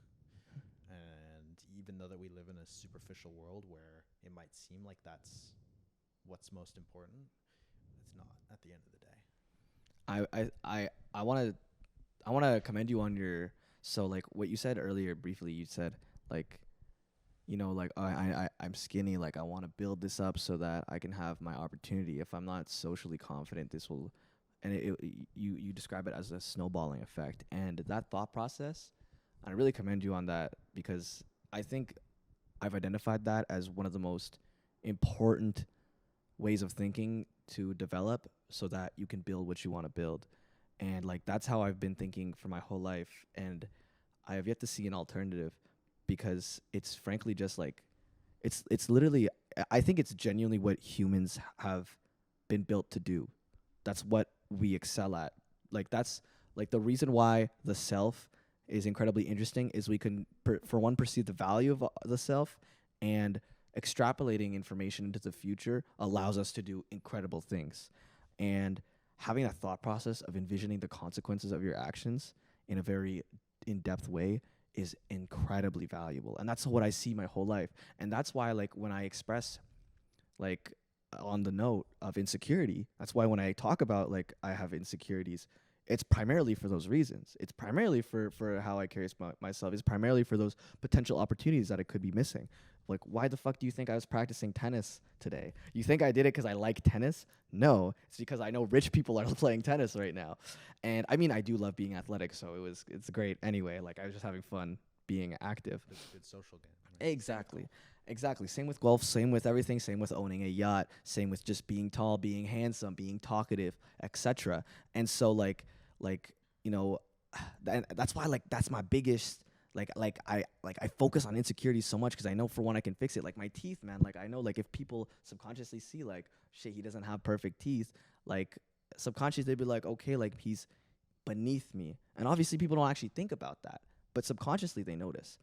And it's everything, like literally everything. I think about all of it like that. Yeah, it's like an interesting thing I want to add. Like, it's in relation to finance, and it's in relation to what you and Ben were mentioning, right? It's as I was talking about in sales, like, you gotta fake it till you make it, right? Yeah. And that's the thing. Like, if you can't fake the confidence, like, you're not gonna get the sales. Mm-hmm. And if you're not gonna get the sales, you're not going to see, the numbers in your account, and you're not going to be naturally excited. While if you're on the other end, if you come up to people, you're generally confident, you're enthusiastic, people will see that, and, you will sell yourself to the other person, and that's not just sales. That's just, meeting new people in general, and, connecting with, other people. And that's, that's like the way they perceive you, right? Absolutely. And so that's like the analogy that I thought of. No, absolutely. And like I want to be that. I want to maximize it, man. I just hate the idea of that. Like genuinely hate. Like, I hate the idea that I couldn't be missing opportunity because of my height, because of how I look, because of how I dress. And it's literally everything. Like, I have to pick and choose what I wear every day. And it's sometimes, like, I mean, not anymore, but like in high school, man, like I was thinking about it so much, because I was like, some days I want to talk to like some teachers and I want to have them respect me. And same with professors. Like, that's actually really interesting. Like I would dress super fancy or super like a kid would, because I like want to relate to my peers at university, but I also want to be incredibly astute and I want to like connect with the professors. And like, if I had not dressed well this day, just because I usually dress well, it would have fucked me over because I was just chilling. And I was wearing like a dress shirt. I was actually wearing like a suit, man. I was literally wearing a suit. I was just fucking chilling, man. And my friend hits me up. He's like, yo, John, like there's a business conference happening in Telford right now. Like pull up. And I'm like, what? And like, yeah, in Desmarais. Like pull up, bro. Like there's a huge business conference going on. Like you got to pull up. Consultancy people from everywhere. It's a huge panel. And I was like, shit, I'm down. And like, yo, do you have a suit? Like you got to wear it. And I was like, dude, like, do you know who I am? And he's like, that's you're that guy. exactly. And he's like, yo, John, I knew you would be wearing a suit today. That's why I fucking called you, bro. And like literally that slight expectation, man. Like I spoke like with so many incredibly talented consultants at EY, Deloitte, etc. That's the only reason I know the names of these companies as well, like Accenture, etc. Like I didn't even know they existed. I didn't know what consulting was, but I asked so many questions. In fact, I was like the only one asking questions. I was talking to all these people, and I got their LinkedIn's, and like as you talk about Jack, like you want to leave good impressions, man. And being like the sole person out of like 300 people asking questions is like That's what I was saying earlier. Is like, how do you stand out? You know, in a crowd, how do you stand out to your employer, or how do you stand out between the 300, depending on what it is for you, is 300 other people. Like, how do you stand out between them? And obviously, you took initiative, right? But that's the thing. Like it's not even like I don't even want to show up to these other people. Like I just like hate the idea of missing these opportunities. And I was there, so I was like, fuck it. I need to talk to these people.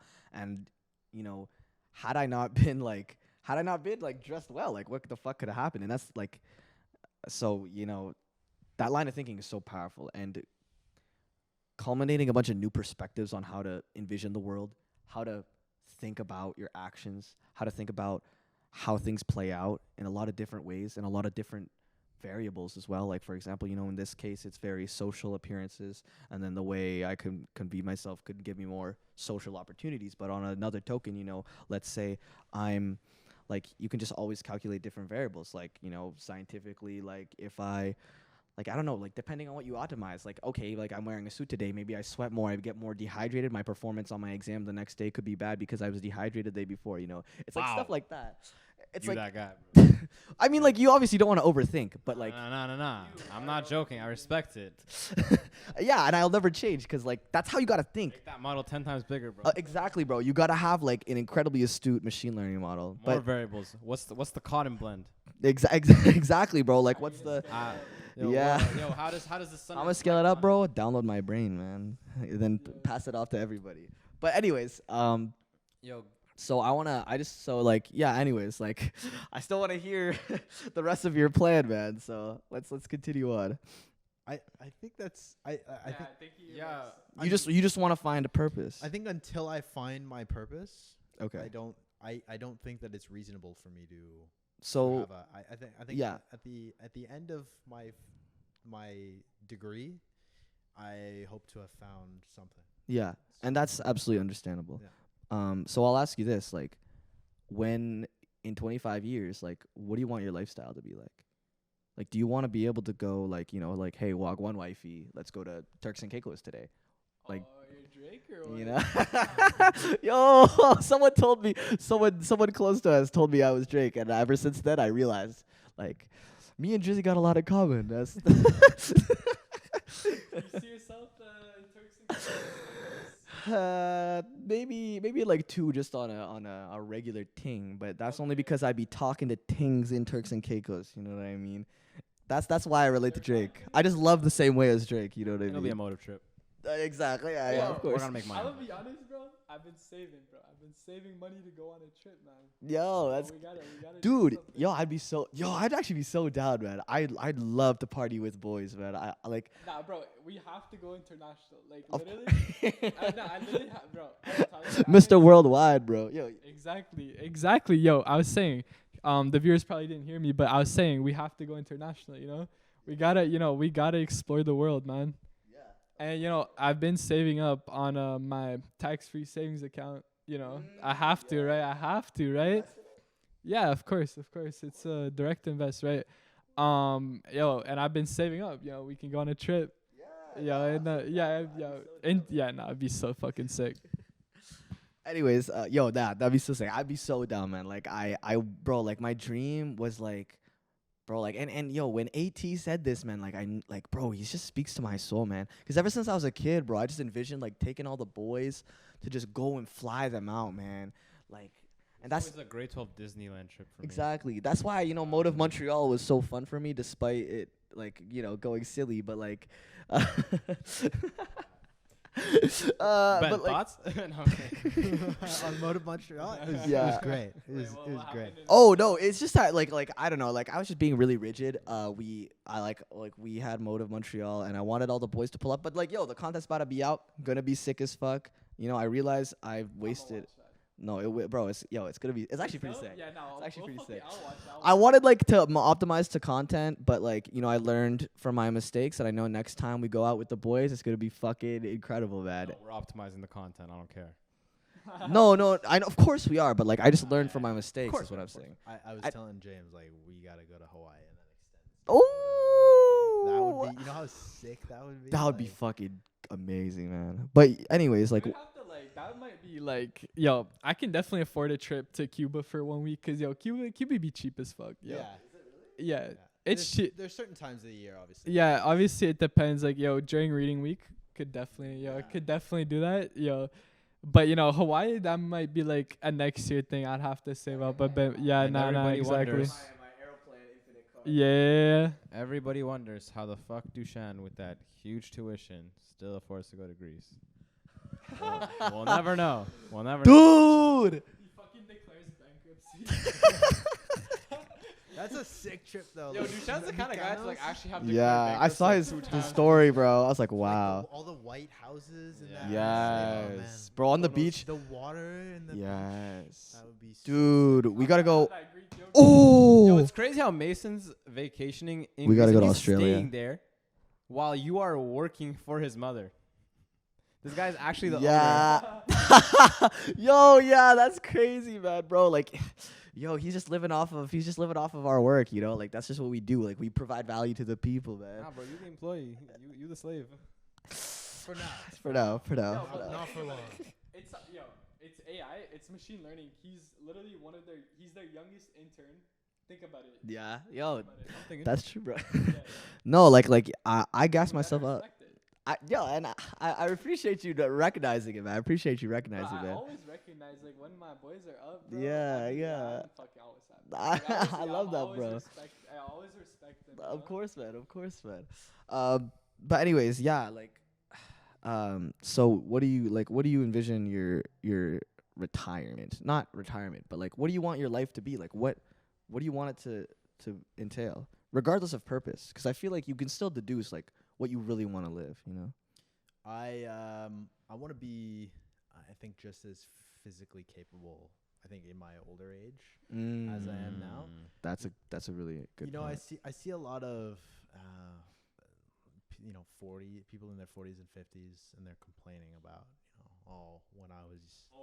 if I was younger, I could be able to do all this stuff. And me and Andrew have like also discussed this like personally, like we look at all these people in the workplace, like, who are working the 9 to 5s, and they're all like, they're all fucking fat, honestly. Yeah. They're all not.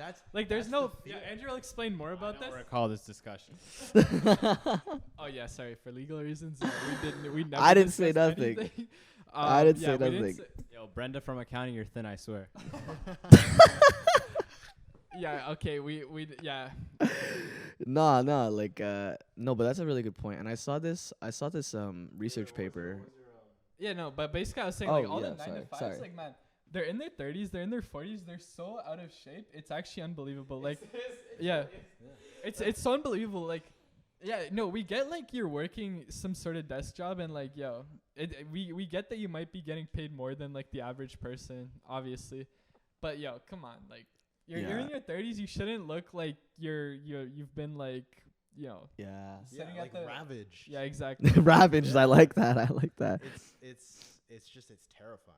Yes. And I don't want to look back and be like jealous. it's complacency. Yeah. They're complacent because they're satisfied. You know, they go to their 9 to 5. They're satisfied. You know, they get their 2 weeks vacation. Like we discussed earlier. Yeah. You know, they're fucking they're complacent. They're satisfied. You know, and that, you know, that's, you know, they like what they get, and you know, that's fine with them, right? I think it also has a lot to do with the kids, which if we go back to do you love money, I'd probably talk somewhat about that. Like, I think once you have kids, like you like these people, like they really don't think about themselves at all. Like, like there's so much fulfillment in that. Like you completely forget what your body means to you at all. Like you have, I haven't reached that like, stage yet. So. like the amount of like I mean, it's like ontological rootedness is like one of the Stress. My father famously says that I'm the reason he has no more hair. And while I don't know if that's the case, right? Like the stress from, okay, now you have to, if you're not super financially stable, right? It's even more stress on you because now you have to take care of your wife. Yeah. You also have to take care of your kid. And what if you can't? So you're literally pairing having unlimited purpose outside of like superstitious things like your body with stress that makes your body worse. Yeah. It's like the thing that is making you fat is also the thing that's making you feel that it is utterly and completely okay to be fat. Yeah, wait, that's a dangerous. It's a dilemma. Absolutely. Yeah, it was. I was saying it was a dilemma. No, it's not a dilemma. It's a double. It's like It's if you. feedback loop. It's like yes. It's like if you had like a choo-choo train and you like push another one. Yeah, exactly. It's just reinforcing and Reinforcement. Like you know, I saw this. The thing is though, like what people kind of undermine is that it's so possible to maintain that youth. Like I saw this research paper that was really highlighting like sedentary like adults, basically people who just, you know, sit on their ass all day. And like the most, like I wish I saved the photo. I think I bookmarked it though, like a tweet to the link to the research paper, but it was an image. It was literally like a cross section. Like literally think of like, it was cross section of the thigh. So like think of like a fucking think of like a steak, bro, and there's like a bone in the middle, and there's like it's not obviously not red, but like just imagine like the dense black part of the MRI is all the soft tissue. I really wish I could show this. Maybe in post I'll pull it up so you can have reference for it. And like you could obviously like the leg and then the bone and etc. And it was comparing this between someone who was active at least, you know, 20 hours a week, or sorry, 20 hours. No, like 10 hours. Yeah, something like that. Like, but they were like, they had like, you know, they were active, and it was comparing someone who was just not active at all. And it compared both between someone who was 40 years old and like a sedentary 40-year-old, and their muscle masses were like they're already different. But they compared that with someone who was also like had always been active, but who also someone else who also stayed sedentary, and like the first image was like all dense, like soft tissue, and then a thin layer of adipose tissue. Yeah. And then the sedentary had obviously less muscle mass, but that like a little bit more fat. And then in 30 years time, not like spending time working, like bro, like it was the same thickness. Both legs were the same thickness, but the sedentary 70-year-old had like for one, their bone was like almost gone, and they had no muscle mass, and it was all white, as in like the same thickness, all adipose tissue. And they said like I mean like it's literally a case of if you don't use it, you lose it. Yeah. And like that was just so terrifying to me, man, because like bro, like imagine being like just I just understand like the physical repercussions of that. Like you literally have no muscle mass, like, and your bone is thin. You are mostly just fat, literally just fat cells. And it's not even like they were fat people. It's just that like they literally never took care of themselves. They didn't put the effort. And if they just worked out consistently, even just in their 40s, their ability to maintain that muscle mass into their elder years would have been exponentially higher, and they would have maintained it, which is what happened between the person who was 40. They like maintained the muscle mass relative. Obviously, it wasn't exactly the same. Yeah, but they still had like the high ratio, and that shit was just so terrifying to me, man. Like, I work in a gym during the day, and I was talking to one of the trainers. I forget what the topic was, but it's something about personal training, and I to add on to the discussion, he said something like, because we get a lot of older folks in at our gym, because it's what gym do you work at? Powerhouse Ottawa. Shout out. Shout out. Down in Westboro.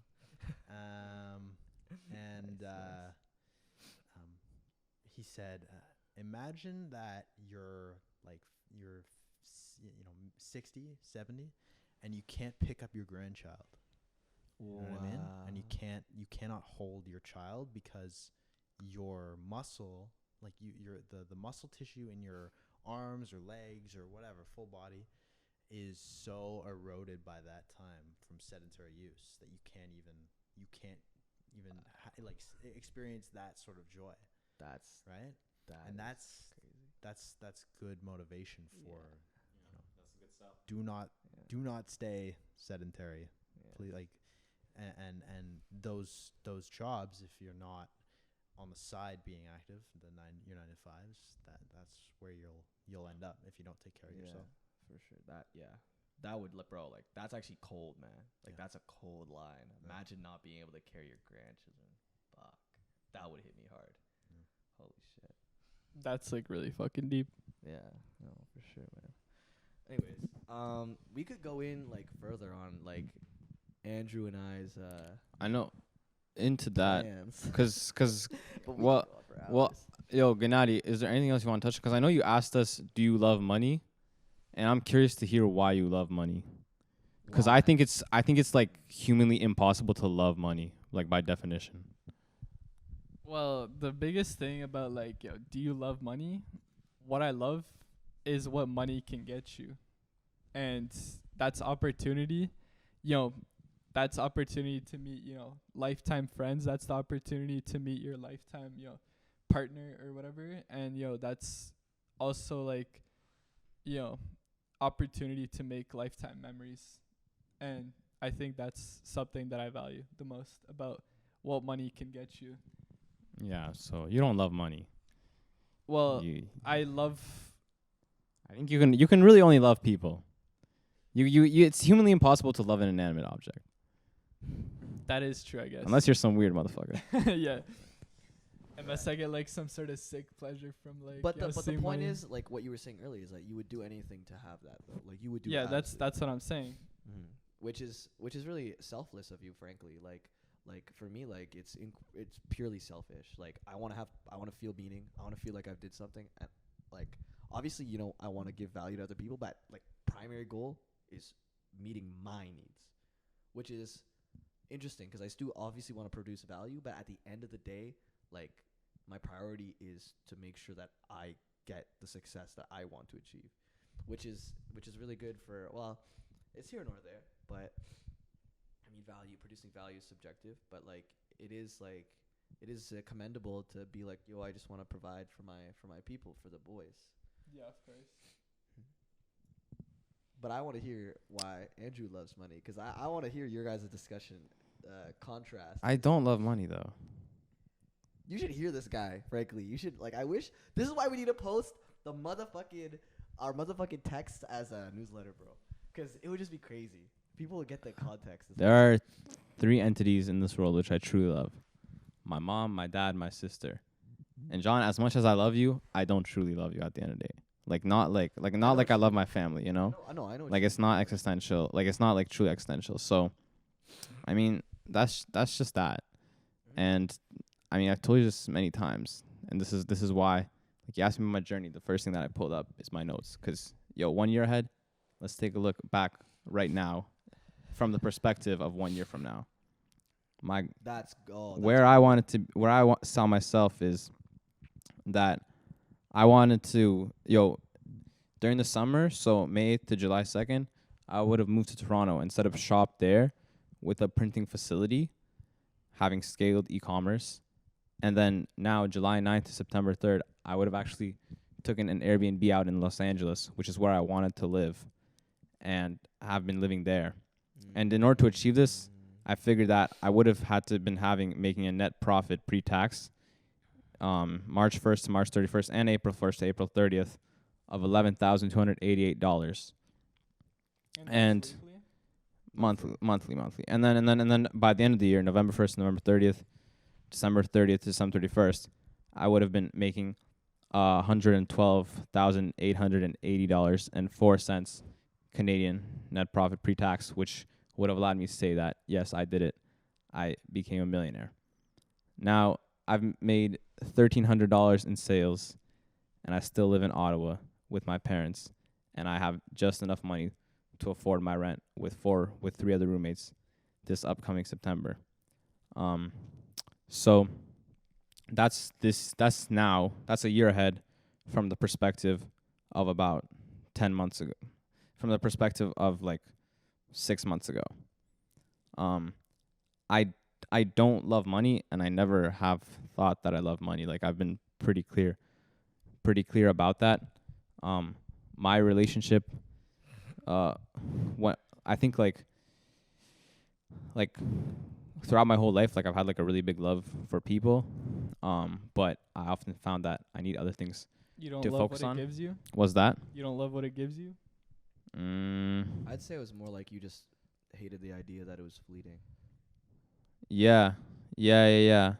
That's something that I've always messed with is like equity. Like, I really have always Yeah, I've been talking struggled. about equity a lot lately. All these things date back to when I was very, very young. I always really struggled with fleeting experiences and experiences that don't leave me with anything but memories. I don't consider that to be like that never really registered in my mind, because I think of a memory as like a shittier version of an in the moment experience, and it's kind of sad to me, actually. So, I mean, my relationship with resources is I think that there's like pretty big purpose in me to essentially like provide like an immense amount of resources for my family, forward looking, and generally I think that like I can logically deduce that the best way for me to serve my family, looking back, like ancestrally speaking, is to become as powerful as possible, so that my family name can have as much power as possible. Because there have been endless amounts of people who, unfortunately, I'll never know, that I'm sure have fought tooth and nail just for me to be living here on this earth, in the position I am now. We don't even have to go to first world versus third world country. Just for me to be here right now. Like, realistically, my bloodline could have just died in some war. So basically, I've really given up on my kind of lifetime journey of trying to find purpose through kind of of trying to deduce like a fundamental purpose out of pure logic, and instead I just looked around at what is most valued by society, and typically I see people get mostly commended for being strong. I think that's probably one of the most commonly used words, is strong. Like, when they talk about what people really admire in other people, they say they're strong. They say they provide for their family, or they love their family. And then probably one of the other most thrown out words is money. It's of very high importance. So in some sense, I've given up on trying to like play God for my own life. And instead I looked around, and when people say, what is the meaning of your life? What would be the actual like factual in the moment answer would to just be like, what do you spend your time doing or worrying about? Like, that's the meaning of your life.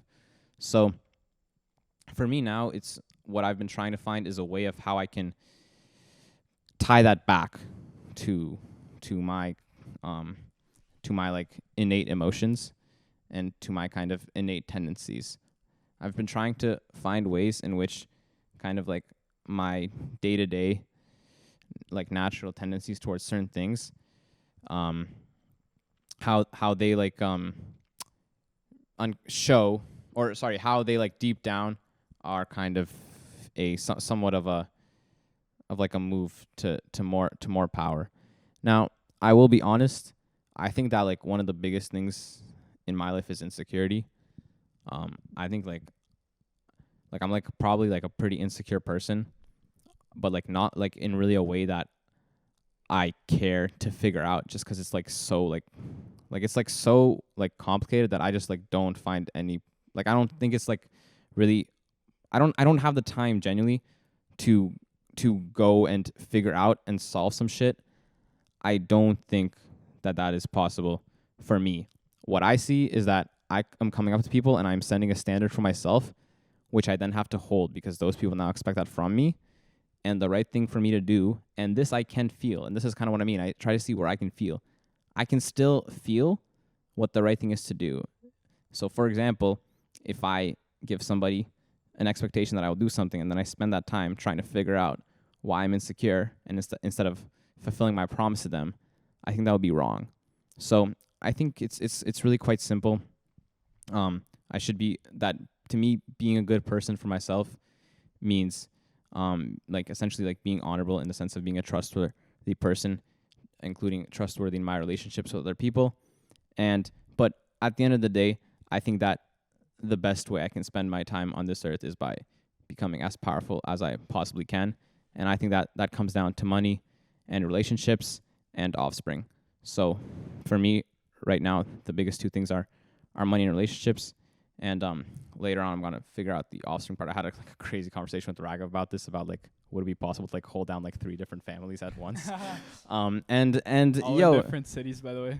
Yeah, no, absolutely. So, yo, I'm gonna just give you like a quick little lore just to you know give you some of that shit that you like. Look, the other thing, this I've been planning this shit. Like this shit has made sense in my mind though, because one thing like that is kind of probably specific to me is like, yo, like my imaginary friend as a kid was extremely successful and also like 10 years older than me. In fact, he was me right now. So, and I used to be very into music, and I jaded away from that. And I won't go into that now because it's like it would be too long. But nonetheless, like, yo, I also always envisioned, like, I won't call them clubs because clubs don't give the same vibe. We have not been able to write out exactly how we will achieve what we want with Motive, but we understand it, and we do not kind of that is a problem that we will solve. And if we don't solve it, there's no point in settling for anything less. That is an art project, and I have been envisioning this like ever since. Never supposed to be for profit. It's not for profit. Expression of our appreciation of the people around us. Exactly. I completely agree with that. So some these things I have been envisioning them since I was 8, 9. Like I'm not talking shit. Like truly. So to me, I'm playing them out now, and that's gonna play a very, very important part of my life. And in terms of your and I's friendship, John, I also find it very meaningful that we can fulfill that. But I think that again, like this is where like my logical part, because part of me, like if I want, like I'm just a curious person. I'm a fascinated person. But the thing is, I've been shifting more towards money because I think that is what I need to do. However, I am just fascinated.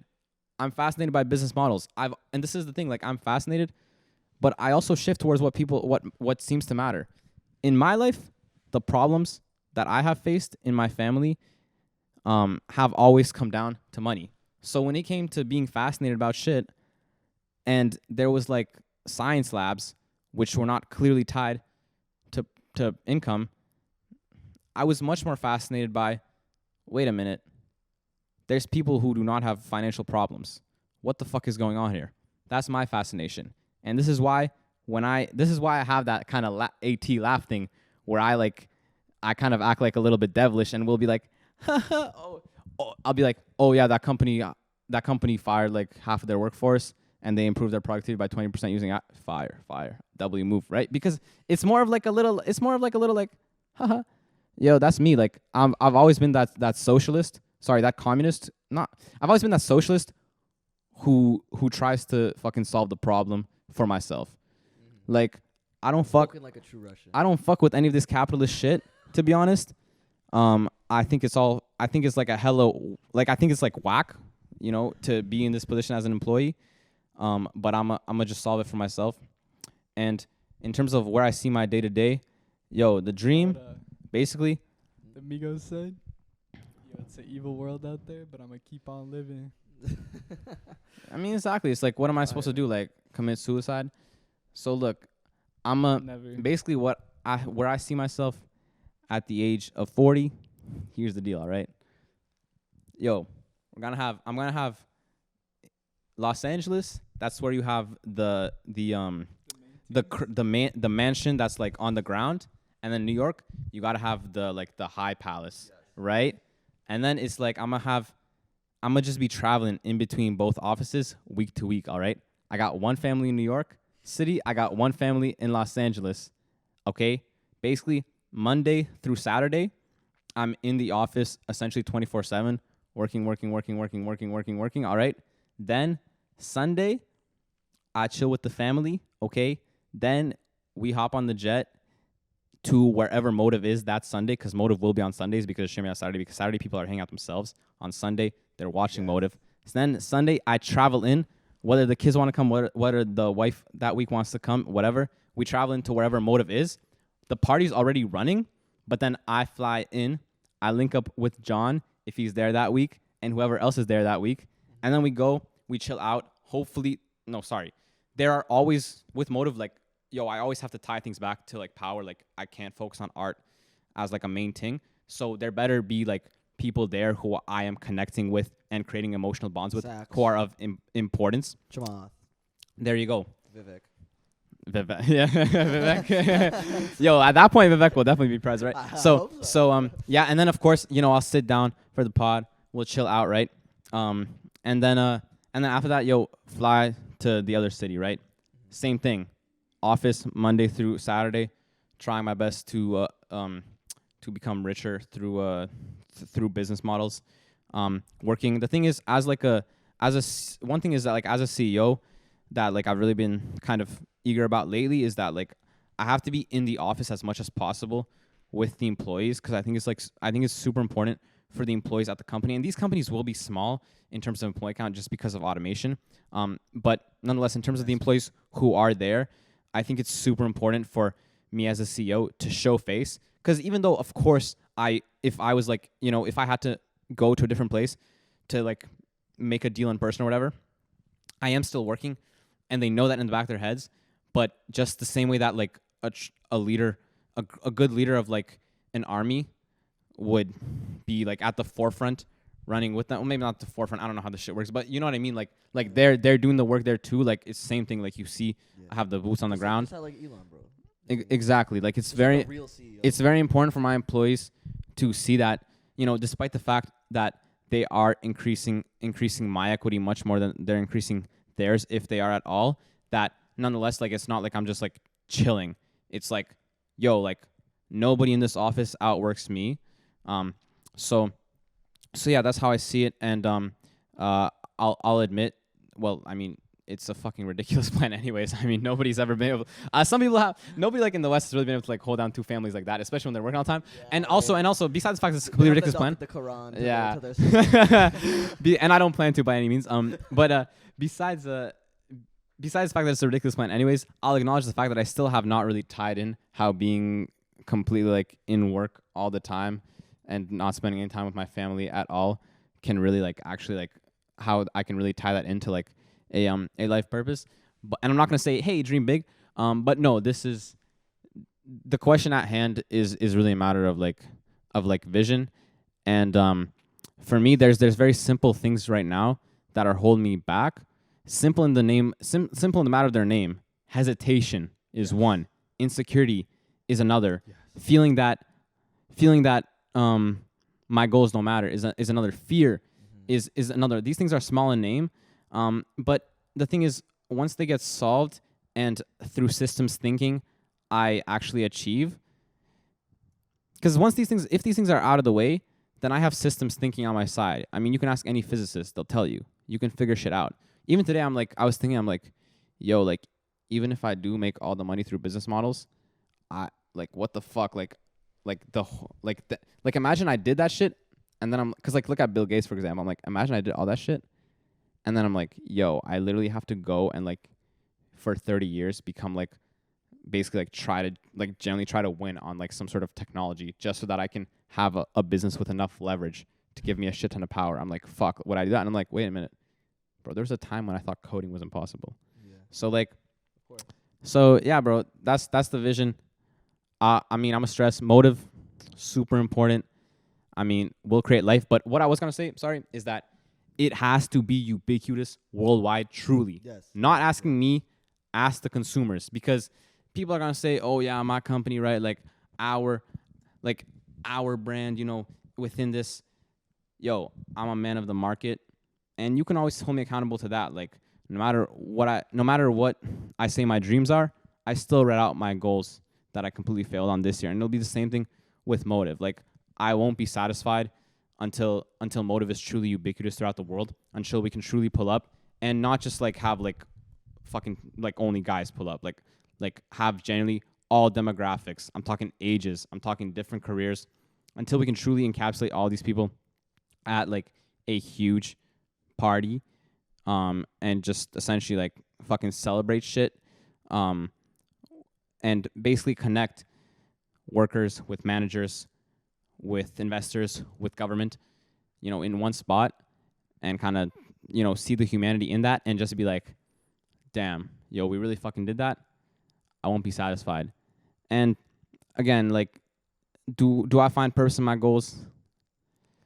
No, I haven't been able to. At the end of the day, I'm still mostly moving day to day on insecurity, to be completely honest.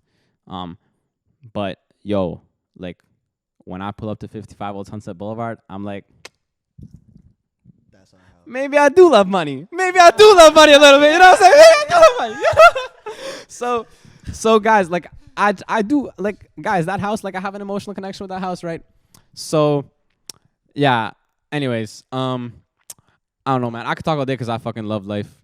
Yeah, I love plenty of things I'm not gonna say now, but yeah. Anyways, I wanna, especially your first section, and I have so many things to say, bro. In fact, actually, my we first might have thought, to do another podcast. Yeah. No, bro. Genuinely, bro. I'm pulling out the transcript for this, and I'm putting that down, and I'm gonna read through it because Really, what you said, what you were touching on, I think, frankly, I think that was, I'm so glad that we decided to frame our line of questioning in this regard, because you have never fully encapsulated exactly what it is that you are trying to seek. And I feel like it was not because you were lacking communication. I just feel like it's been taking a while for both of us to really refine what it exactly is that we wanted. the past weekend has some effect. Oh, yes. I actually really realized I'm like, yo, I'm so insecure.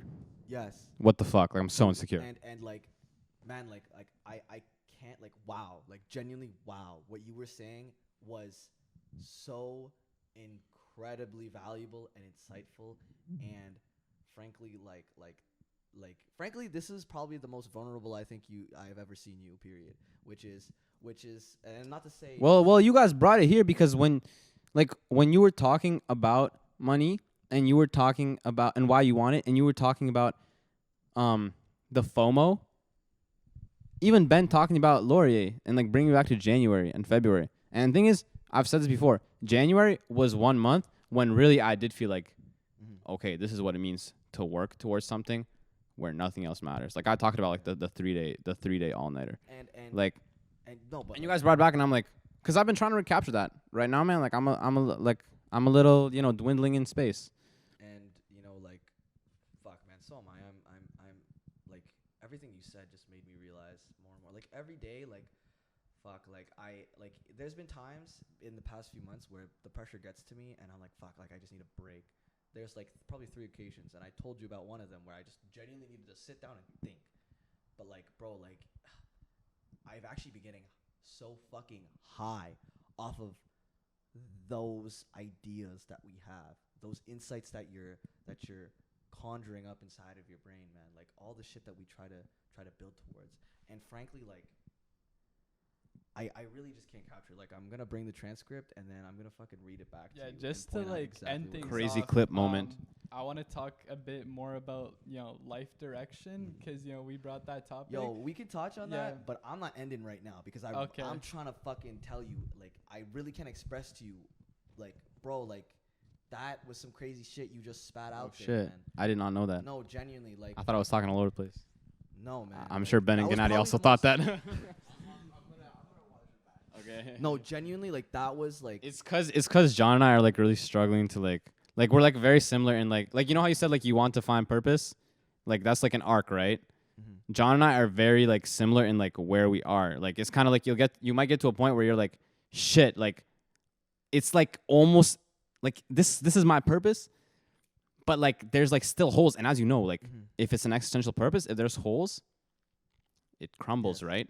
So that's probably why it makes sense. And this is why that's exactly it. Why it's so great to see that we've hit that threshold where you truly identified the existential within you. You found it. You truly expressed what you found. You identified exactly what it was that you were looking for, and that's something I think both of us have been trying to build towards. And, you know, that's why I said, like, when you said, like, oh, you love money, I was, like, curious to see what you had to say about that. Because, frankly, for the most part, it would just be, like, yeah, money, family. But you didn't go to depth. Yeah. And I'm so happy to have actually heard in depth. And I'm actually, like, genuinely, incredibly thrilled to hear what you had to say. And, obviously, with your vision, with motive, and etc. And, again, like, I'm going to have to run it back because, frankly, like you know, it's getting late. And I'm getting a little tired. But... like, I just want to say, like, I commend you so much on everything you just mentioned. And, like, you expressed wholly what it is you're going to be working towards. And, you know, like, it's interesting because, like, it's where we diverge, frankly. It's all centered around these really core characteristics that 99% of which we share identically, but these tiny little things that diverge us like very differently, which is where we both identify that we cover each other's ground for, because we have a lot of opposing views on account of very similar, like very small details. Yeah. But you know, like, man, like I can't express to you like what I was just thinking there, because it's fading away, and I think the Benadryl brain fog is hitting me. No, bring it back. But yo, the thing is, you and I both, we cannot deal with a lack of purpose. We've seen ourselves, we've seen others, because we know right away that it's like, well, you know, it's that software engineer. It's like, yo, I could figure this shit out. Yeah. Same thing. It's like, bro, if I knew it was my purpose to make a lot of money, trust me, I would fucking Wall Street the shit out of you, rich guy. But so, you know, so it's like to any guy, it's like to any person who's like, to me, like, I'm like, bro. No, but we always say this, right? I'm like, yo, you're going to have an existential crisis. I don't know if you'll be 30, 35, 40, 45. You'll have your existential crisis. And at that point, I did that shit when I was 18, bro. And no, but like, no, you actually identified it perfectly. You got me a little bit more back on track. And like, bro, like, that's why I was so happy to hear what you had to say, because it's like for so long, you know, we would discuss things and it would seem like, you know, like I would mention every time, like, my goal, my purpose. And I'm just so happy to really hear in full what you identified your how as to be. Yeah. But where I diverge, and like, this is actually separate, so you know, I still want to pull out the transcript. Take a good 60 seconds here. But yeah. Oh no, this is like completely separate. This is like completely, well, this is separate to me commending you. I do want to actually break. Thank you very much. And talk so much about. I'm sure we will. Because yeah, we actually will, bro. Because that shit is like incredible, man. But in terms of like little post clip reaction. Also on a side note, like with Motive, that's why I'm so excited with like everything you just talked about. That's why I'm so fucking excited to be with Duchenne, because bro, when he fucking comes back, this is the conversations that I want to have with him. Bro. When we deliberate, we're gonna deliberate fucking hard. You just give the answers, yeah. Because, well, it's not even that. Like, we really need to Yo, you know what? Pair, you know what I just occurred to me, bro? This is war. Yo, can we have some like baddies with like Duchenne, getting them in on some like deep conversations, bro? And then we like finesse them to be like, yo, your purpose right now is to just be with me.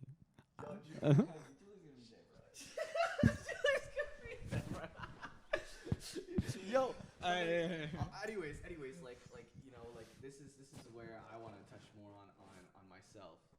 And you have 120 seconds. Oh, I know I don't have much time, but yo, like where you mentioned like, you know, you focus on how you want to build your family, how you want to build things towards your offspring. This is where I diverge incredibly from you, and this is where I find a lot of insight, because it's like probably the only ideological difference that we have, and that's what I mean by small details, and the only thing that changes completely. Because whereas you mention in terms of offspring and maintaining power in the life that you have right now, which is what pushes me. Oh, this is actually what I wanted to touch on, but I was obviously more nuanced. So, in the like, moment. we know that Andrew told us that he wanted to build legacy. Is that correct?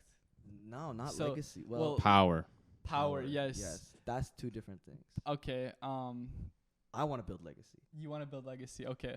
But like you're right in identifying. You want to be like you told me that you wanted to be immortal, and in that sense, you would want like your ideas or you to remain in the world. Absolutely. even if you're gone.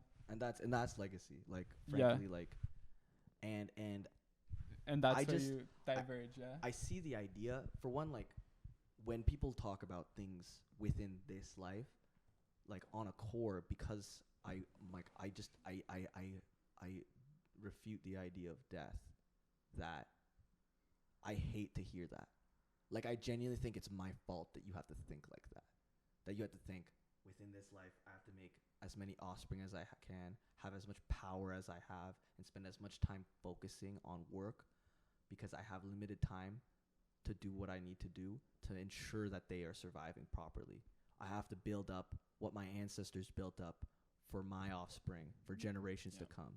And when I hear that, that's like, I was joyful to hear that you found that, but I was so sad at the same time, and so disappointed in my current position for the shit that I haven't done, so that I can't make that less of a reality.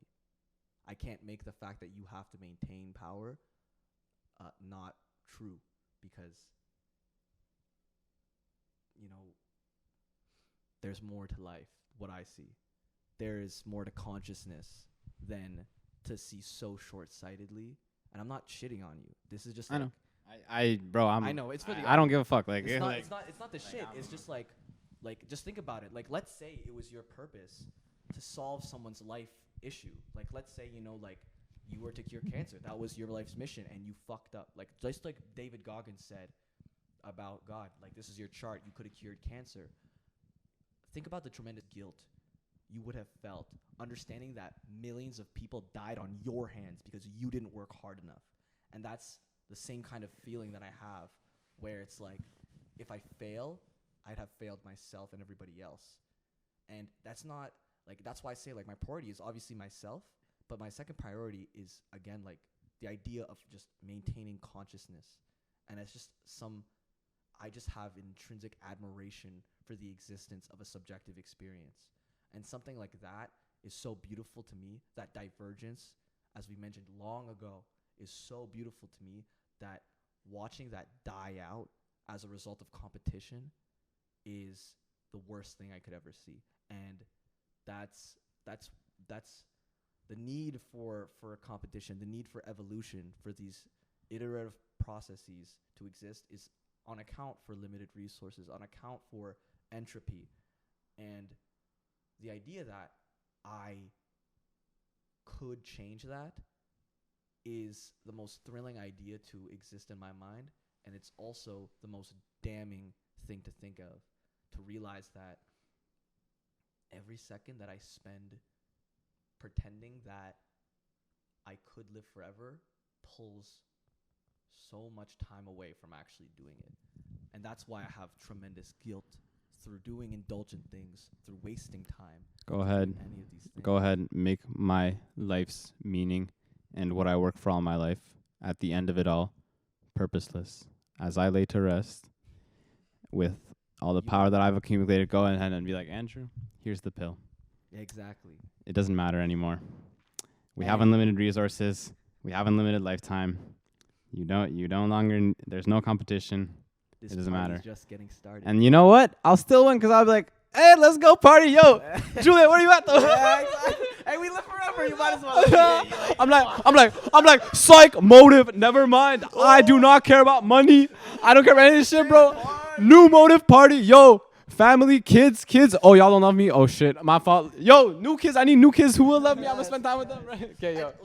But it's so facts, bro. Like, motive is actually art, man, and that's what I'm so excited about. And I just got a side piece, like I envision like this is not obviously the market decides everything, but like the feeling that I get when I see people pull up at like weddings and shit as big groups, like bro, we need to have field trips. Motive needs to be like. But the thing is, product. Yes, market decides, but you take the fucking product that you love, and then you solve the problems to make, like, you know what I mean? We solve problems. Anyways, Gennady, what do you want to talk about? Or it's you, bro. Bro, there's like, a lot of the shit that you're talking about, I think the main thing for me is what makes, living so much better and not meaningless. If you were to live, for, forever, what meaning would you have in life? Like, sure you're gonna party, right? Sure you're gonna sure you can have like a party for an endless amount of time, but at that point, wouldn't that get so boring to live? Well, and I think it doesn't matter because you can't live forever. That's why living is so good, is because you have a time limit to achieve everything you want. That's the way that I see it. I don't know. John will disagree, but that think about it. It's a time limit. It's a race, man. Yeah. And the thing is with deadlines is that you gotta settle for something, and I hate that idea. Cause like at the end of the day, bro, like me. But like what meaning would you have in living endlessly? Sure, you'll achieve everything, but after that, there is no meaning in that. It's just then why would you choose to live endlessly? So I could exist. Would you choose to commit suicide? Would you choose to commit suicide? What would existing do for you if you have? Would you choose, if you could live forever, would you choose to commit suicide? I didn't think so. If I would choose to live an extended life period, but not forever. Oh, you'd get another yacht, bro. Yo, you'd buy 100 more properties. I wouldn't want to force people to live forever. You'd be like on the edge of the mountain, like. And then you just like in the back, you just like on the bridge in front of you, you see like this like new McLaren pass by that you haven't seen, like this new color. It's like yellow, like fucking McLaren 2000. You're like, whoa, yo, who the fuck is that guy? Nah, yo, call the realtor. Yo, yeah, you got any new properties for me? I'm back. It's like you know those dramas. It's kind of like Motive, how it never stops. You know those dramas that like season 9, and you're like, oh, it's not season 10, and it's like they almost reveal, and it's like season 11. And like right as you think like it's all done, there is no more fucking content to be had here. It's like season 12. Yo, life would be like the same thing. Like every time you're like, yo, you know what? I've had enough. It's kind of like when you're like, nah, this girl, I'm settling down with her.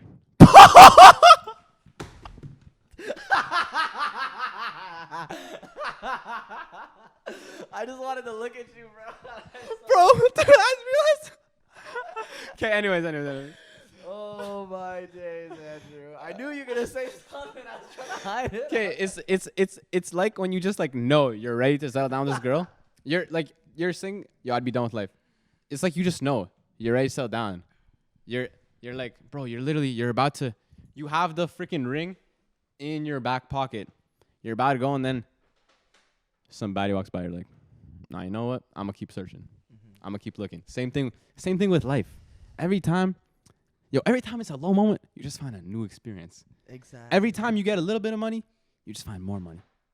So it's like, shit, man. Like, do you really think that life would be meaningless if it was never ending? Well, I think it depends. Like, if you were to live for millennia, like obviously, like you could still die just like by getting hit by a bus. Honestly, there isn't really a right or wrong answer to this question because obviously, like, if you were to live for the next 500 years, say, like think about the technology. Like, would you even be living on this planet? That's the question. That's crazy, bro. That's Like, that's why though. Things to think about, right? Exactly, Would that's you why. would you live on this planet? Yo, imagine if Would all you the be the one to develop the technology to go interstellar or whatever? Like, it's just like things to think about. Like, But that's is why. is it actually meaningless, or could there be something? We won't know the answer to that question. But that's the thing, unfortunately. right? you Like- just like explore. Yeah. Exactly. That's what I would. That's what I would do. Yo, I'm 'cause the thing is, endlessly It would be curious. tough. It would be tough to be the inventor though, because all of the master physicians throughout history, they would have had to build up the knowledge. They would have had their knowledge built up. Technology increases exponentially. But in their head, Yeah. Because imagine if physicists from the 1800s were still going at it now, bro. I mean, Well, good luck. Isaac Newton You're was probably like Isaac Newton is like the example of like probably the most genius people in the in the history of so if all those humanity. minds would be still be combined today, like like imagine. crazy, we'd be way ahead, bro. But like like We would have like 10x the population size, and we'd solve world hunger anyways.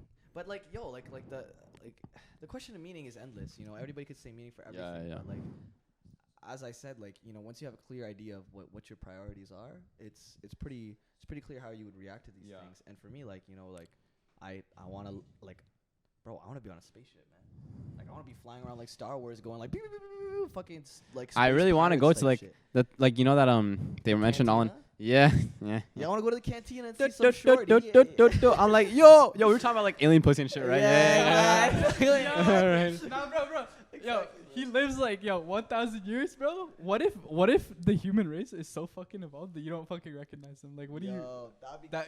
Think about. What do you mean? The possibilities are so like endless. Of course, but that's why I would want to be a part of it. Cause like, how could I ever fathom that these possibilities exist and not decide to be a part of it? Like, bro, like it's FOMO, man. Like, bro, like, yo, like maybe one day, like I come up and I say, Andrew, like we're just chilling down in a planet, and I'm like, yo, is that Andrew? He'd be like, is that John? And like, he's like, yo, like.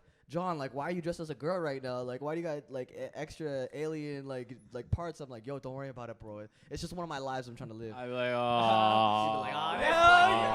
This Andrew, at that point, Andrew, bro, I'd be dumb, bro. I'd be. 3 families on 3 different planets. Yeah.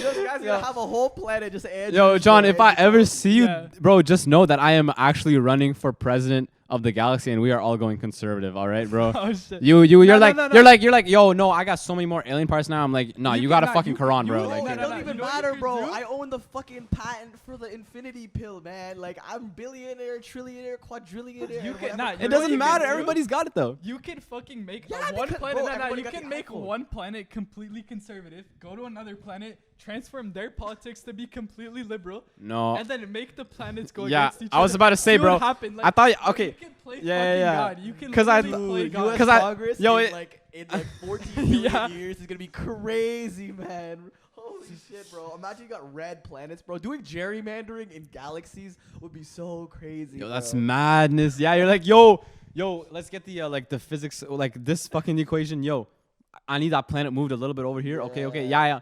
No, you work. Yeah, you literally work in like the fucking Exactly, but it's like, zenith oh, that's as well, quasar, bro. right? Like, that's oh my god, we gotta pull that shit out You're of there, like- bro. Like, yo, imagine the political situation. In Dude, you're right. Yo, what? No, the economics would be crazy. Right? That would be mad. Cause the thing is, you would have to travel in order to like get to like the top like school. You'd have to travel to like a different there. planet, Yeah, bro. Imagine the You know- crude you know- stardust you know that they're what's- nah, selling, you bro. know Yo, what's the next, planet with though? the crude oil would be fucked, bro. Even aside from like everything you guys are saying, Yeah, yeah. what's the next $1 trillion idea? The next $1 trillion idea. You guys might have heard about What it. is the next $1 trillion?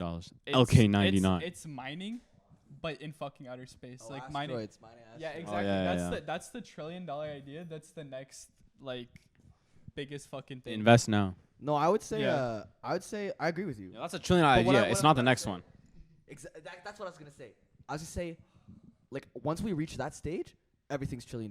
Like that's Well, like it once depends. we cross At that point, it'll be frontier. quadrillion, whatever. Because think about like if you can mine asteroids or whatever. Oh, bro, like endless possibilities. Literally, like the resources. Yeah, It would be like insane. bro, it's over. Like at that Yeah. point, we're so Oh, and- abundant. Like we And could do plus, anything. as I said, like technology moves at an exponential rate, right? Yeah, Moore's law, man. Yeah, and the thing about it is when, the thing is that, on Earth there's not enough resources to build, this enough of this technology to, get us to outer space or whatever. Yeah. But once we start mining, for example, like different stuff in in our galaxy and shit, we'll get the resources necessary to build more shit, to farm more shit, to get out in space. And then like Absolutely. that's the thing. That's just that's the thing to think about. No, bro, like stuff like that, man. Like, bro, that's the thing. Like, yo, I always say we're either the last humans to die or the first ones to live forever. And I would hate to miss that abundance. That's the thing. Yeah. It's also the margin, because our kids, They will live. they will live. They will live. It's more so a matter of like, yo, will I be 80 and you can't really reverse my age? Yeah, like that's terrifying, man. And it's like, yo, like how you gonna be like the only 80-year-old in all of the universe? Literally, bro. Like you'll literally be known as the old left behind generation or whatever. Yeah, and that sucks. Because you'll literally be you'll be the last human beings who like physically have trouble participating in everything. Yes, and that's like genuinely terrifying. Except That's for the me, worst reality because I could live. if I make the pill, but like just like a little bit like a few years earlier than all the other billionaires at the time, and all the other billionaires die, and it's just their kids, that's perfect. Because I just need that little edge where like I have like some years in them, so like always like the bloodline can always come back to me as like the master, so I can give them more like Yeah, context. see, you're vetted for power, man. You're gonna play it like that. You're gonna be like, okay, the pill's released like 4 years ago, but you're keeping it to yourself. You're gonna wait. You be like, okay, all my competition's dead. I just don't want Jeff Bezos to get it before me. Jeff Bezos is not gonna get it, bro. Like, they're not me. Bro, I don't want Raghav to get it before me, you know? Bro, I pray, Rock. I don't want Okazo to get it before me, bro. Yo, Okazo probably already has it, to be honest. Like, yo, Okazo's the normal guy to have the pill in his back pocket. Yo, like, man, like, it's just like we talk about meaning and we talk about these existential ideas, and at the end of the day, like the purpose that we search for, intrinsic to us, is proportionate to the value that we produce, and I think it's a feedback loop as to what you actually accomplish.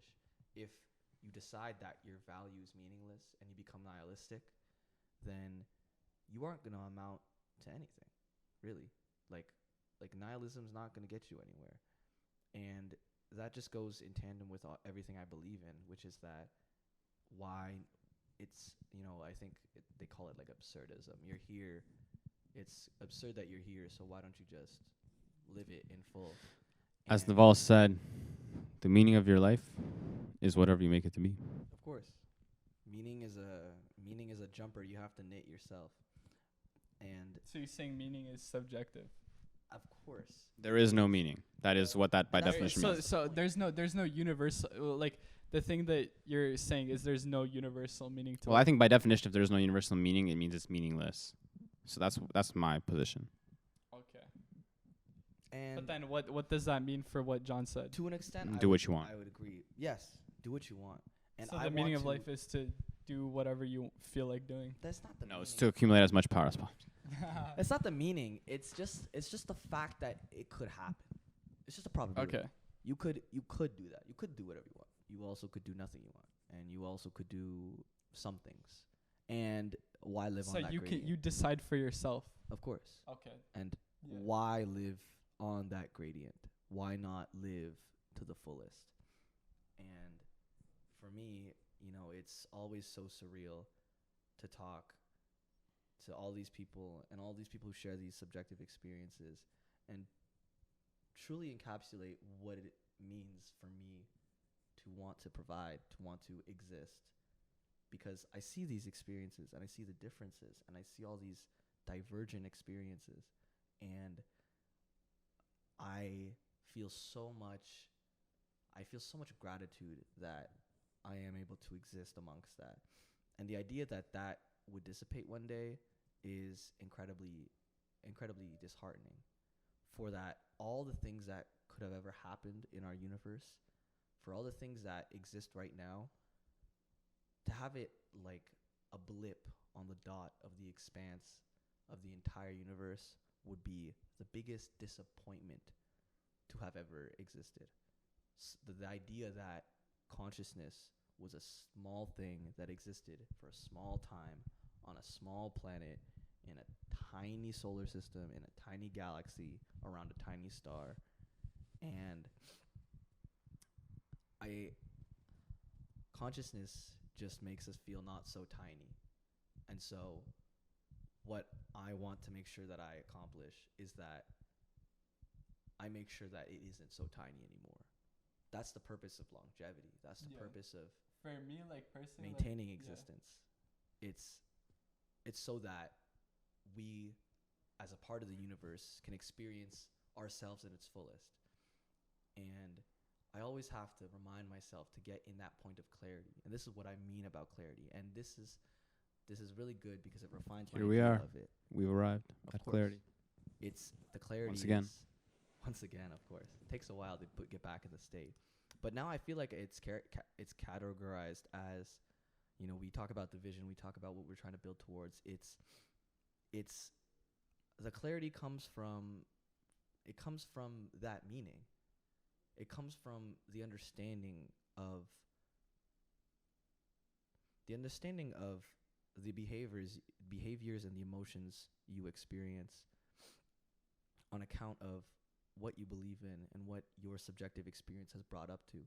The clarity comes from this meaning, this purpose we find, which is really paradoxical because as we identified that it's quite meaningless to decide for yourself to have meaning. But taking action on it can arise a completely different reality.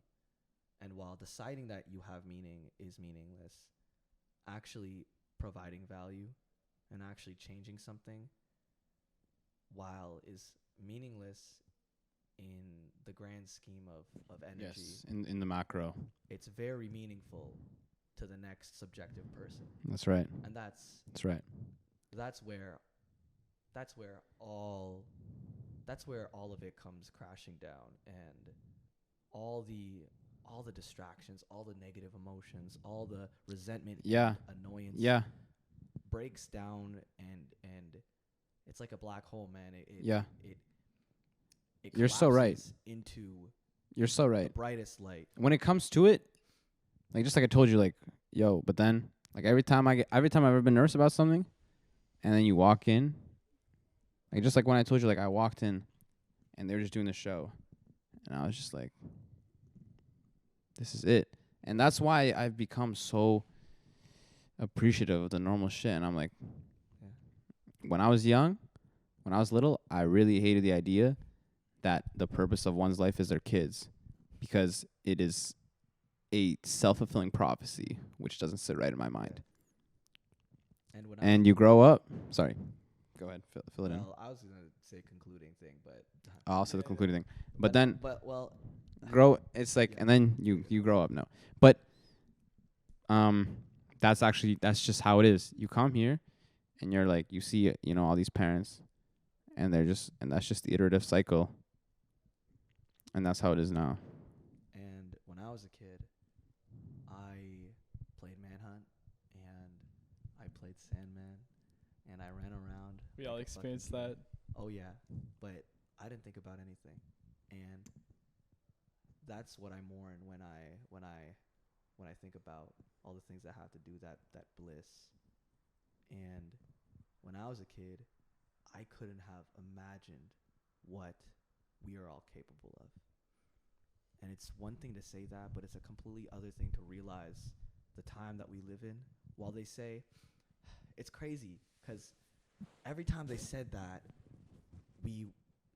they made this fucking excuse, man. They said we were born in the worst time in history, too young to explore the earth, or too young to explore the earth, and too old to explore the universe. And I said, no, that can't be it. We are in the perfect time to learn how to not only live as conscious beings, but make sure that we stay living, that our legacy moves on, that consciousness proliferates. That is our biggest goal, because once we cross that barrier, it's endless. The possibilities are endless. Life cannot cease until the universe has died out once we have crossed the threshold of an inter-solar system, intergalactic faring civilization. Once we reach that, like, all the problems that we have, like, people are going to look back just like how we look back as kids. Wow, that must have been such a crazy... Imagine explaining death to your kid now. Imagine explaining war and economics and money and capitalism. Yeah, in fact, they won't need to study economics because there'll be no fucking point. There's just unlimited resources. Literally. They just go to their local sun shop and they're like, okay, let me drive in, pull up to the station, be like, I wonder what element I want today. Yo. Make me this cobalt ion battery so I can charge my hyperspace In- drive. In this debate, At the Motive Planet. that you'll still need stuff for that. Motive Planet is happening, man. That's a long term. Yeah. About 5, 10, 20 years. No, we talk about 10 billion years. Motive Planet, a billion, Motive 10 billion. Planet. Yeah. A perpetual club. Yo, trust me, I'll be there. Perpetual party. Yes, bro. The party never fucking In this debate of the age, really, this debate of the age, because, you know, if you succeed, or if people with your prerogative succeed, then they will look. Well, the thing is, if you succeed, pretty much. But actually, because they'll look back on you, right? Just like look back on Sam, and they'll look at 3 youths debating the point, like they're like, ha, the stupid ones, right? He got it. But in this debate, you win, because yours connects all the dots all the way up, and I don't have to reference a book for it. No. So it only wins if I make sure that it exists. Otherwise, it's a failure. Otherwise, it's a false utopia. it's the biggest risk of them all, because it's a false utopia. Yeah, because like even then, like, you know, let's say. Welcome to Silicon Valley. Yeah. Hopefully you're a fucking billionaire working for a capitalistic company. What the fuck was I talking about the whole time? Oh yeah. I don't know. Value, gratitude. I don't know. I just want my VC to invest in me, man. I just want my seed fund round. But yo, like, yeah, man, like, it's a battle because, you know, everything has to be so perfect for it to fall into place. Hey, fake it till you make it. Yo, $1 billion funding round on pill that is bound to give you longevity. We could do. The thing is, how will they know? How will they generally know? You'd be like, they'll be like aging. I'm like, no, you keep aging until you're like. And the thing is, they have to, reoccurring revenue. They have to take it once a week. Okay, until they're like, they fucked up. It's like, oh, you didn't take it. Yeah, well, that's the legal case, right? We'll be like, oh, okay, but the log, right? Yeah, you got like I could see like we have like trackers in the pill. Like I could tell you didn't eat it every day. Yo, that'd actually be such a sick fucking. That's actually like the scheme of a lifetime. Nobody's ever done it like that. That's illegal as fuck. But it's even big. But it's even more. You know how like there's this one man like in the 1800s, I believe. It was the 1800s or 1900s. I mean, they've had one every time. Yeah. The fucking Eiffel Tower to someone. That actually happened. Yes, have you heard about that? Yeah, really? I've read about it in like I believe it was the Book of Power, the 48 Laws of Power. I believe I read. Oh, I think it is. Either that or either I read it somewhere else. But definitely like if we go for a scheme that's that big, that's actually sick. Everyone plays it safe, right? On these like scam schemes, they always go small amounts. And people generally like they usually like find out, right? Yeah. How like if you think what if you would scale it up? Like think about it. Like that's what you guys were just talking about. Like it'll probably happen in our lifetime. It'll probably happen in our lifetime. Yeah, what do you mean? Because you're just gonna be like, like you guys. Oh, you don't understand the science though. So why are you hating on it? Look, your parents tell you it's. Your parents, well, look at your parents' life. They don't even want to take it because why would they even want, like, they have bummy lives, right? Like, if you're like us and you're enjoying life and Motive all the time, then of course you'd want to take the pill, right? Mm-hmm. So it's more so a matter of, like, some of these guys, they have the pill in front of them. It's like, look, if you knew that you wanted that car but you wouldn't start that business, then why would you know that you want to live forever and not take that pill? Plus, exactly, it's on you. If you're taking a pill, like, say, our starter pills are like, it's supposed to increase lifespan by, like, 25%. For example, we go with that. People are taking that. How would you really tell if that was the end of their lifespan or that was the end of their lifespan while using our pill, which could be a pseudo pill, right? Think about it. These are the fucking things that you have to think about. Yeah, bro. I would actually like put some shit in the pill that would like definitely inject some like trackers in it. No, but then again, what about placebo?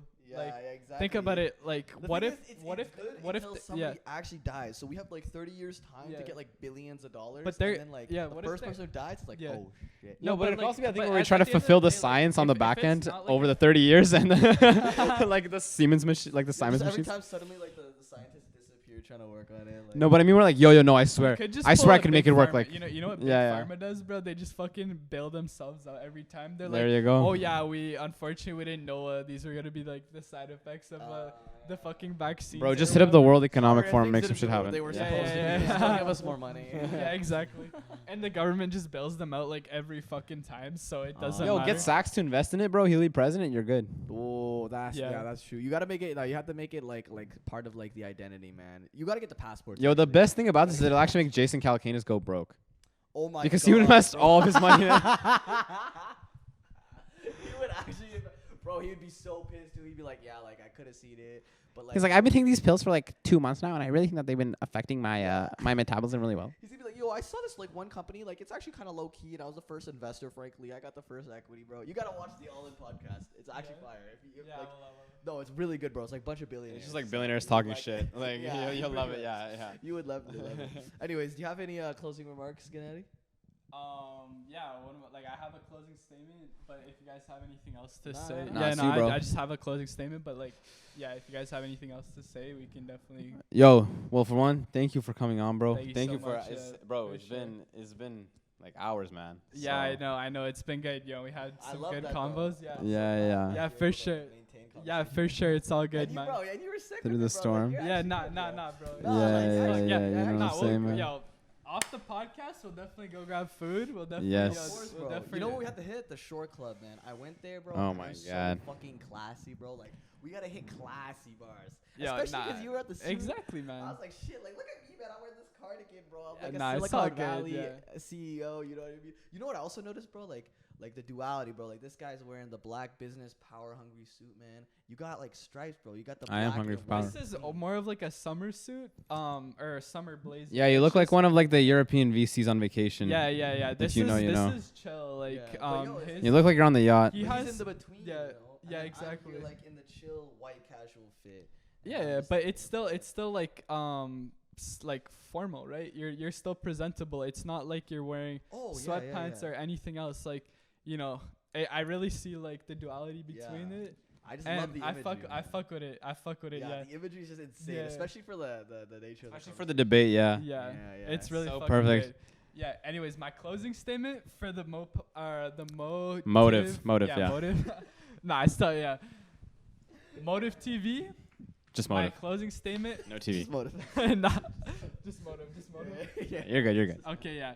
Anyways, the closing statement is you guys have to make your own decisions, and you guys have to make your own what, like we were talking about, purpose, right? So you guys have to make your own purpose for you, and you guys have to you guys have to see what you guys want, and at the end of the day, are you gonna achieve your goals, or did you just not want it bad enough? That's the question you want to ask. How much did you really want it? Because people talk, they want BMWs, they want these nice cars. I'm not gonna say BMW is a nice car, but yeah. I talk Yeah, with John all day okay, about the yeah, women that I want. Let's talk about like, people want like these fucking Mercedes or whatever, Porsches, these nice cars. Yeah. But at the end of the day, what are they doing? What are they doing? What are these people doing to get to that goal? And that's the question. I mean, I How text them much- how much- sometimes. Like, Yeah, exactly. I send How like much do like you want it? snaps. How much do you want it? Okay. And that's my question for the viewers as well. Reiterate. This is So, important. Yeah, to confirm what I was just saying is, you have goals that you've set for yourself. Yes. You've set purpose for yourself. And at the end of the day, my question is how badly did you want it? How badly do you want to achieve that purpose, or how badly do you want to achieve that goal? And that question should answer whether you should or should have not gotten what you were looking to get, whether that's monetary, whether it's an asset, or whether it's something personal, And whether it's a relationship Gennady, or something else. you look at the camera, but if you see John and I, our faces are just down because we're just thinking about our own lives, and that's really it, isn't it, John? Yeah. It's just your goals. Yeah. How, do you want it bad enough or not? Yeah. Just decide. Exactly. Like truly. Oh yeah, you're right. Sorry, shit. Yeah, you had to. You might have to reiterate Yo, just because you were talking without the microphone. Bro, I like how you noticed that like our heads are down, like, 'cause like it's like a bell ring in my head, like it's all the time, every day, like. Yo, you talk, we think, like. So Of course. So, yeah. No, it's facts. Like that's why I asked you to reiterate as well, 'cause you talk, we think. I like you're. it. I mean, I'm literally Yeah. like you're talking to the camera, bro. Like you're talking to us, man. Of course. So- but, yeah, it's just we are running a podcast, and No, I just no, want no, I we want know, we know, of we course. know. Of course, even though we're the hosts, we also want the viewers to think about this, Yeah. and that is my closing statement Yeah. for for the motive, and as well. No, that's not what we meant. What we Yeah, meant of was just, course. I was more like commending you on like yes. Yeah, on of like course. breaking it down to the real you. single issue. Yeah. We were It's like saying, how bad do you want it? Like you're right. No, Yeah, we're of saying course. You're right, So you're right, bro. Like it's just like you're so right, bro. yo, We're just saying like this is like we can't even express it, you know, like it's just the gratitude. Of course. you gotta want it bad, man. And sometimes you'll get this naturally because your goals are something that you want to achieve, really badly, but other times you need emotional stimulus to get you to where you want to be, and achieve those goals. And so, yeah. That's a wrap, MOTVPOD. Motive Live, We'll see y'all later, August guys. 12th. We'll see you there. One time. Hey, yo, Gennady, I appreciate you, bro.